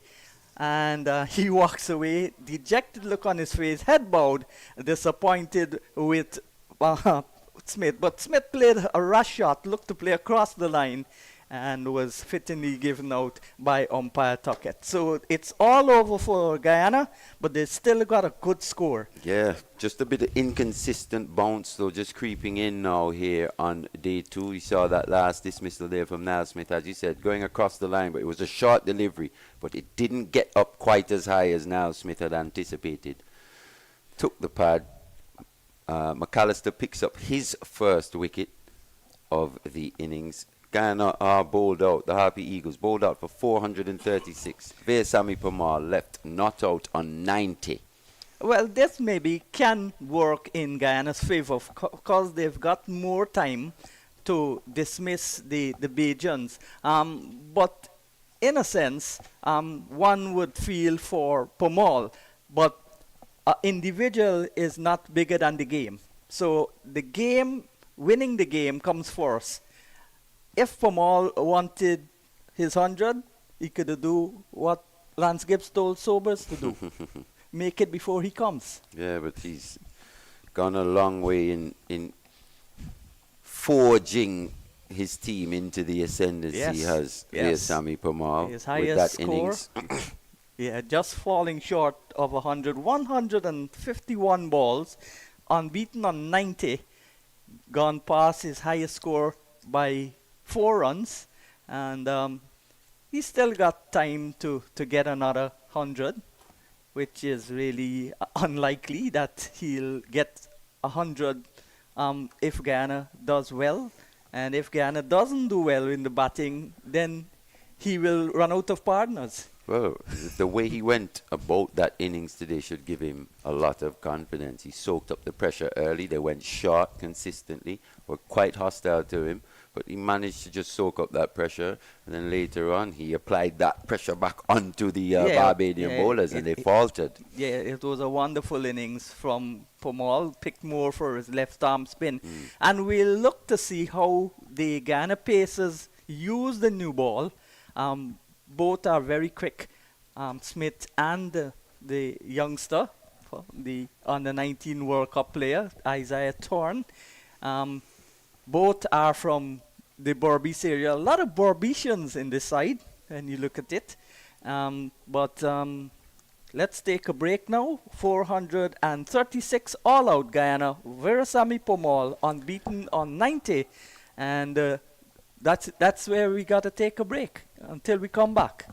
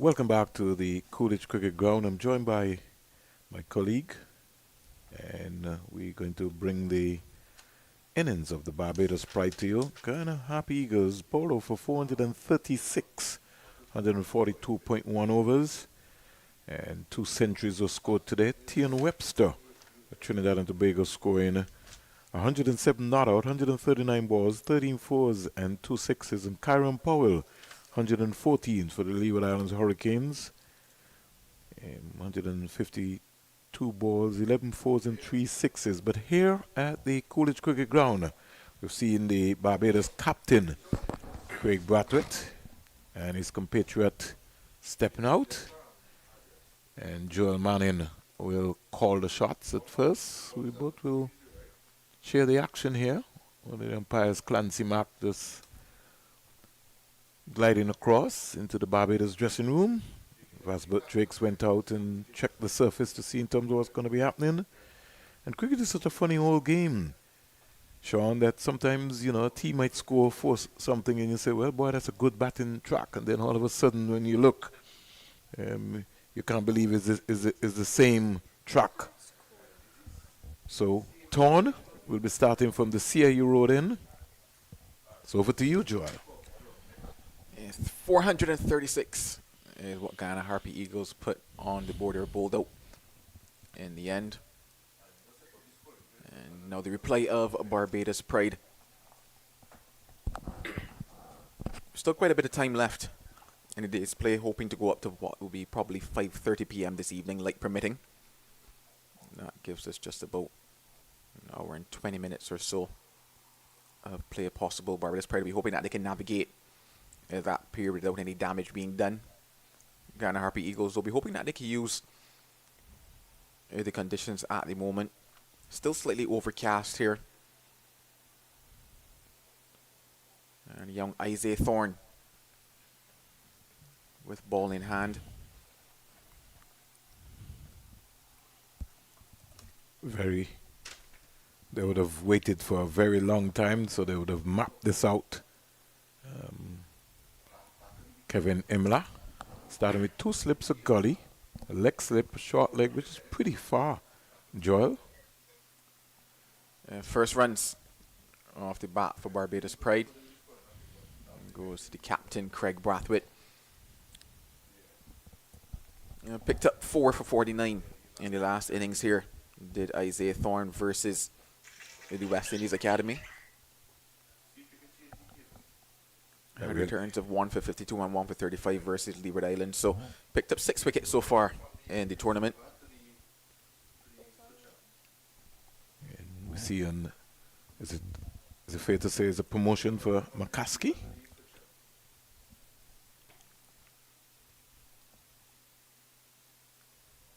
No, it's a bit of movement there for Thorne. Something that we mentioned, in fact, we didn't see much of in that Barbados Pride innings. But no promotion. Zachary McCaskey usually finds himself at the top of the order for this Barbados Pride side.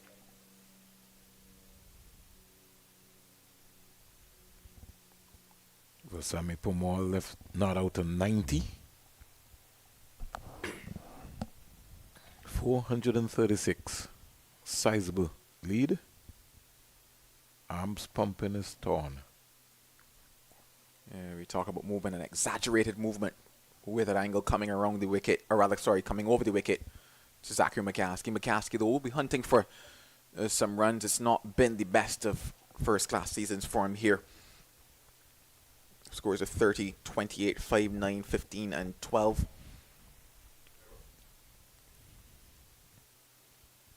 Kurt McKenzie and the Jamaica team, because there's no Bonner, sort of opened in the second innings. I think a small score himself, so a lot of pressure on a lot of people. Joel? There's a lot of talk about an opening spot. I mean, 2 opening spots.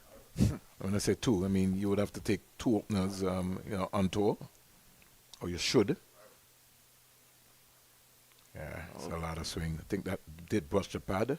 In fact, Nice signal buys. buys now. Wow. Yeah, a lot of movement here. A little harsh, eh? What you thought? But guess that's the name of it.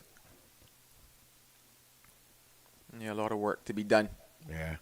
I think he's going to have to start a little wider if he wants to be able to get that ball to induck. He was just too close to the stump, so pushing it. Savory had a torrid time. He couldn't get around there at all. Yeah, looking at this movement, it kind of reminds me or takes me back to the statement that I was trying to make when we came out after what would have been the tea break. The tea break obviously was moved up because of the interruption that we had.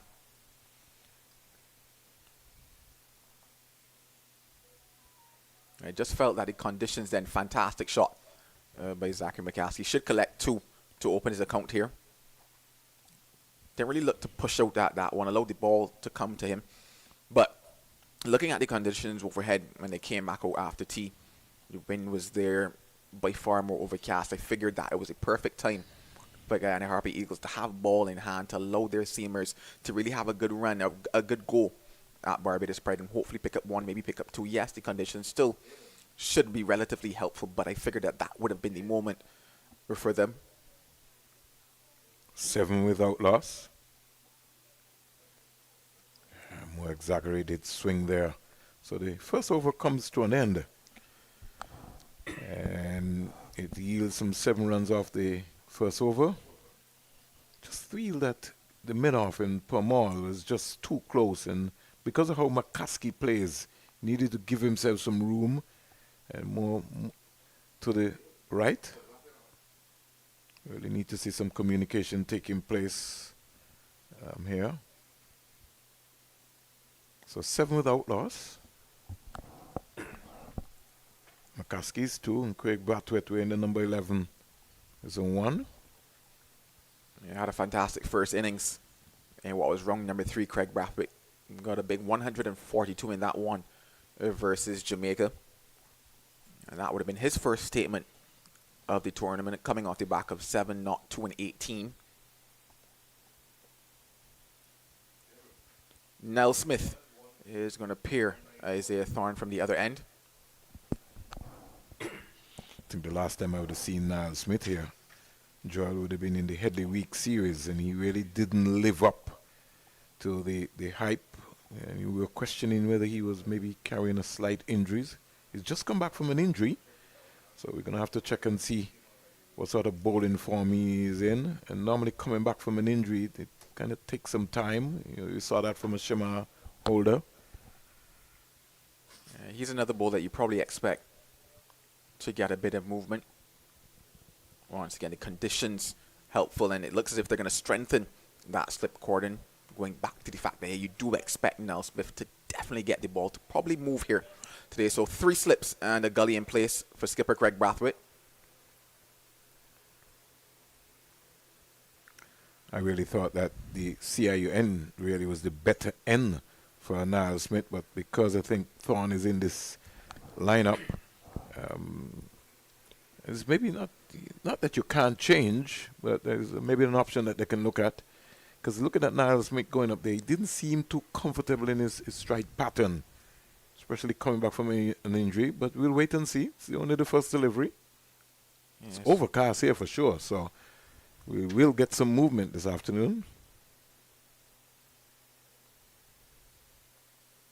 Many people, when they would have seen Niall Smith a couple of seasons ago, thought that he was on the horizon to go all the way. Yeah, starts back of a length, does Nell Smith. That one coming back into the body of Craig Brathwaite.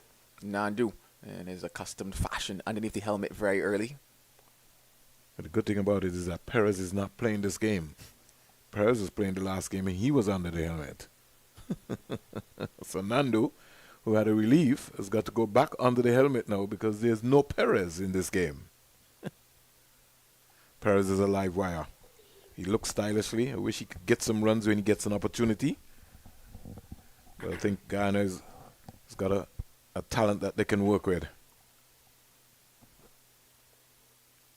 A little bit of indecision from Craig Brathwaite, sort of stabbing at it, maybe looking for more pace in that context. And maybe a slow off cutter there from Niall Smith.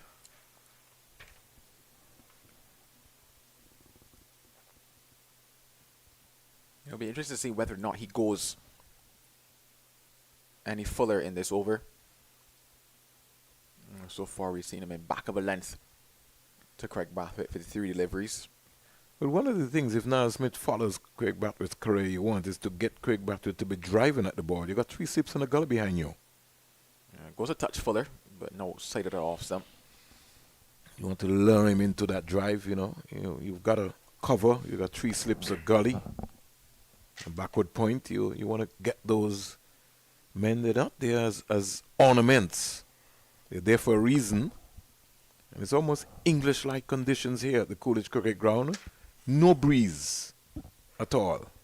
If any, it is slightly.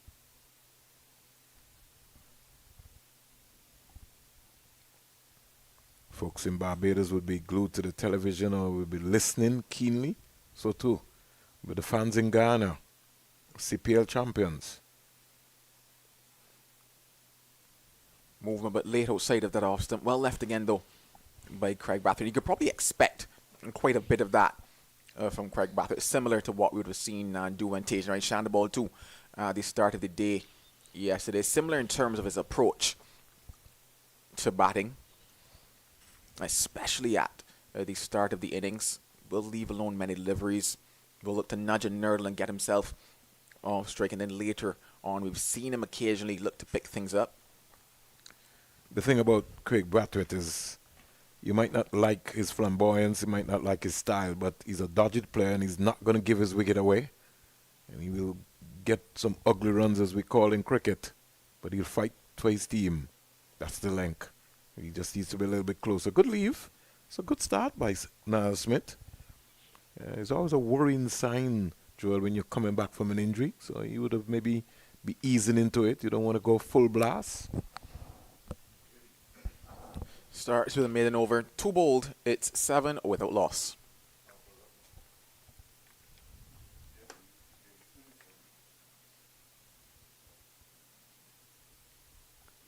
Mid-pitch conference taking place. Kevlin Anderson had to go all the way. I guess he had a message for Thorne.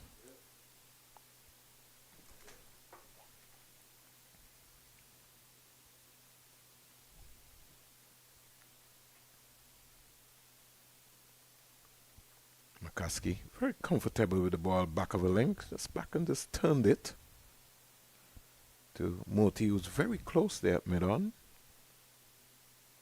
Almost like a short mid-on, more or less. He'd be licking his fingers. He'd want to get a ball here this evening. Yeah, given the conditions, I think it probably might be that majority seam factor this evening. You know, you might also have Sinclair, who might maybe feel that he wants a ball very early. Can tend to get the ball to skid on. We saw the last game in the first innings against the West Indies Academy. He did come on pretty early and pick up some wickets very quickly. Yeah, good length just outside of that off stump by Isaiah Thorne on that particular occasion.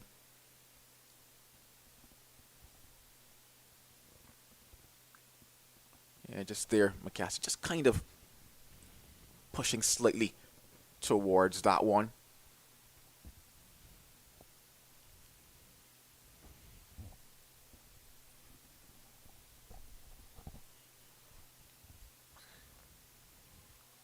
Yeah, No struggling ball.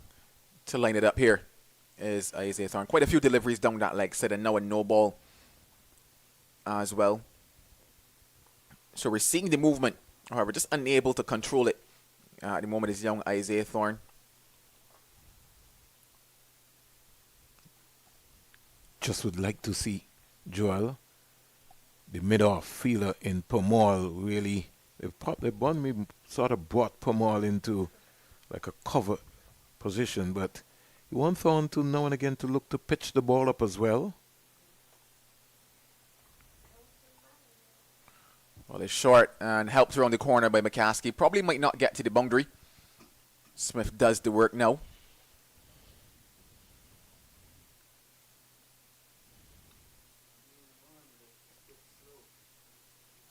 feel that the moment is set for him, probably more so to be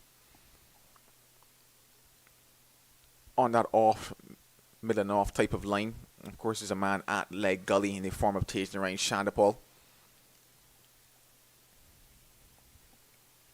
He's a big, strong lad too. So he's going to test himself to figure out, when he's going to bowl a short ball.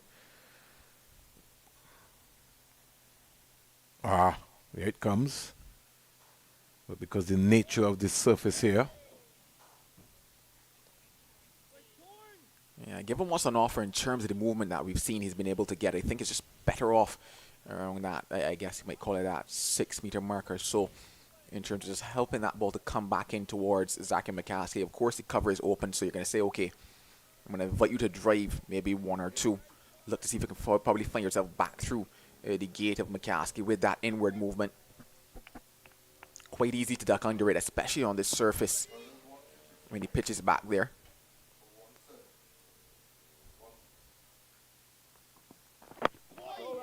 Yeah, thereabouts being what would be the stock area for him, and then occasionally just pushing it that touch fuller, making McCaskey feel as if it might be driving length, and that's where I think the possibility of the opportunity comes for him, but probably wants to be thereabouts in terms of where he just pitched that one. He's got the ball, he's got a new ball. I just love to see when you got a new ball that you're attacking the stumps, you're attacking the pads. You leave the bumper as a surprise. A lot of batsmen, especially opening batsmen, and batsmen in general, don't really like to deal with a new ball because it does a lot of things. Goes much fuller and clipped away. More work for Nell Smith. Doesn't do good work though. And that one gets through him and into the boundary. Wondering if he's okay. Or if the cameraman could just stay on him a little longer. Yeah, he did the hard yards, got around, got his hand to it, and it went straight through. That brings us to the end of 3 overs. Yeah, looks as if he might have done just a bit of damage to himself, though. Has a slight limp. Doesn't seem to be too bad, though, as he's walking towards his bowling mark again. Because you see Perez coming on, so Perez is coming on for someone. Joel was blocked by the television. Didn't see who went off.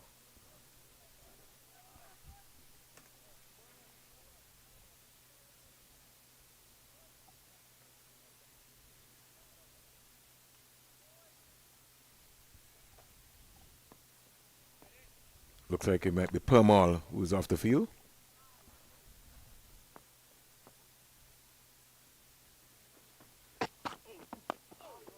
Yeah, on the money. Gonna make him play. Anything is possible.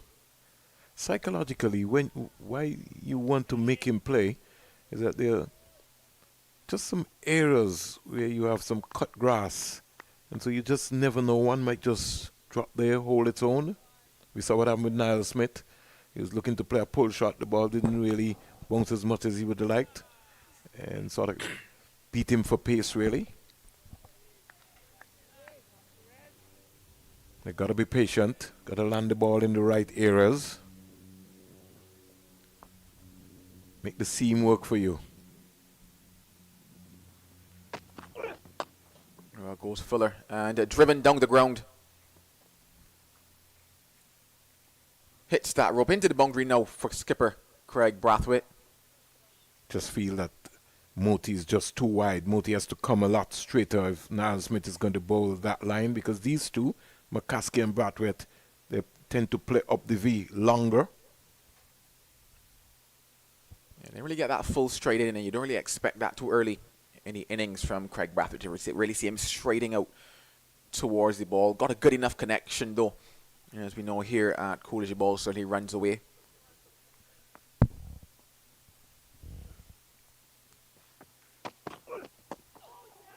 There we go.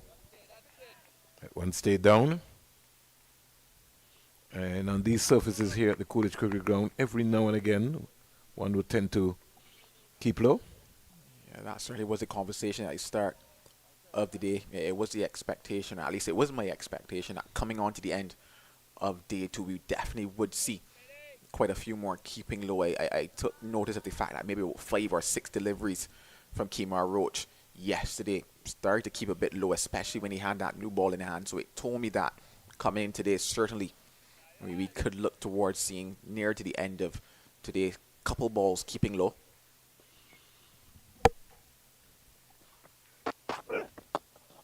Movement, but dealt with by Craig Brathwaite. 2 boundaries now in the over. The middle and the middle are just too close. On a track here, on a fast outfield, you got to give your fielders enough time so that they can see the ball. Yeah, a bit of late swing back into Craig Brathwaite, but overpitched again by Nell Smith.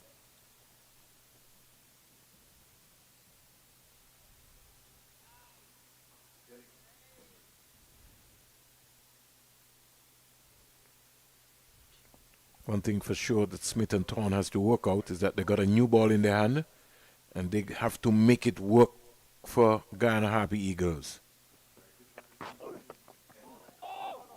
He just pulls back the length slightly. Yeah, that's expected. He saw it happen after the first 4, pulled the length back just a bit, went searching again, was hit back down the ground again for 4, pulled the length back again. It's about being consistent. Got to land the ball in the right areas. Keep looking at that spot. The top of off stump is what you want to be looking at, especially to Craig Brathwaite. You want to make him come onto that front foot.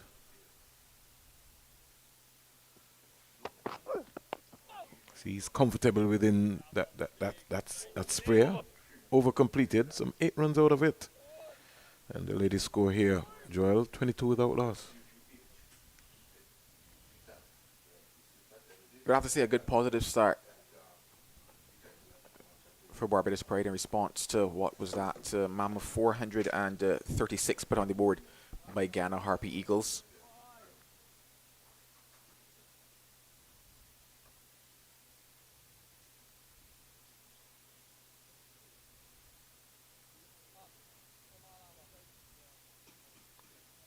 I did mention that even though, yes, it is quite a massive target in terms of a first innings total, you can take heart or take comfort in the fact that you've seen how they've been able to go about it. And literally all it took was application on this surface. So can Barbados Pride batters apply themselves here?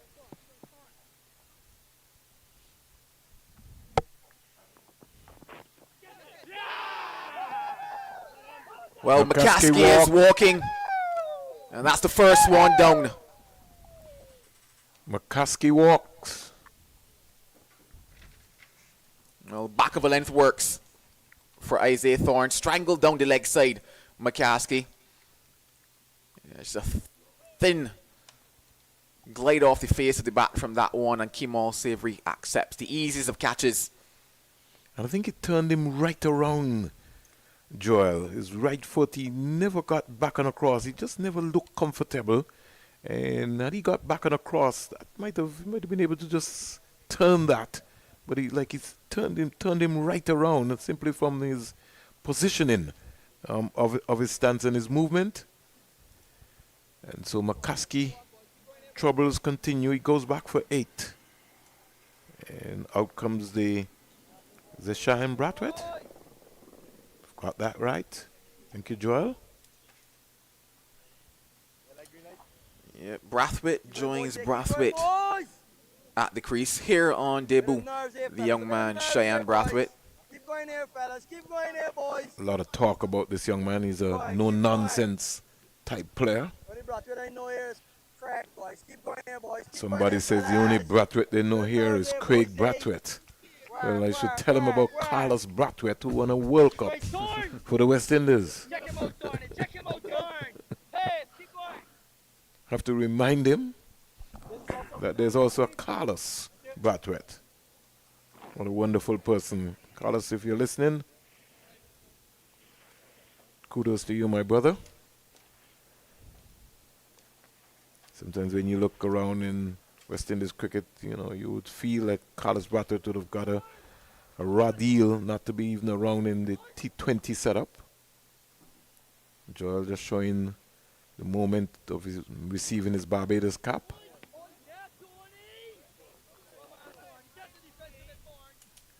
Yeah, obviously, a couple nerves will be out there for the young man. But he's out there because the coaching staff believe in him. I was actually questioning whether or not they might look to probably bat him a little lower in the order. But given that naturally he is, in fact, an opener, Cheyenne Brathwaite wanted to ensure that he continue to be up the order, put that confidence in him.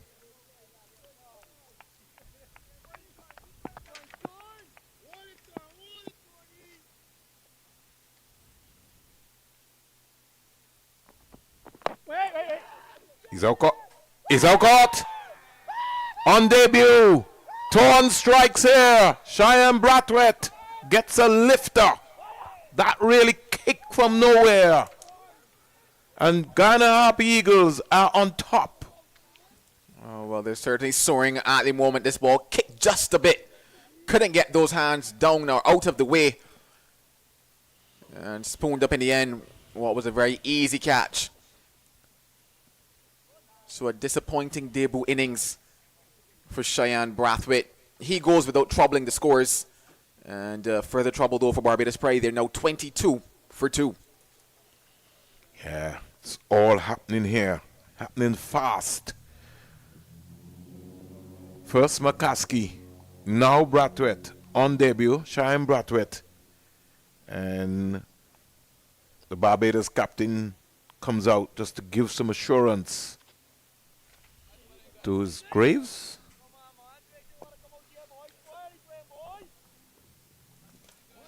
Jonathan Drakes Drakes has come out. is the new batter. What do you think about him, Joel? I actually enjoy watching Jonathan Drakes bat. I think that for the talent that he has, he doesn't score as much runs as he should, or rather as much runs as would be expected of him. He's a young man still, so.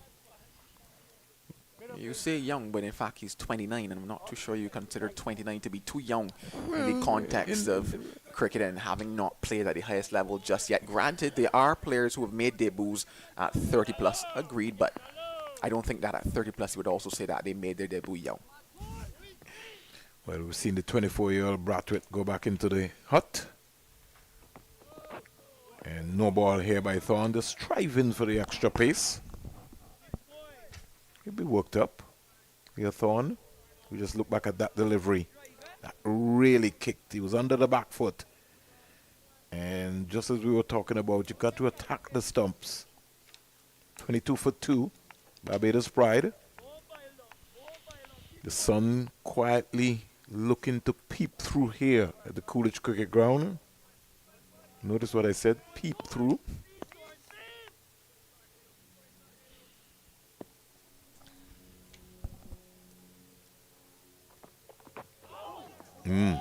There's that ball dying. Yeah, that's expected. Come on. There's nothing we can do about that. That's what happens when you have pace. You always send a sort of fear to the mind of batsmen.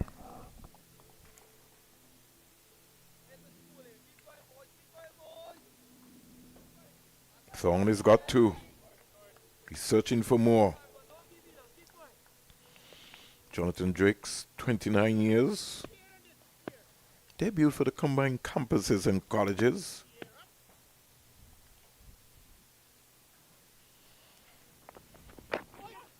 Ooh. Did he get back onto that one? Is the question. I think no, leg buys signaled by umpire Carl Tuckett. Yeah, get off the mark is Drakes. Just heading down that leg side, see if we're able to get a glove onto it. Yeah, it will be a very interesting evening session this here for Barbados Pride. Things looking a lot different. You said that likely, Joel. You said it would be an interesting evening session. It's always going to be a tricky session, however you look at it.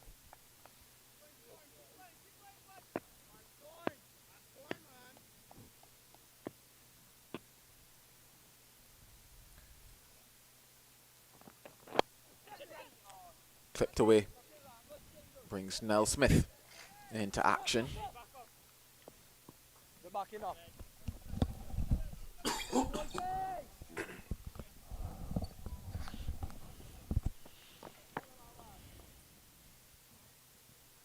I was just looking at Kevlin Anderson, who was warming up, Joel. He got 5 wickets against the Leeward Islands. He might maybe fancy himself here. Yes, Joel. Go look into the stats and you'll see them. It's best bowling figures. He got 5. Preach it out. Call it out, Joel. I mean the 5 for 57. Oh, there you go. There you go. That's why we love this game. Cricket is life. 3 slips a gully. Backward point. Mid-on and mid-off just in my liking. I'm not savory, but just close. Pomal is back onto the field. Perez goes off. And Niall Smith will be looking for some success.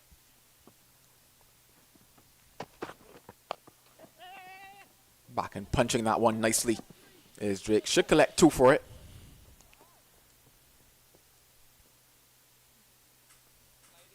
In the context of all that goes wrong, they would say that he's due. John Drakes, he's been given, you would say, the opportunities. He had a chance in the first class season last year. Didn't necessarily put up the numbers that he would have hoped for. This season started with an 84 versus the combined campuses and colleges. Since then, 12, 20, 31, and 9. So another opportunity here for him. And his side is going to need what Guyana Harpy Eagles were able to do, and that's put up a partnership.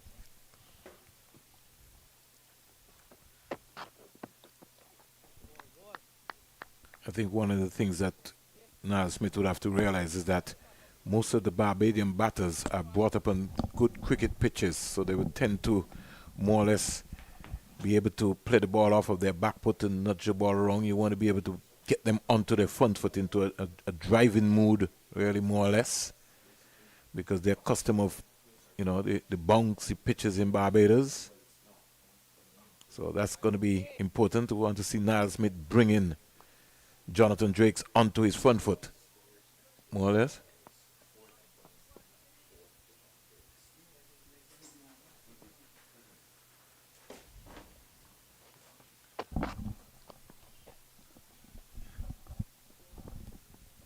Even from that one.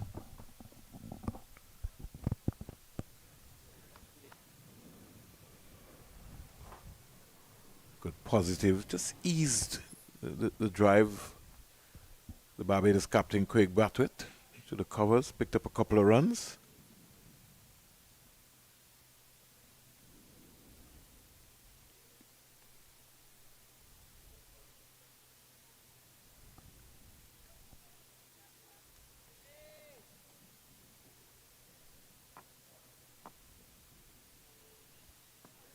Score really gone to our manual scoreboard. We say good afternoon to them. 33 for 2. Brathwaite is just turning this. Thank you very much, Sean.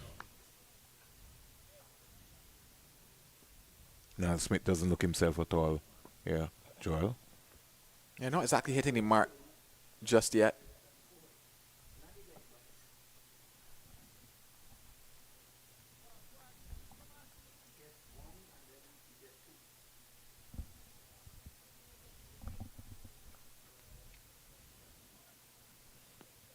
.34 for 2.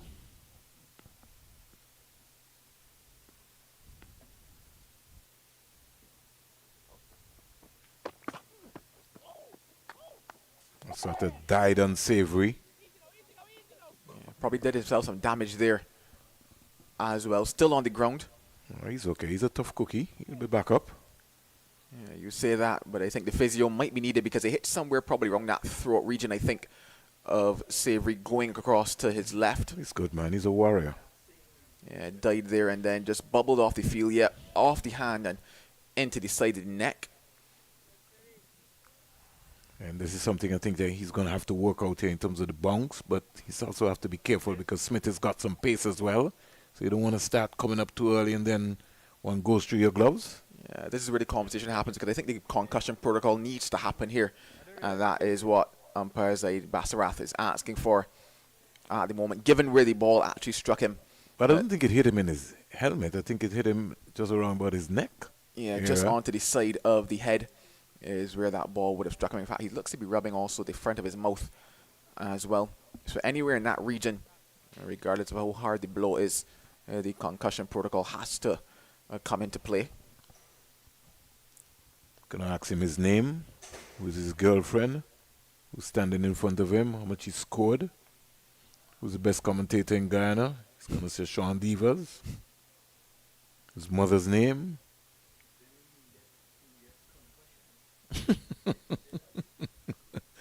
31, 35 for 2.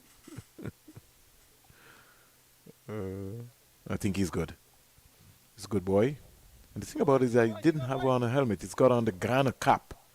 So umpire Bassarat is very much satisfied. In the meantime, Jackie was able to come out and just give some quick treatment to the Barbados captain, Craig Batwet. So the Fizzers have been pretty busy today.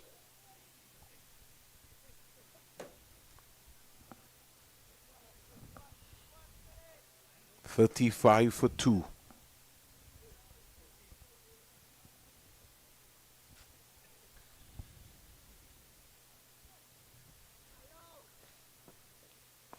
And we're back to the action here now at Coolidge.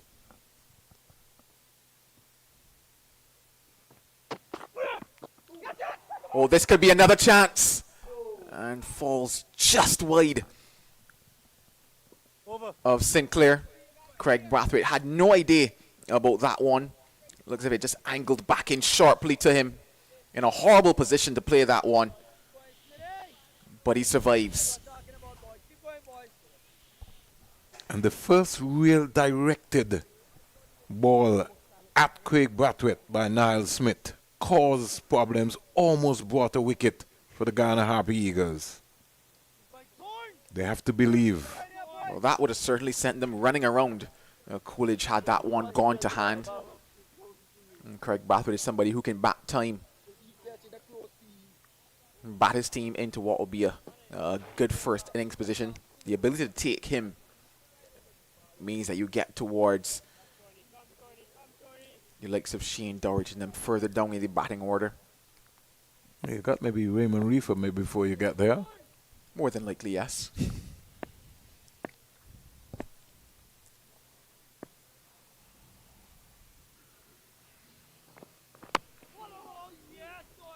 And that's that movement I'm talking about, back into the right-handed batter, just getting that ball a bit fuller from Isaiah Thorne there on that occasion, producing what could be that potential fault shot towards what will be cover in that mid-off region, potentially leaving that gap between bat and pad.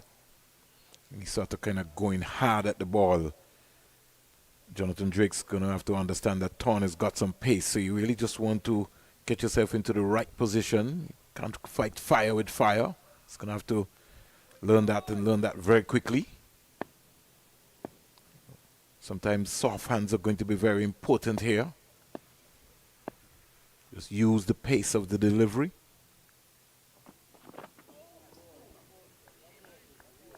This time the ball shapes away from the right-handed Jonathan Drakes.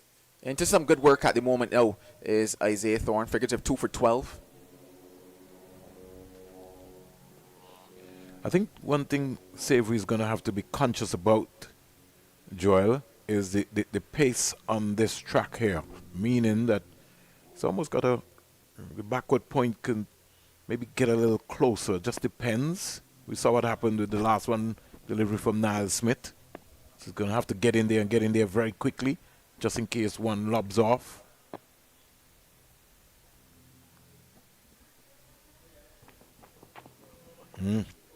Good shape. Could see that one moving away nicely. Could understand his concept as what he's trying here. I'd just like to see him going torn, attacking the stumps, really testing the defense of a Jonathan Drakes. And it's just amazing what the changing conditions can do when it just comes to something as simple as that ball movement. I mentioned the fact yesterday in what was absolutely glorious sunshine and nothing but heat. No wind around, nothing at all. Very little movement for the likes of Roach and company for the Barbados Pride. But here now, on the evening of day number 2, how things have changed. You're starting to see a bit more shape, a few more questions being asked by the seamers. This is over number 7, so it's still a brand new ball.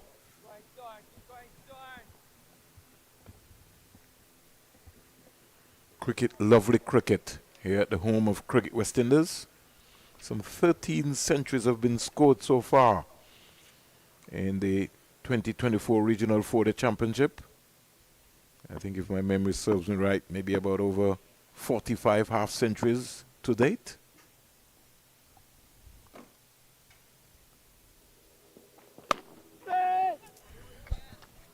That one hitting the bat of Craig Brathwaite very hard. Could hear it in the outside microphone.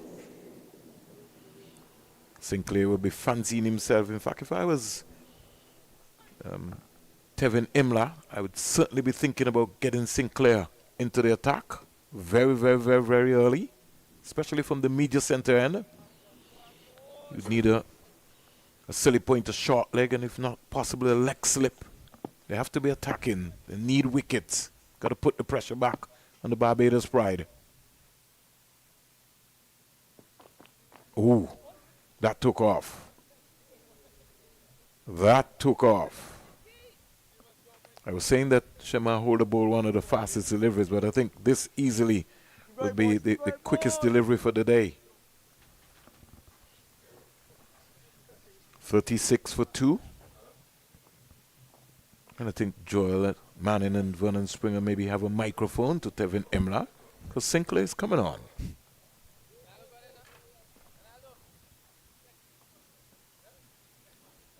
At the end of this over, the voice of Sean Devers. I think we have done our job, Joel. You will come into the reckoning and see if you can get some more wickets, or whether they will get runs and not wickets. Get a silly point in. Get a silly point in. If you don't look sharp, get a silly point, get a leg slip. Got to get somebody in front of him. This is Jonathan Drake's batting. Got to put some pressure on him. You're the test bowler. Make him think. Get that bat pad right in front of him, right in front of his face.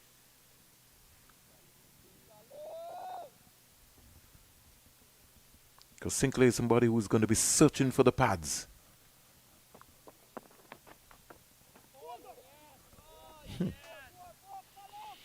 This is going to be an interesting contest.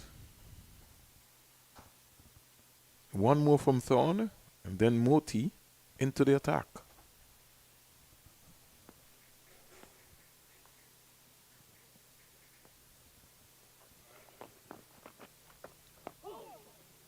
Get a silly point, get a man in front of his bat. Make him think, make him come forward.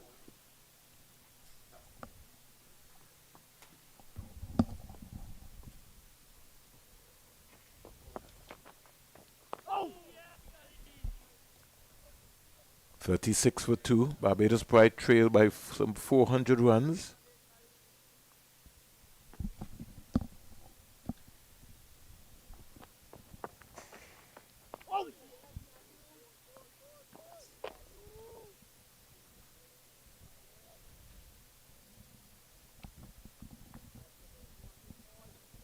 More pressure mounting here.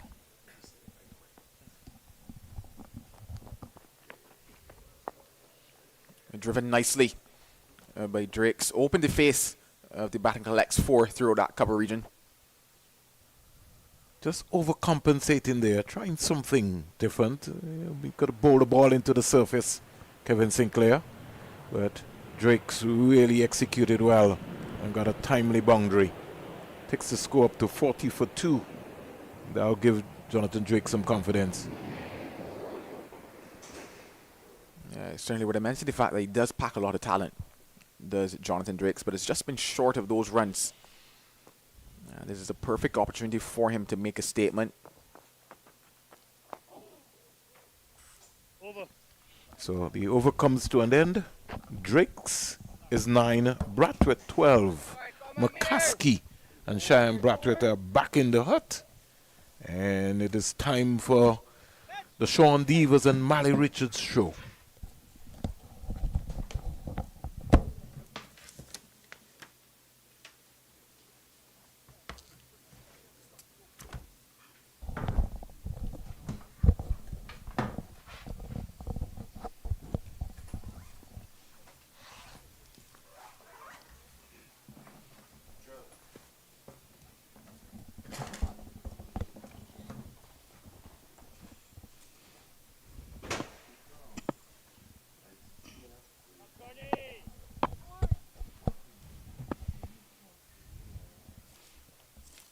So the 19-year-old West Indies under 19 fast bowler, Isaiah Turn,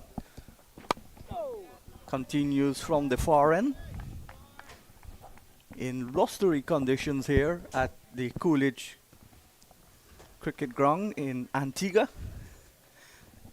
Games also being played in Trinidad, Windwards versus Trinidad and Leewards versus CCC, and in Jamaica, the West Indies Academy facing the host team, Jamaica. So all around the region, this tournament is being played. This is the second day in all of those matches. Isaiah Turn comes in to bowl to Drakes is forward, plays it into the offside, and there is no run. Good afternoon to you, Mali. Good afternoon, Sean. Good afternoon to the listeners, watchers. Yes, good afternoon to you wherever you are across the 83,000 square miles of Guyana. If you're in the 108 square miles of Antigua or the 166 square miles of Barbados, wherever you are around the world, good day, good night, good morning to you. This is a good delivery again, squared up and pushed it out into the offside. So Isaiah Turn has bowled with good pace. And Andy Roberts was just telling me, Sir Andy Roberts, that the pitch has nothing to do with how fast you bowl. It's the bowler. Yeah, I actually overheard that conversation as well. And he was saying the ball actually slows up when it hits the pitch. So there's some fast bowlers who complain about the pitch. And you got to make it happen through the air. Yeah. That's basically what I took from that. But young Thorn, he's done the job here for the Harpy Eagles. Exactly what they would have wanted in this circumstance. Comes Bongden in and bowls as a quick, short delivery and well handled in the end. Luckily for Drakes, he kept it down. Let's look at the replay. Actually, it looks like that was Craig Brathwaite on that occasion. Yeah, got into a spot of bother, but as you said, managed to keep it down. The man is there waiting at that leg slip position. Smith has bowled a couple of quick balls too. Same Brathwaite got one that just fell short of a dive in Sinclair. But more importantly, we're just seeing a bit of inconsistent bounce here. Turn. And that's one short again. And well played this time by Brathwaite. If there's anyone to bat on a track like this for a long period of time, it is Craig Brathwaite. I remember in 2005, he scored centuries in both innings against Guyana. You'll be looking for something similar here, at least in the first innings. Someone who looks to bat time. Doesn't give his wicket away at all.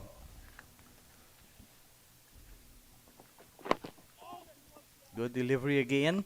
And the thing with Turn, he's not just bowling short. He's pitching some up, and he's bowling the odd one as a surprise delivery, the bouncer. Yeah, and what's important as well, though, as that over comes to an end, is that the Guyana Harpy Eagles bowlers, especially the fast bowlers, start to bowl a bit more straighter here in terms of bringing the ball and the LBW into play, especially with the inconsistent bounce.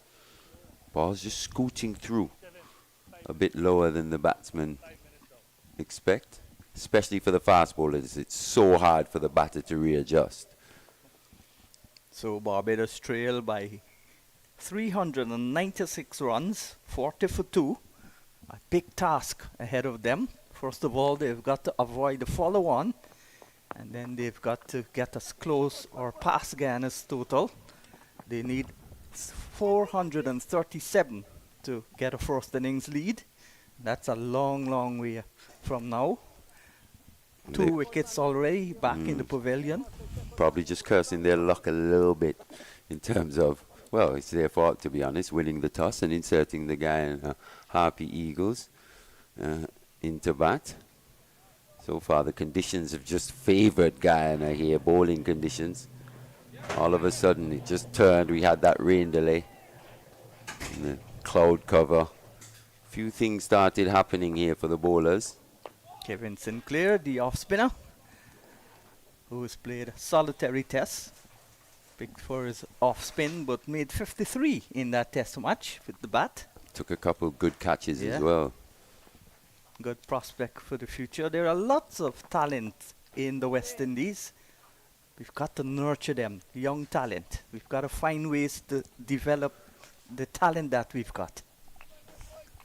It's all about developing coaches as well around the region.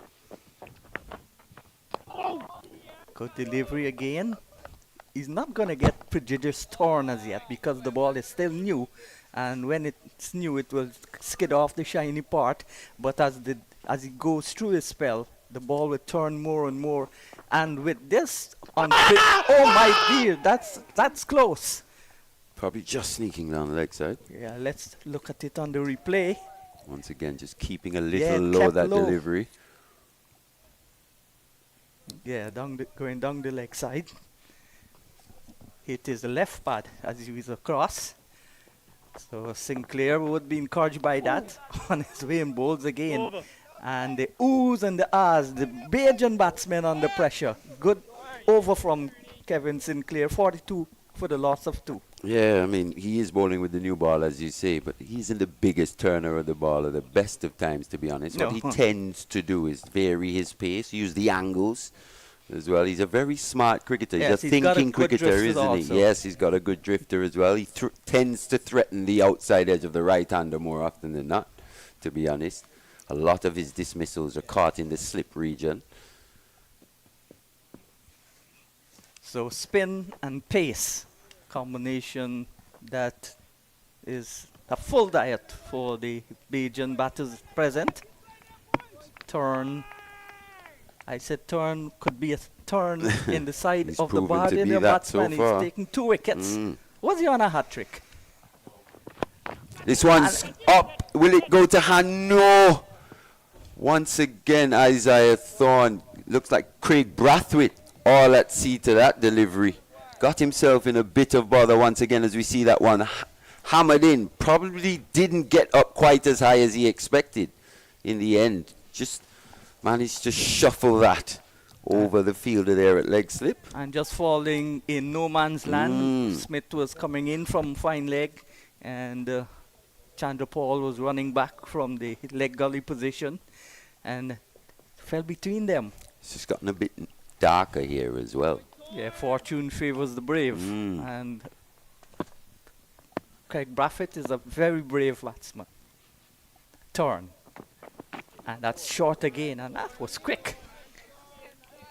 I think that shot from Craig Brathwaite was a shot that more out of character. It's not something we see too often from him, looking to take on the shot delivery. And it looked like if he was playing on the Australian pitches there. Yeah, probably expecting a bit more bounce. But it was quick, hostile stuff from the young man. He's certainly one for the future if handled properly. And that's the emphasis is on handled properly. Yeah, and I think, yeah, as much as we anticipate the future, it's all about the now in terms of his development. The present, his day-to-day development. Yeah. Here is Isaiah Thorne from the county of Berbice in Guyana. Bowls a ball that moves away from the right-handed batter. And Drakes doesn't play a shot. But we see Thorn getting the ball to go both Both ways yeah. laterally. Off the pitch, through the air as well. It's just when he gets it all together, as you said, he was speaking to Sir Andy a bit earlier on this afternoon. Said he would have done a little bit of work with Isaiah Thorn in the past. Yeah. He was actually here specifically To see him. To see Yeah. Isaiah Thorn. And he also said that the best batsman he ever bowled to was Ian Chappell and Sunil Gavaskar. Interesting. Yeah. Very interesting indeed. So here is Thorn.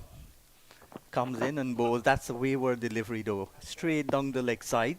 You want to put pressure every single ball on the batter. Yeah, and that's the area in which he'll have to work on. Isaiah Thorn just at times tends to push the ball down the leg side to the right-handers. Just loses his action slightly. The head just leaves, falls yes, away. His head falls away. That's why. All these little things I'm sure Sir Andy's taking keen notes of. You know, he was the godfather, as they say. Yeah. He was the of godfather the West of the Indian West fast Indies. bowlers. Yeah. Croft, Roberts, Holden, and Garner. Oh my dear, that's a good delivery, but well played though. Drakes was just pulling the head back. Yeah, good cricket all round Yeah. there. So 43 for the loss of 2 as the skies get a little darker. Yeah, the light's just becoming a bit of an issue here at the Coolidge Cricket Ground now. At what, 3 minutes past 5? Yeah. An extended session because of that rain delay we would have had earlier on Yeah, this they afternoon. took an early tea and then they came out and they're going to play until the overs are completed or if bad light stops play. The overs will not be completed though. The good thing about Guyana, no ball called, so that increases the time that they're going to have to bowl. But the good thing about Guyana, they have a 3-prong spin attack, unlike the Bajans, which had a 4-prong pace attack. Right, so now they can afford to rest these guys, you know, give them some bursts. They can go in short bursts, and you've got Moti, Permal, and Kevin Sinclair. We've already seen Kevin Sinclair here this afternoon. And you don't want to bowl Thorn too long. Short bursts. Yeah. Especially at this. Might see Moti coming back from the far end. And that's a lovely shot. Square of the wicket and down to the boundary for 4. On the front foot was Drake's and he quickly moves now to 15 and the total going up now to 40. What was the score? 48. 48. Yeah, just use the pace, Jonathan Drakes, on that one. Just open the blade at the last second. Raced away. Showed good timing, good hands from the young man. As Joe was saying, started with that 80 odd in the first game against the CCC, but it's just been a bit lean so far for him since. Fantastic opportunity if he can get through this session here this evening. In what are still pretty good batting conditions, but the inconsistent bounce will creep in as this game goes along, Sean. Drake's batting with his captain. No better person to share a partnership with. Craig Braffett understands his game. He's played 206 first-class matches, 89 test matches. A world of experience. And I was saying yesterday, when you look at him, he's the only person that possibly can go past Lara's and Chandrapal's centuries. Yeah, because he's got 12. But with the number of test matches we're playing these days, that's going to be very difficult for him. Those records might stand forever as West Indian records. Good delivery again from Sinclair. I think he's found run scoring a bit more difficult in the last 18 months or so, internationally. But he's been a very good performer for the West Indies in the past. Yeah, and he's got 31 hundreds at regional level and 64 50s. Quite a phenomenal record. Yeah, very experienced. Craig Braffett has been playing for a long time. at the first class level. And he scored hundreds at every level he played, even from the Sir Garfield Sobers cricket level. I think that was the first time I heard about him, actually, was in age group cricket. Craig Brathwaite. Well, I saw him at the under 15 level, at the under 17 level, under 19 level. I think Vernon trumps you there. Vernon would have seen him at under 13 level in the St. Kitts Cricket Festival and scored 100 there as well. So every level he's played, he scored 100. I could imagine when he was batting at school. Once again, just going past that outside edge is Kevin Sinclair. And if Kevin Sinclair develops the ability to turn the ball a little bit more, he'll be so dangerous. Because he's got a good arm ball, which is the opposite to the spinning ball, and the contrast would be more prominent if he can do that, if he can turn the ball a bit more. I think that would just make him the perfect cricketer, wouldn't it? Yeah, Yeah. because he can bat, he can feel. But there, as you said, that drift coming into play Yeah. on that final delivery. And it's something you definitely know he's working on. If you look at his body, how it's changed in the last couple of years or so, he's really bulked up, gotten stronger. I was saying yesterday that I believe that he is one of the most improved cricketers in the last 2 seasons. 100%. Yeah, I when think he went- Ashmead Ned as well Yeah. comes to mind. But Ashmead Ned has this thing about Guyana. It's difficult to get into the Guyana side because they've got Moti, they've got Pomal, they've got a young kid named Adams. So it's difficult for him to get into the Guyana side. This is a ball that's short from Smith. I was going to say, if Moti doesn't bowl from that end, bring back Smith. And here he is. Yeah. I think another one of those improved players is Jeremiah Louis. Yeah. Just looking at the control that he has with both new and old Yeah. balls. Gets it to top more often than not. We've got a lot of good young talent in the Caribbean. There's a guy called Dindial, played for the West Indies on the 19 team. And he was very close to getting into this side, but he didn't make big runs in the trials. At the right time. Yeah. Eh? Perez did and got into this team, but when he got in, he didn't score as much as he should have. No, he hasn't so far. Yeah. I'm telling the young players that if the senior players come back and you do well, they've got to find somebody to drop because they obviously have to come in, but not you. That has to be the motivation, Yeah. for sure. The only way that can happen is if you pick up wickets and make runs, big runs. But even in the case of Barbados here, the player of the match in the last match had to sit out this match as the big guns had come back in. Yeah. You got to do it consistently. That's for sure. Smith in fading light here at Coolidge. Bowls, and that one again keeps a little low. It's important to be straight here, Smith. They would absolutely love to take Craig Brathwaite in with them at stumps. Yeah. Craig Brathwaite, very experienced campaigner. Highest score in first class cricket, 276. And no one has ever scored a triple century yet. One, Shivnarine Chandrapal against Jamaica. Yeah, 303 in 1996. Craig Brathwaite, the class batter Yeah. of this Barbados Pride batting lineup. Yeah. Imagine only Shivnarine Chandrapal in regional cricket has reached 300 runs. And that's This one's- hit in the air is going to be almost caught. Oh, he's close and he's given. He's been run out. Didn't quite go to hand for the catch, but Perez was lightning quick. Picked up, threw down the stumps, and just as we said, the Guyana Harpy Eagles remove The dangerous Craig Brathwaite. He's gone for 14. It's now 3 wickets down, including the dangerous Craig Brathwaite. And again, you see Perez not playing in this match, but contributing with the run out. Yeah, making an impact. That's exactly what you'd want from your substitute fielder. Poor shot to begin with as well from Craig Brathwaite. Poor decision making. Nowhere close to that one. Direct hit. And you could see the elation on the Guyanese faces. They know how big a wicket that Yeah. is. Absolutely massive. So this is the second run out we've seen in this game. And that's the big fish. The second opener as well to be run out. Second opener to be run out. As he walks back to the pavilion, you can see that the disappointment on his face. Very dejected indeed is Craig Brathwaite. You see the Barbados team as well out in the dugout. Things not looking good for the Pride.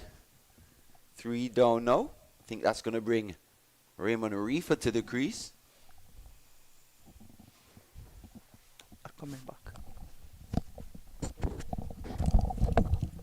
49 for 3. 23 overs remaining. Not going to get anywhere near to bowling those overs out here today. But it's been the Guyana Harpy Eagles. 436. Barbados in reply. 49 for 3. Captain Craig Brathwaite, the last of the batters to be dismissed. Run out, going via the run out route. Substitute fielder Perez coming on, doing some fantastic work. Run out for 14. So still a long way behind here. 7 wickets remaining.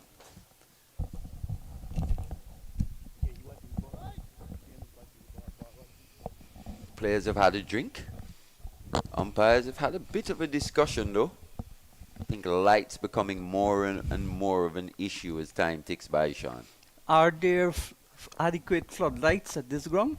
Well, I know the Stanford was played here, so there are adequate floodlights, but for floodlights to be turned on, the local board has to agree before the match starts. Yeah, and I'm not sure the floodlights are in play in this tournament, to be fair.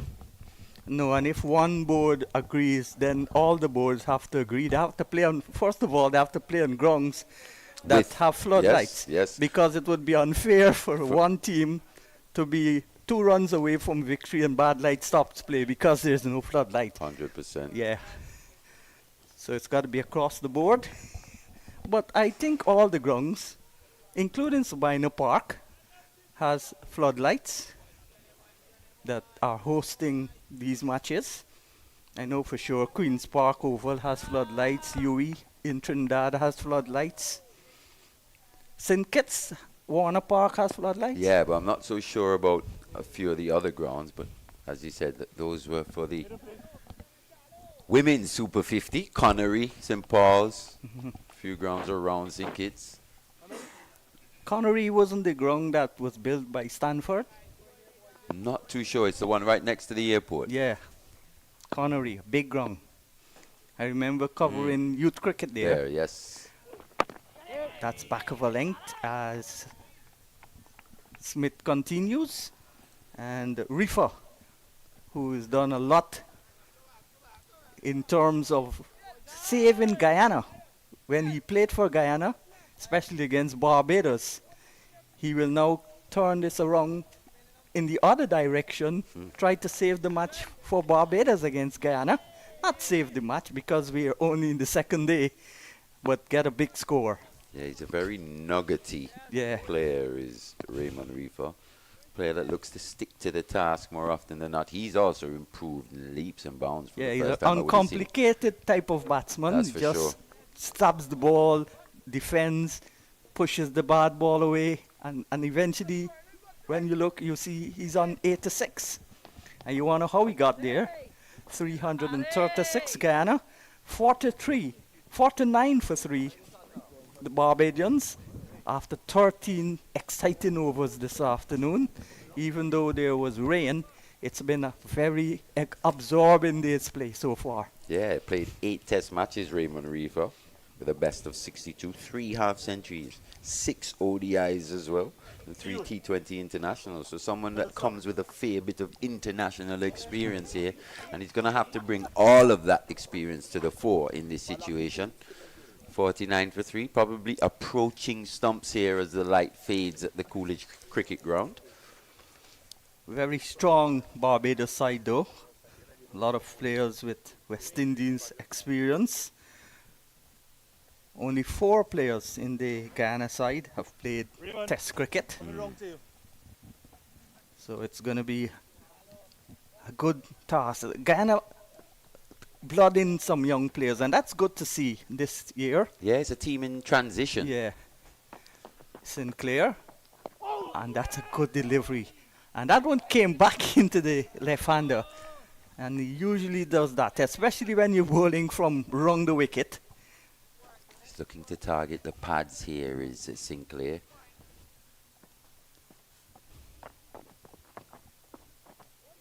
Too wide down the leg side.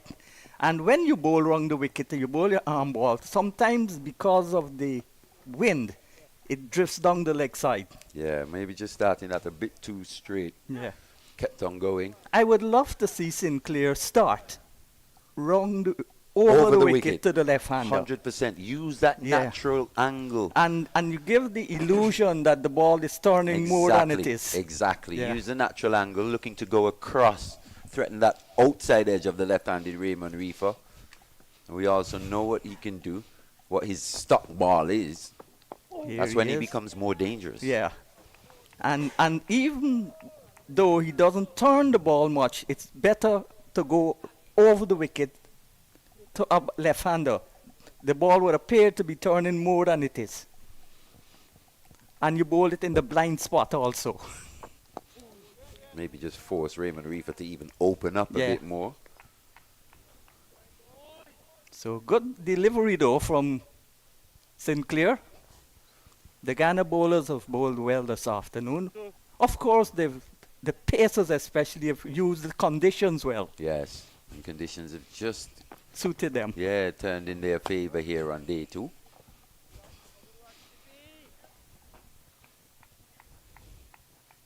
It's amazing how this game can change and how quickly things can change.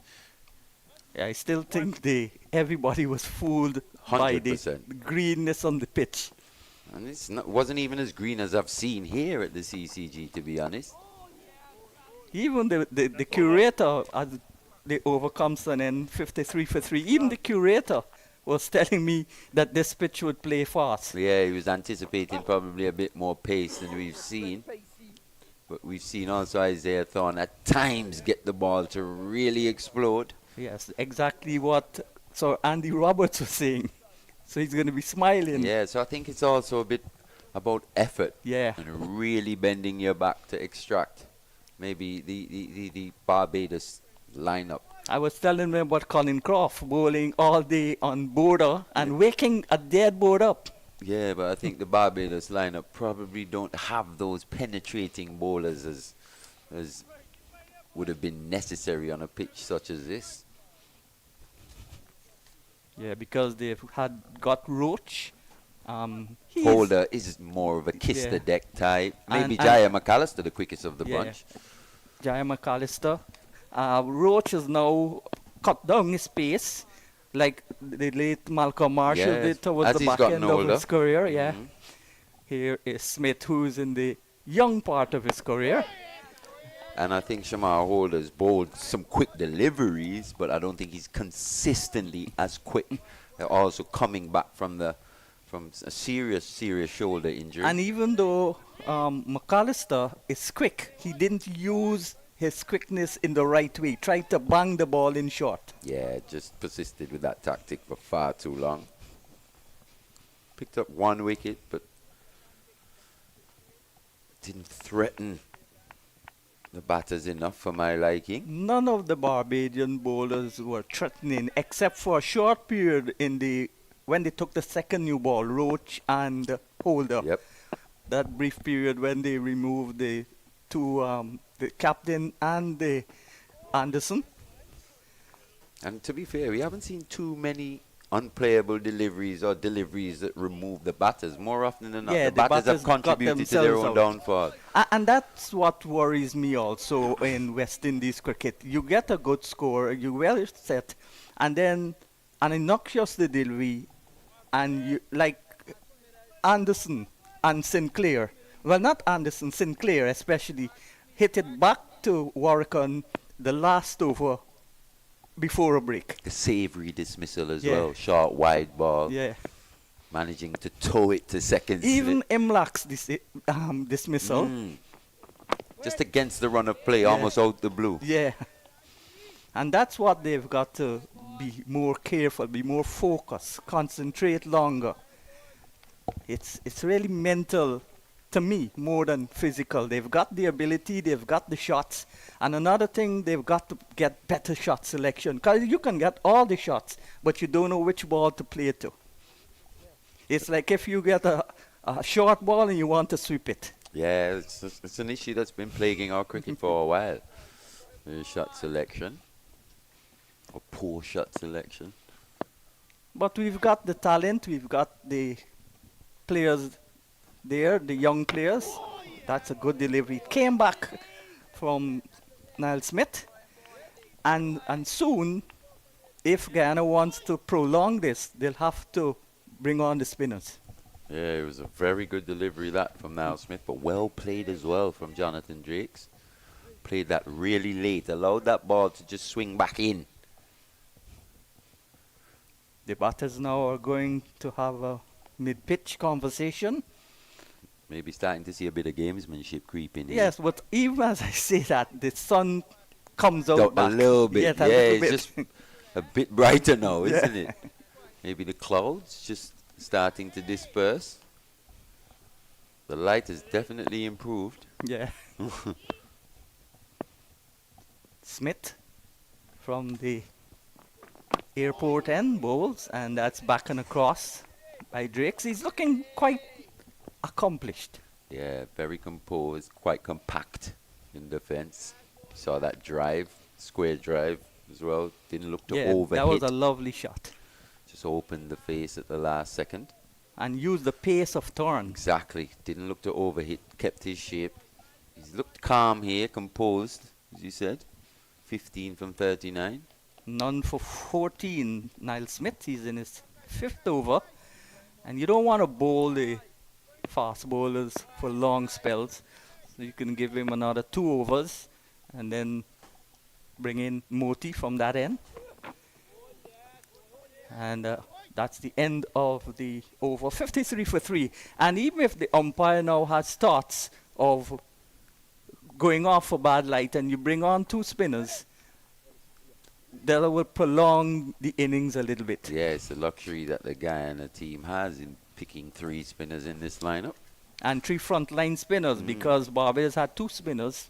One was Craig Braffett. But Craig Braffett has a 6-wicket haul. Yeah, against Sri Lanka Yeah. as well. Against known players of spin, good players of spin. And Kelvin Anderson had a 5-wicket haul in this. I saw that one as Yeah. well. I watched that. And he feels he's a big fast bowler. I told him jokingly today, you think you're the Englishman Anderson? He said, no, he's the West Indian Anderson. I think Rakeem Cornwall was one of those wickets, if I'm not mistaken, in that 5 Yeah. games against the Leeward Islands. I still believe, though, that Rakeem Cornwall is the best off spinner in the West Indies. That's probably true, to be fair. And I get into arguments at GCC Bar, the Georgetown Cricket Club, every time I say that. And people just look at his size. And he carries his size around very well. And he also can bat. Oh, yeah. Can hit the ball a long way. Definitely. Big hitter. Saw that on show in the CPL, and he scored that 100 for the Barbados Royals.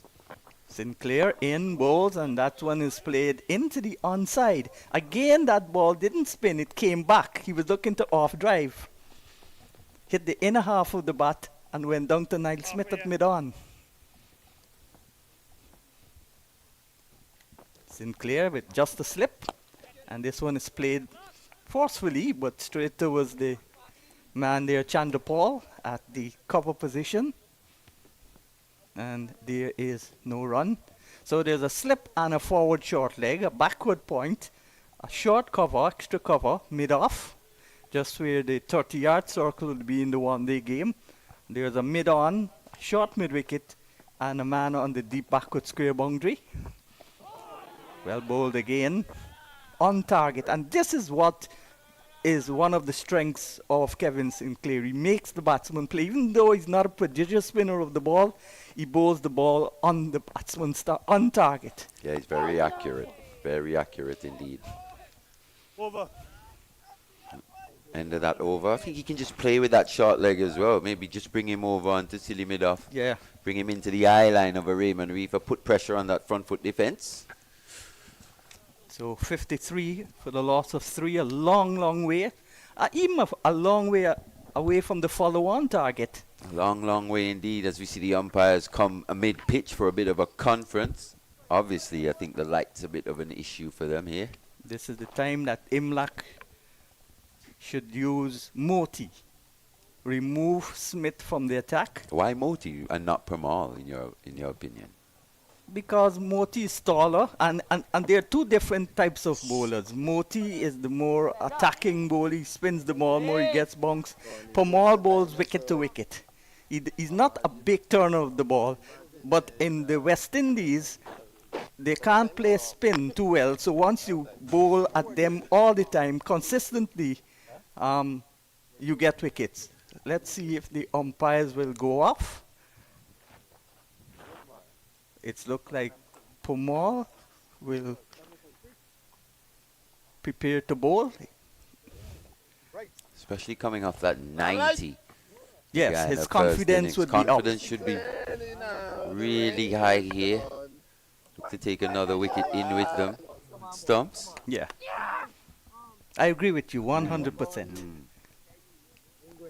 Once you make runs as a bowler, you inadvertently, most times, bowl well. What's the delay here though? I'm not sure. What's taking so long? See the third umpire out there as well. Probably they're waiting for the light to get worse and then call off the day. Maybe the umpires themselves have had enough here on day 2. Yes, they are working overtime. 2. Thank you. Well, Brandy, go for one. Come back for one now. Brandy, go for one. Yeah, it's going to be Veerasamy Pramal into Yeah. the attack. Umpire Tuckett, a former fast bowler, well, a medium pacer who could bat. I really believe, I keep telling him that he should have played more than he did in one of the internationals. Go quick. But it is what it is, and Vernon Springer was telling me that he's even stifled in his umpiring career, in his opinion. He and Dighton Butler, they're not progressing as the way that Vernon Springer would like them to progress. And umpire Bassarat. But you mentioned something just previously about the mode of operation of Veerasamy Pramal, more wicket to wicket, with the inconsistent bounce that we've seen Yeah, here at when the a ball CCG. keeps low, it could be in trouble because it's straight. He could be the man for these conditions Yes, here if in you particular. miss, I hit. Or LBW. Exactly. Let's see how he gets on. Goes from umpire's Bassarat end. First delivery is Stop it. Oh, yes, boy. Oh, yes. on target. And umpire Bassarat is from a lot of cricketing prejudice because his father is now the vice president of the CWI and the president Oh, of wow. the Trinidad and Tobago Cricket Board. I did not know that. Yes. Oh, yeah. Easy one. Azim Bassarat. Keep going, Leggy. We ain't going home. He's Leggy. also director on the West Indies Cricket Board. And I don't think that has nothing to do with the elevation of his son Oh, yeah, as an Leggy. umpire, because he's quite a competent umpire. I've seen him umpire a couple of times. Actually, I would have played in his when he made his first class debut. I think it's over 10 years ago now. As an umpire. As an umpire, Oh, yeah. I thought you meant as a cricketer. No, 'cause as an I umpire. can't remember him playing Yeah, cricket. when he made his first class debut as an umpire. Come It on, was man. against Leewards versus Trinidad in Trinidad. Watch your lane, son. It's like a guy in Guyana called Nigel Duguid.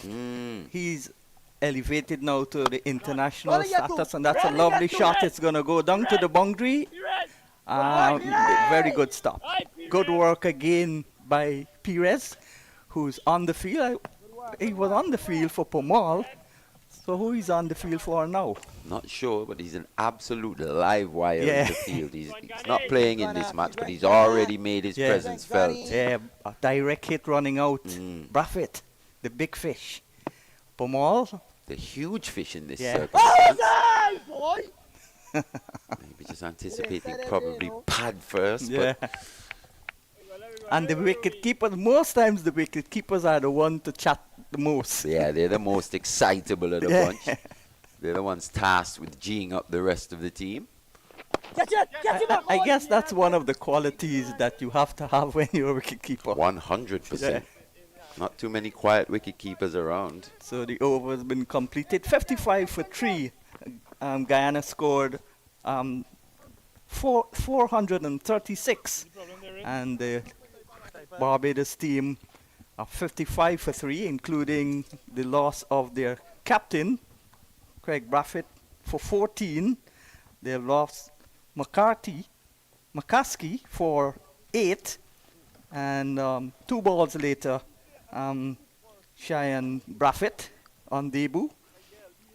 Both of them were removed by Thorn. 22 for 1, 22 for 2. And after Braffett's demise, these two have come together. Can they do as Guyana did and post a good partnership? We'll be hoping from a pride perspective. 3 wickets already in the hut. This would be a great day for Guyana. Guyana surely on top. I don't think they even expected that they would that Craig is, but it's great to have him out from a Guyana point of view. As we see Silly Midoff now in, Yeah. just as we were saying, Yeah, more pressure on Reefer. will Reefer just continue to lunge forward? Yeah, and Reefer is not a pugnacious type of batsman. He's just defensive, picks the gap, and hits the loose balls. And Kevin Sinclair will give the batsman heart attack. Every ball, the batsman will think, I'm nearly out, I'm almost out. Yeah, Even if the ball misses the stump by a mile. very excitable. Yeah, Kevin Sinclair. I wonder if he does the back flick in red ball cricket. Or only in... Well, we saw it in Australia, didn't we? In the Test series. Yes, when he got his first wicket. Yeah, that remarkable Yeah. image that beamed around Yes, the world yes, of I him re- I mid-flight. forgot, yeah. Yeah. I told them also, you got to be careful with that. You could damage your back. Suppose now you get 8 wickets in the innings. You're going to do 8 back flicks. I think that's something he's been doing his whole life, Yeah. with the ease in which he does it. Oh, outside edge again. Maybe just hanging back slightly was Drake's there. And he's expecting the ball to turn in. Playing for spin. Yeah, playing for turn. But if he'd faced Kevin Sinclair a lot, he knows that's the weapon for Sinclair, the one that goes away, the arm ball. Yeah, you got to look to play straight when facing Kevin Sinclair. Especially with a newish hard ball in Yeah, hand. it's going to skid. And Kevin Sinclair always animated. Very much so. Yeah. Very competitive. Yeah. Up for it more often than not. Loves a fight. Yeah, similar to Shamar Joseph. Shamar Joseph has that same type of attitude. And that was clear to see Yeah. in that Test series versus Australia. Oh, he's nicked up and he's dropped it. dropped. Over. And what did Kevin Sinclair? Probably went snatching there was Kamal Savory. Didn't allow that one in, as you see. Yes, went snatching. And it didn't even bounce off his glove and be deflected to the slip. Went straight down. Yeah. So 18 overs completed. Barbados struggling here in fading light at Coolidge in the last session of the second day of this match. Kevin Sinclair, none for 19, none for 9, could have well been 1 for 9. Yeah, and he was just starting to lure Raymond Reefer into defending quite wide of that off stump. Maybe dropped a bit short, but once again looking to hit that ball a bit square, too square. And the umpires again confer. Wonder what's the problem this time. Light once again. I think the Barbadian batters are pretty keen to go off, but with 2 spinners on, and with some 17 overs remaining, the umpires are pretty keen to get in as many overs here this afternoon as possible. When you played for the Leewards, you could have appealed for light. You could have. Yeah, but no, Now you that's not can't. so. It's a different game. It's up to the umpires. Absolutely. I remember Percival and Lambert batting against Barbados, and Lambert wanted to appeal for light. He did appeal for light, and Percival hit 4 fours in the over. And the umpire said, You're seeing if you're pretty well. seeing the ball so well, why are you going to go off for light? Exactly. Keep going. Yeah. Pomal continues Keep going, boys. as the wind picks up just a little bit by the evidence of the flags being stretched out. Tonight is going to be a cold night. Stop it. I Good work. anticipate that. Hey! Good fielding, deflected it out towards Sinclair at extra cover. Good Square communication, point. though. Yeah, good communication. They Keep said going, no boys, right keep going, away. boys. That's something that wasn't evident in that run out with Nandu and Chandapal in Guyana's first innings. Well, that usually happens at Everest. They both play for Everest. Oh, And they're hey, both not Guyana. good runners between the wicket. It's funny you say that. I think I was Boys, watching keep a going, game boys. sometime last year. It was a T20 game where Everest, I'm not sure who Everest were playing against, but both Nandu and Chandapal were playing. And Nandu was run out in the partnership with Chandapal. Yeah. That's Miscommunication once Oi. again. Yeah, that usually happens. Good bunks and turn there from Pomal. But to be fair, as club mates, it's almost inexcusable to have that happen at this level. Greenwich and Haynes used to just look up and, yes, with the eyes, and you run. Oh! But they're the greatest opening pair in the world. Bowling Ghana, good bowling Ghana. Scored the most centuries together, the most runs together, played the most matches together. Desmond Haynes joined after Roy Fredericks. Oh my dear, looking for a big shot. Inside edge found. And that went dangerously close to the leg stump. And Anderson tidies up. Once again, in between wicket and wicket, as you said. Yeah. That one. Not sure what type of shot Well, Drakes was trying to yeah, play there. I was not going to say that. Why would he want to play a shot like that at this time? The first time we've actually seen him lose concentration in this innings. And again, the umpires come up. But that's just a waste of time, isn't it? Yeah. Surely. I think they're just waiting for that sun to set. And they're going to take stumps. Yeah. Finally, the umpires have stopped play for bad light. And when bad light stopped play on the second day, the Barbadians were 52. They still trail by 377. 59 for the loss of 3, 28 to Drakes, and 1 to Reefer. Barbados Pride trail by 377 runs. Guyana, in fact, made 436, and they needed 437 for a first innings lead.